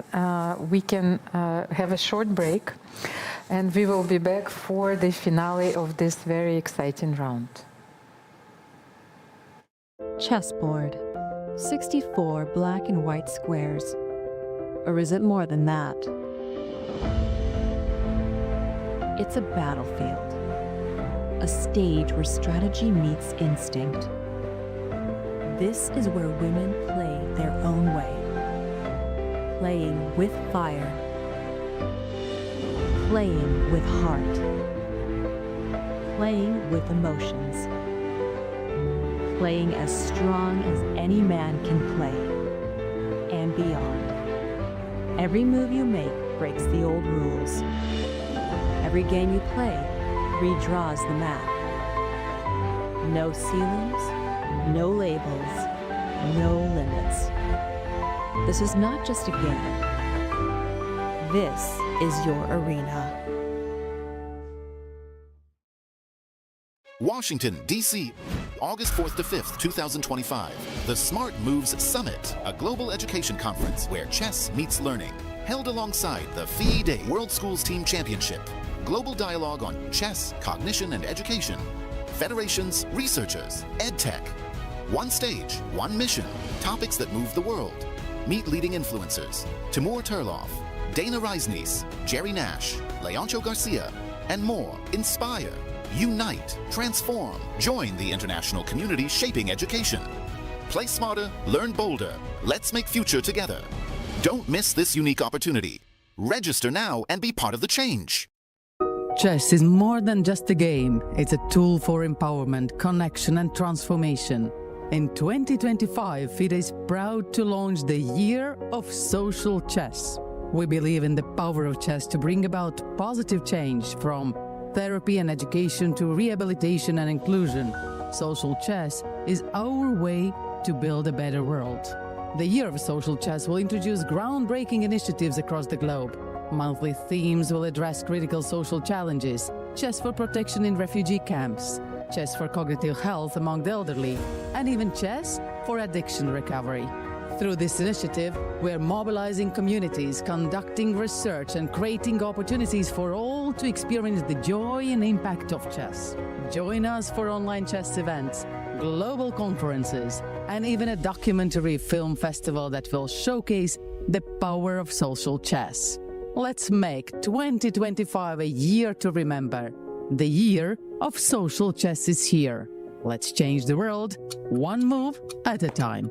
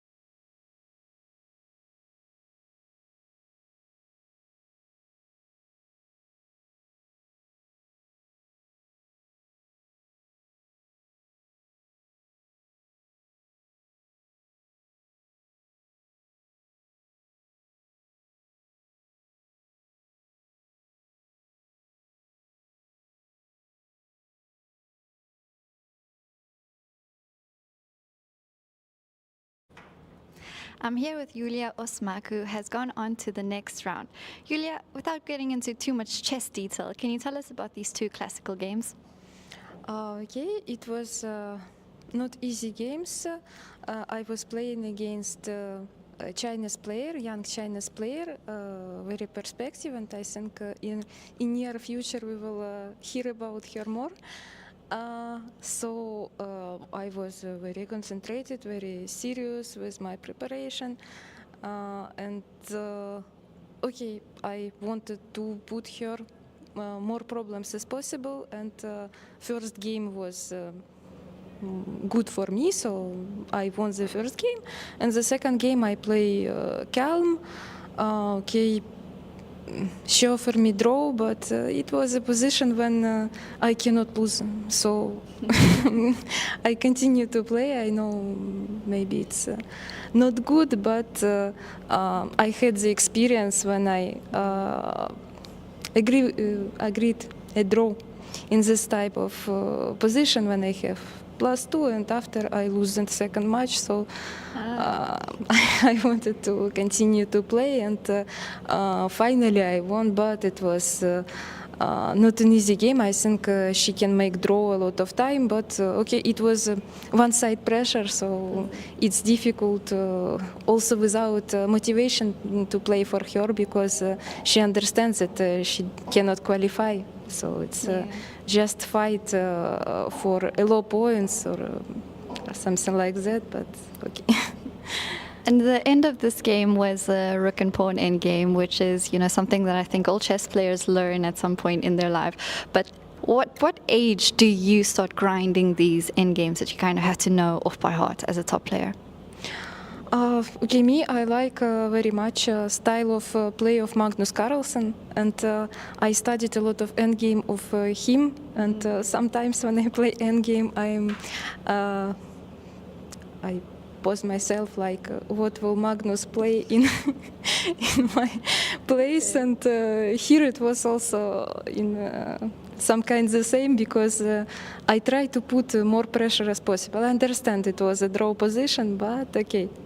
Magnus, he won also a lot of games with a little advantage, and yeah, it's inspired me to play also the same style and try to make as more points as possible in the drawish end games. Yeah.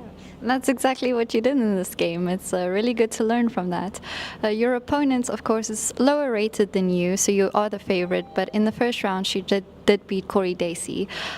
Were you watching those games? Were you following that and a bit surprised about the results? Yeah, of course I watched this game. Of course I was surprised because I was thinking that Corey is a real favorite in this game, because also she have a lot of experience, and my opponent for her is the first World Cup, so it's difficult when it's your first World Cup. I remember my first World Cup, it was not so good. So I saw the first game in my house, but the second game I saw just a little because I have a plane. And when I go to the plane, I see that Corey had absolutely winning position. I was preparing to see tie break. Yeah. But after, when I go from the plane, I see it's a draw, and okay, I was quite happy because I'm thinking that for now, my opponent, okay, objectively she's less stronger than Corey, but of course she's very perspective, and we don't know what will be in the future. It's interesting that she also mentioned that's her first World Cup, and you know, you spoke about your first World Cup not doing too well. What message do you have to those players who did play their first World Cup or are playing their first World Cup? How much you've learned along the way?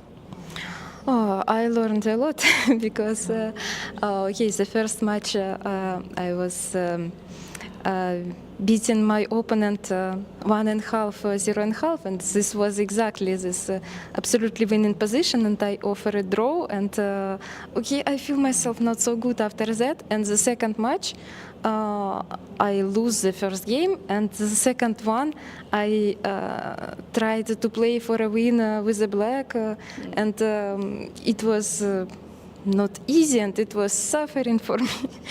But in the end, when it start to be okay, draw or chances for her, she continued to play, and she beat me. So it was not good experience for me, but okay, some defects like that, it's also very good for the future because you remember that and you can learn a lot from that. So I think with every my World Cup, I become better and better, and maybe in the future I will make very good results. So I hope I work on it. Well, thank you, Yulia. You're already having very good results in this World Cup. Let's see how the rest goes. Good luck. Thank you. Dear chess friends, we have breaking news. I think, Valery, that Alexandra Goryachkina managed to squeeze water out from stone, yes, and she That's has true. some winning chances. That's true. Let's Let's have a go. look, Let's go. of course. Let's go to that position. So that was the decisive moment. It is black to move, where Mariet was just forced to play king c5 and keep the king active after rook takes e6, also b5, and then start attacking the b2 pawn, which gives perfect chances to do the draw. Instead of that, she made a crucial mistake. King d7 was in the game. After king d7, the black's king is too passive, and black is still losing that e6 pawn after rook h7, check king c6, and rook e7. Now king c5 is not possible because of rook takes b7. Right? So black was forced to play rook g2, and in this case, check king b5. King b5 is not yet on the board, but it is most obvious move, and here Alexandra has the only one chance to win the game, and this is the b4 move, as after b4 black king could not capture on b4 because of rook b6 check, and it goes to absolutely winning position. That's why after b4 the black rook has to lose a lot of time to get to the b4 pawn and capture it. So for example, rook b2, and in that case it will be just f5, rook takes b4, f6, and of course nobody will stop that pawn. So b4 is an important moment after king b5 that Alexandra has to find, and she is winning absolutely unbelievable position to win. You know, it was absolutely, how to say it, it's not even difficult. It was kind of very close to draw all the time, but you see that fighting till the end, giving the results always. By the way, Charlize also asked Yulia Osmak about her endgame technique and her endgame knowledge. So studying endgames, and there is a very good book by Averbach, the rook endgames that you need to study. No, she played king c7. King c7 is not even giving the chances. And to learn. This pays off during those crucial moments. Yes, that's very important to keep the king active in the rook's endgame. And Alexandra changed her composure. Did you see her posture? You know, she is feeling alive again. She knows that she has winning chances. So after this move, king c7 is b4 winning. What should she play here? b4 or maybe f5, then rook b2, I think. Then you said that it's not... Yeah, b4 is even important in this position, but it can be done after rook e7 check also. So for example, rook e7, king goes somewhere, and then b4. So the point of b4, as I already said, is to make the opponent's rook, the black rook, and she played b4 immediately. That's it. This is it. So she found out that idea, and it becomes to the winning position. So b4, rook b2. And now f5, yes? And now just push the pawn till the end. f5, rook b4, f6. No, but f6 maybe is not winning. Because you have like rook b5, check, because throwing away maybe the king is getting closer.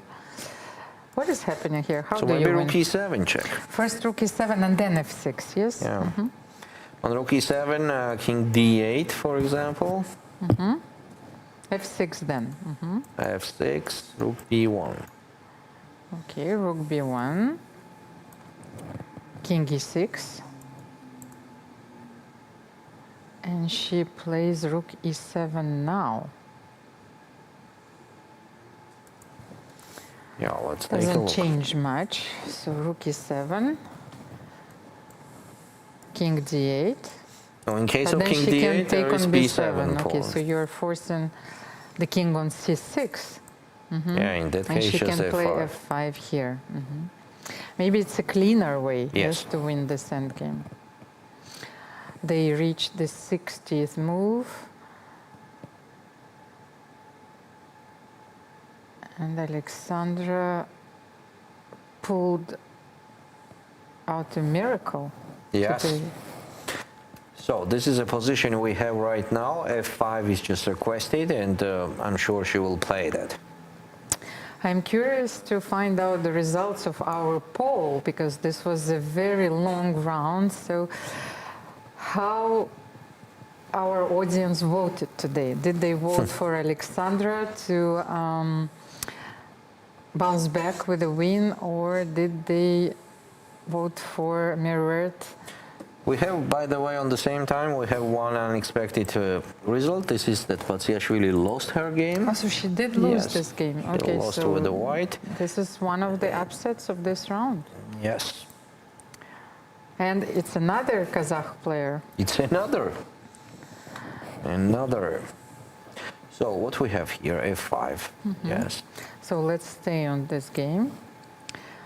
And by the way, Lei Tinji is going to win because she brought her king to F1. Wow. So she will win after Queen Z2. Like in the position, she can trade queens and win the pawn endgame.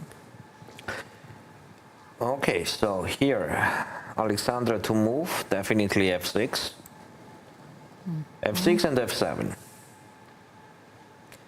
This is what we have to do. And she's right on the way. Rook B1. Because to catch that pawn from behind.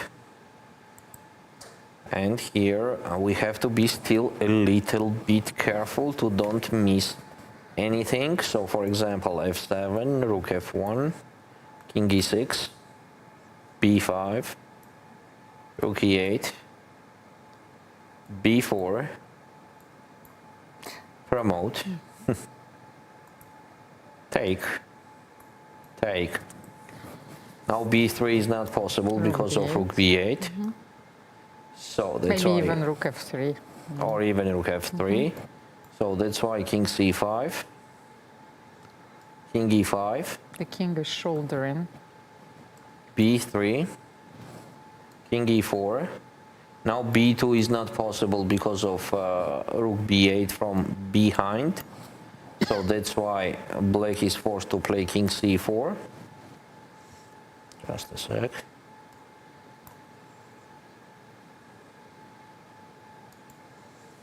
King C4 here. Maybe And check. King B4 and King D3. D3. We are on time. This. Rook B8. And I think that we have a result. Bella Khotinashvili just won. And maybe if we can just show her position, her final position, it's a very beautiful one because she only has her bishop on B2, but the king is on F7 and the pawn is on H7. This is how Bella won her game. Pure domination. Yes, of the bishop on the knight. Yes. So Bella is through. We will show you And Lei Tingi the already results. won. Of course, yes, Lei Tingi won. So What's left? we have only a few games left. We have Alexandra, who is right on your screen, and Ulvia, who is still playing against Leila, by the way.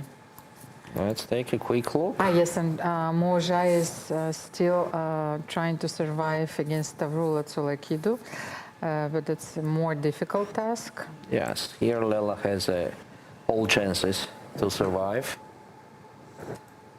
So let's go back to Alexandra Goryachkina. This is a position we have right now. We were saying to play f7, which seems like a best move. But let's try, yes, f7, check, rook, king f6, rook f1, king g7, rook g1, then king has to hide on f8, b5, yes, something like this. So you... King e8. Yes, king e8, rook f1, once and again. on rook f1, I think we can do even rook e5. Maybe rook e5 is a very precise move, because I think that here your king is too far. You cannot play f8. Maybe we should show it, because here it's a draw. If we play Yes, f8. f8, king f8, this is it, because the king on f8 is too far. So king c5 and b4. This is it. Black is actually drawing here. So rook e5 is a very precise move. You know, I had to think about this one for a while. So, and maybe this is the variation that we are going to see on the board. So after rook f1, rook e5, is this the only move, because you need to cut the king? Seems like that. And if you make some other move, let's say rook e4. By the way, I think rook e4 is not winning. So rook e5 is the only move to win here. Let's get to this position. King f8, b5, like king e8, rook f1. And rook e5 is the only move to win. Yes. I just got lucky to say that. But that's quite a famous idea, to cut the king on the fifth rank. It's very important to cut the king, because if So the what's king the point? gets to Let's show it square on b4, f8, take. And on b3 there is rook e3. This is the point. Attacking the pawn and catching from behind. And we don't need king at all. What a wonderful fight. What a wonderful fight. Is there anything else we can review here? So, Fatalieva, Javakishvili, we already know. Tsolakidu. But Tsolakidu is Tsolakidu, yes. It could be a long game, but absolutely winning. Yes, absolutely winning for black. Why can't I play b2 here? Yeah, it's just winning. It's not so important to review it anymore, because there are no resources for white at all. Lela Javakishvili seems like draw. And Mariet continues to check Alexandra Goryachkina. They are headed for this position, and Alexandra needs to find another winning move. So we know that b4 was the only move to win this game, then rook e5. Yeah.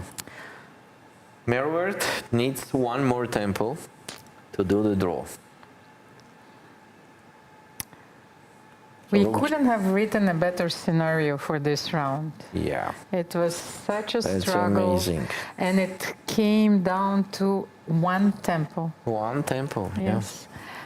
One tempo is enough for Alexandra Goryachkina to force the tiebreak, and Mariet is one tempo short for making a draw.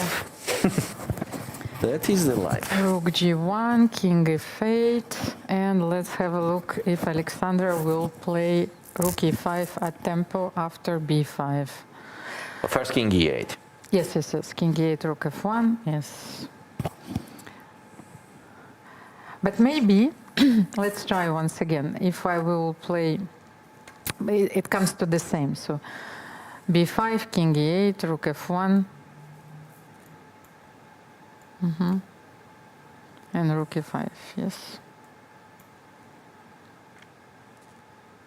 By the way, I still didn't reveal the secret why Maria Muzichuk was smiling. I hope that you and the audience are eager to know. So what happened there? I talked to Mariet today, and actually, she's been waking up for a few days by the roosters. What? Yes, at 6 in the morning, so she didn't sleep well. And she was smiling about it. Yes, she was well. It's an unusual situation because she's here in the roosters and trying to sleep a little bit more. Okay, Mariet is thinking in this position, but unfortunately there is nothing much to think there for her. Maybe b5 first. Yes, she can try b5 first, and but then still rook king f1. e8 is doing the same thing.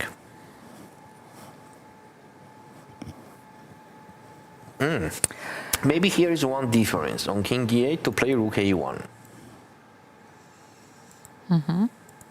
And on rook e5, king d6, no, king d6, f8 queen, and anyway losing. Yeah, there is not a big difference.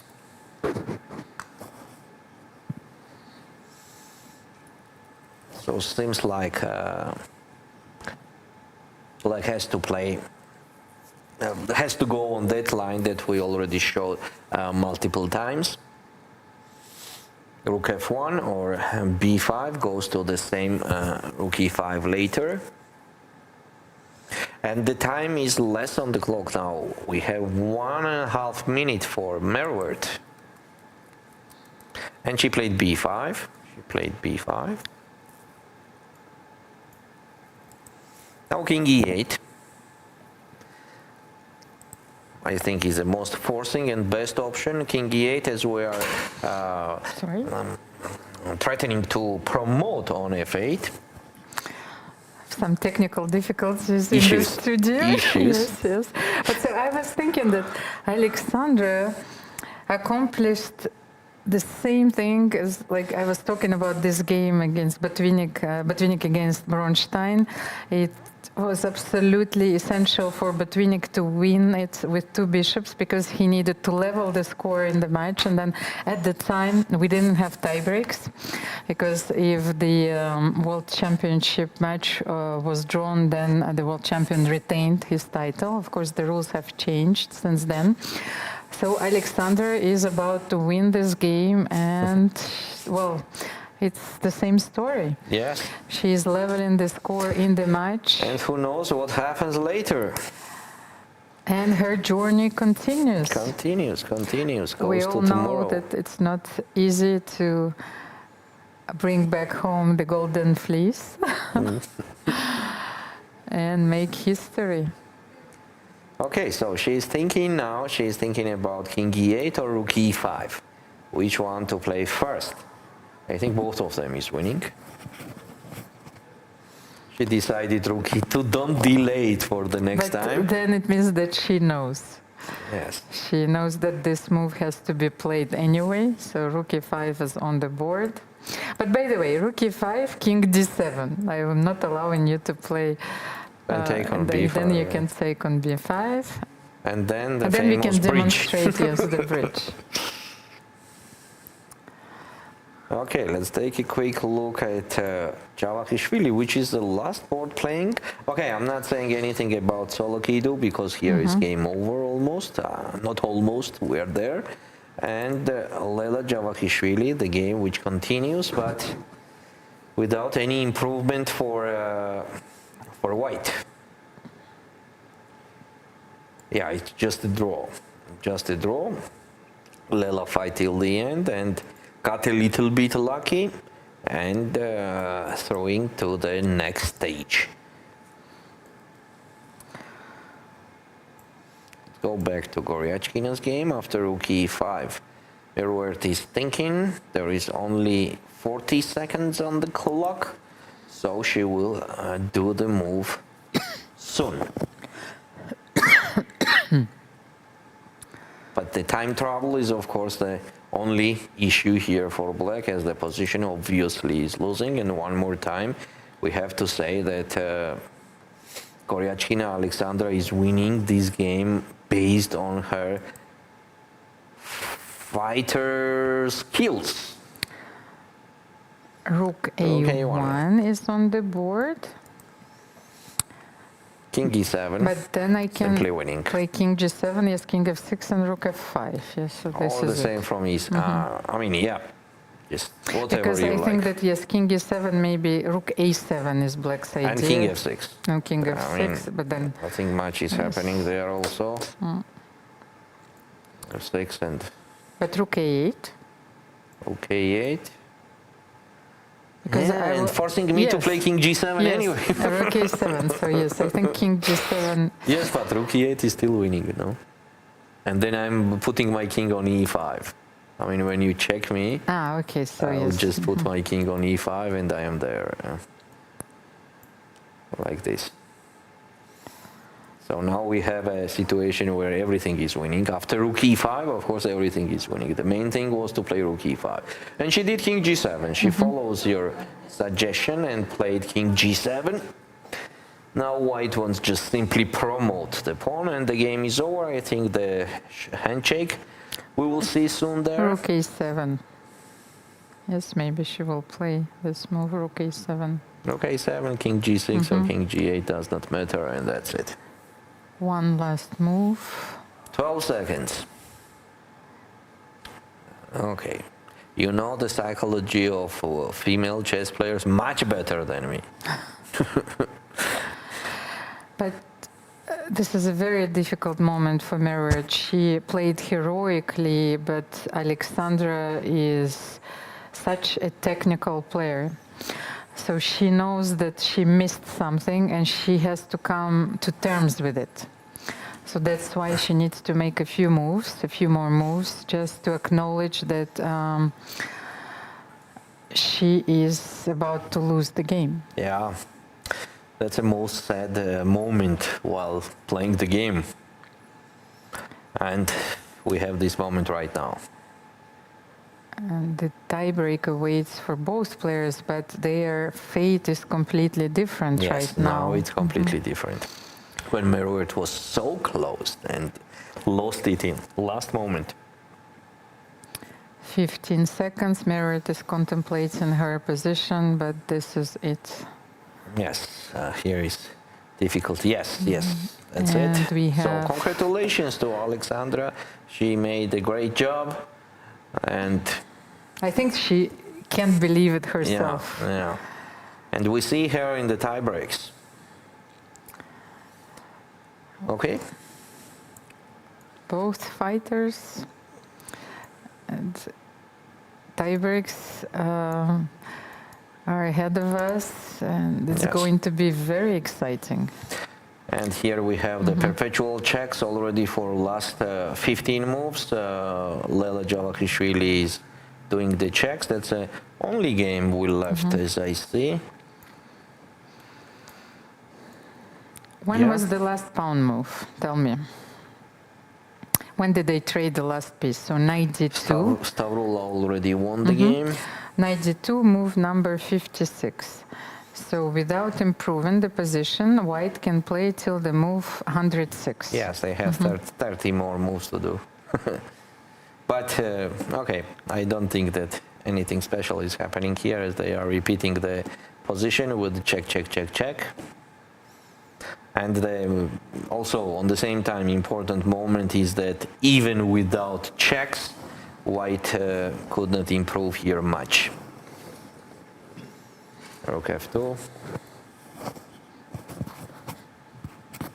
And now it is forcing thing happening there, Queen E4 check. Now it's just a forcing perpetual check. And Queen B1, yes. And that's it. Yeah, this is the final game of this round. Lela Javakishvili saved a very important game, and she qualifies for the third round. Congratulations. Yes, so it was a very tough game. Definitely during the whole game, Fatalieva Ulvia was doing her best to create and increase the pressure by one move after another, but in the end she made some huge mistake, and Lela was managed to survive in this game. So maybe let's get back to our studio and review the results and count the tie breaks. Okay.